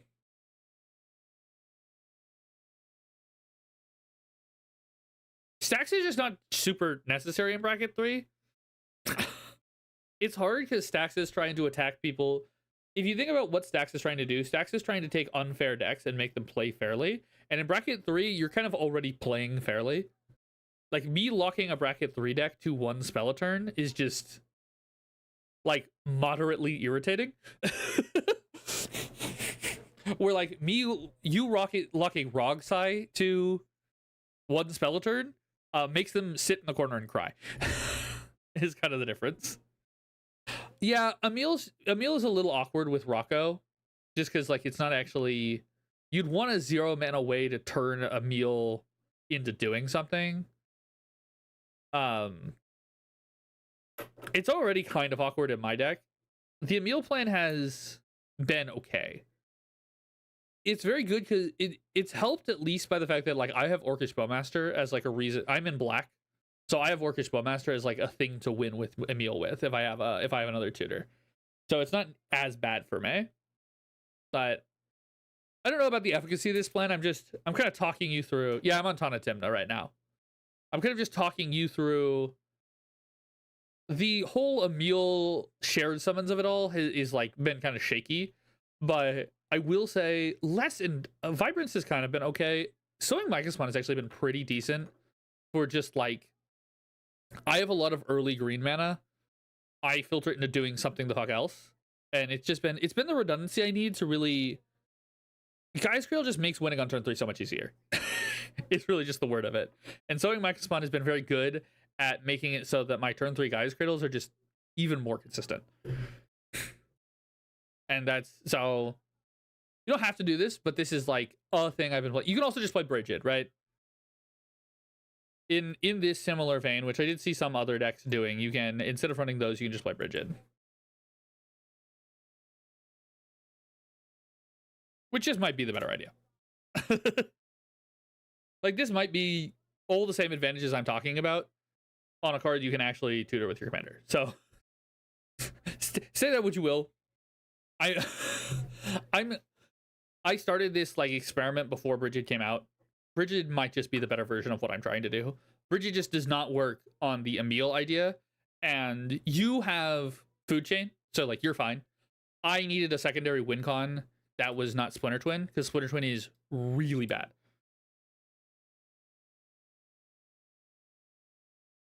Instead of Felder. Oh, that's fun. So you Birthing Podded to go get Arena Rector, and then next turn you killed the Arena Rector and went off. That's good. Being 1 mana shy. Yeah, I like Bridget. You also just don't have. Is there a reason you're not on Enduring Tenacity?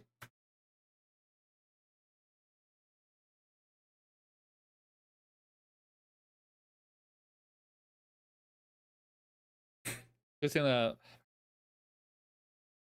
Enduring, please.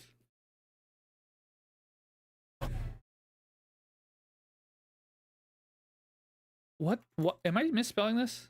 It's Enduring. Oh, it's Vitality. I'm spelling it wrong. I'm in the wrong colors. Oh, you went on the same turn. You just. Oh, you had for an exchange, not Nand. Okay, yeah, that makes sense. Yeah, I was saying Tenacity. I was saying the wrong one. Yeah, Vitality. Any reason you're not on this one? This plays really, really, really well with This makes Village Bellringer so much more potent as a win con, in my experience.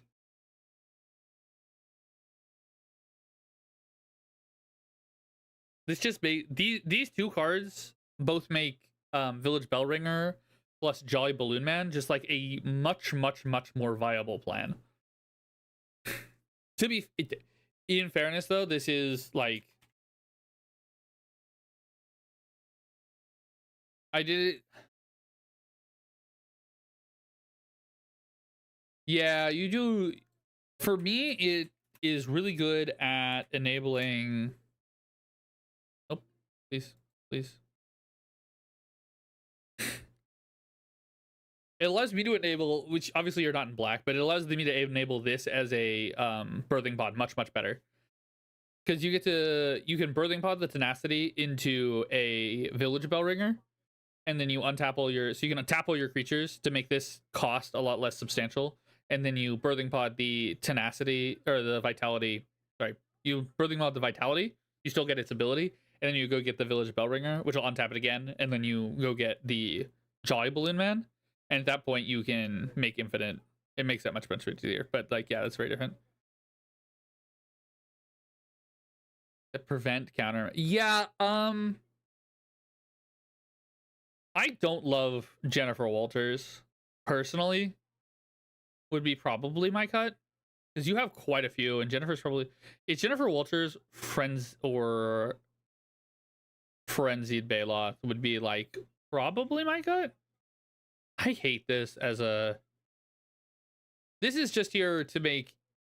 To make it so you can win with Food Chain if you lose out on Kikijiki, right?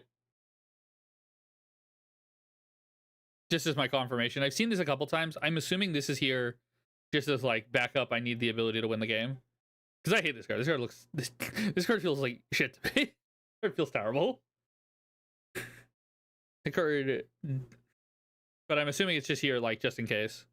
Ah, pick up an elf. I like that. That's good. Are we running? Oh, this is how we can get Fidget. Yeah.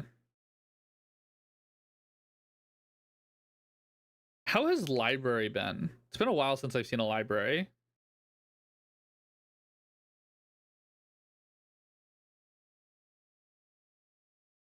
On their upkeep. Yeah. Well, you can't... Can you not loop your whole deck? Yeah, I guess... Well, you can just Baloth, right?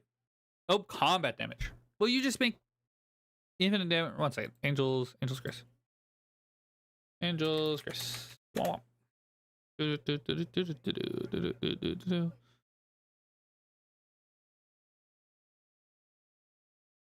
Oh, no, it's not preventing it. It's just refusing to let you reduce it.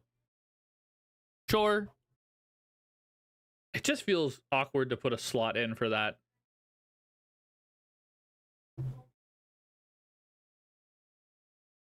No, yeah, you can't do it. You go below 1. I was checking.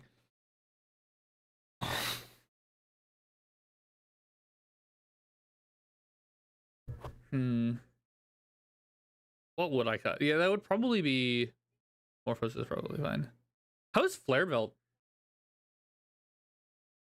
Is this just here as like it lets me kill my dude? It just feels like such a bad card. I get the purpose of it. It just feels bad. How's Flare Felt? Is this just so you can kill Rocco primarily? I would assume as much. I'm assuming we're primarily here to kill Rocco.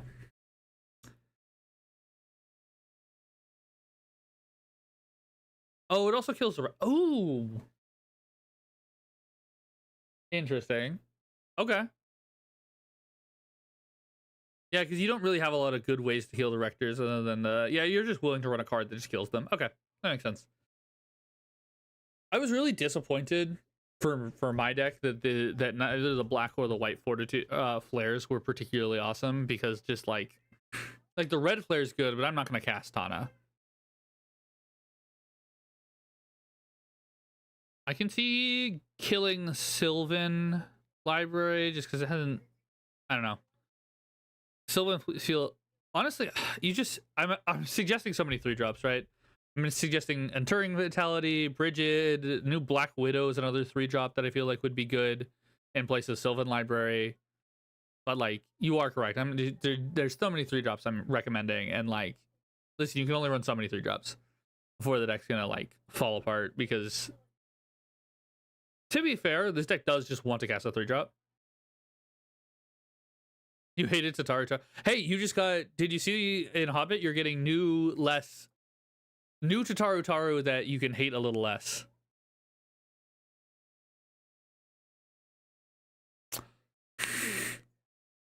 What is its name?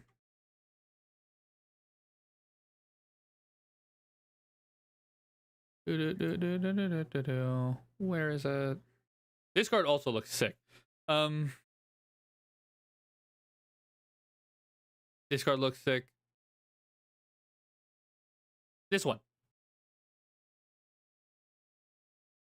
For all of the people who hate giving their opponents a card with Tataru, there's this idiot. I'm excited to test that. Definitely these.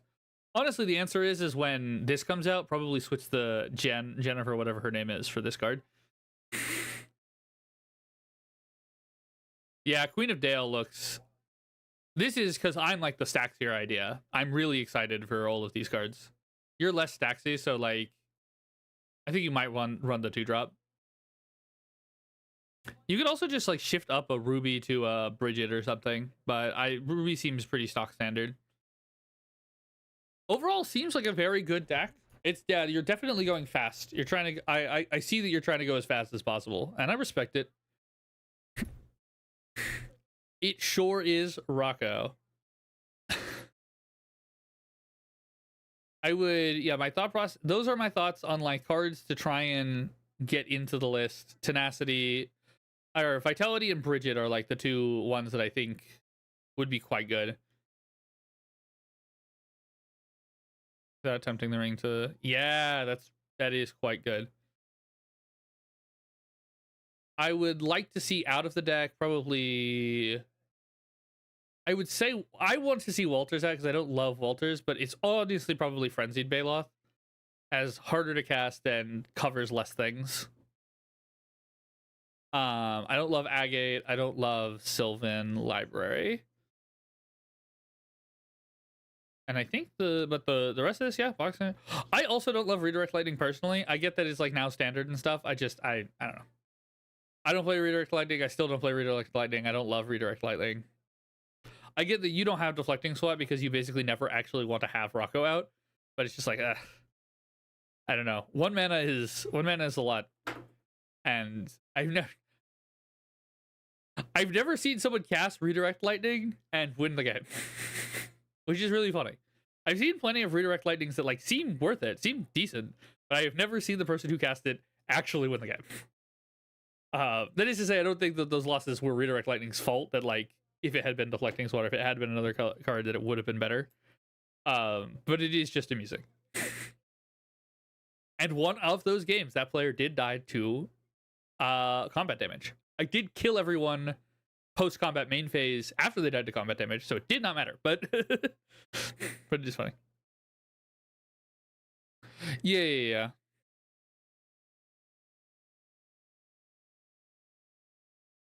No, I understand.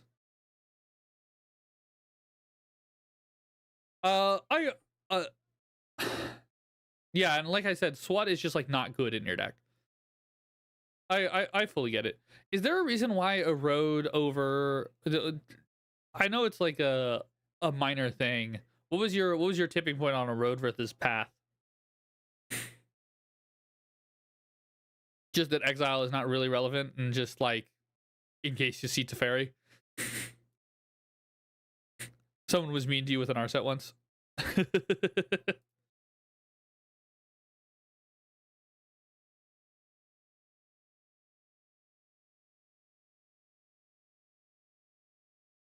This was when this first came out, it was just like that was something I'm entertaining. Maybe I run Assassin's Trophy, but obviously you can't run Assassin's Trophy. Also based Forza Vigor Gamer. Based Forza Vigor Gamer.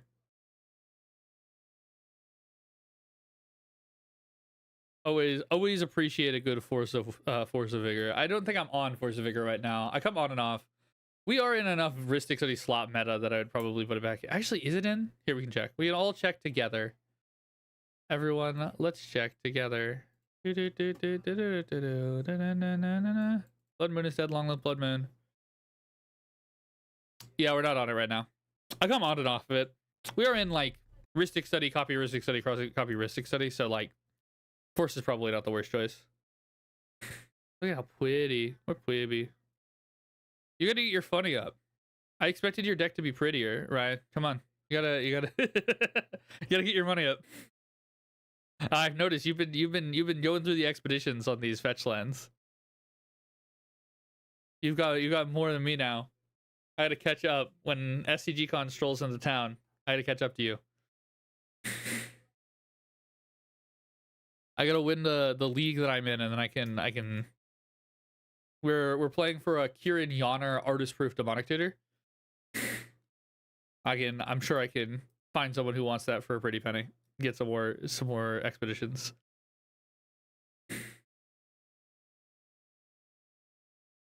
Oh, a road can kill your own rector. That does make sense. That is very sorry. It seems OBS is also starting to get tired because it just loaded your message. Actually, scratch that. OBS fully biffed your message about what a road does.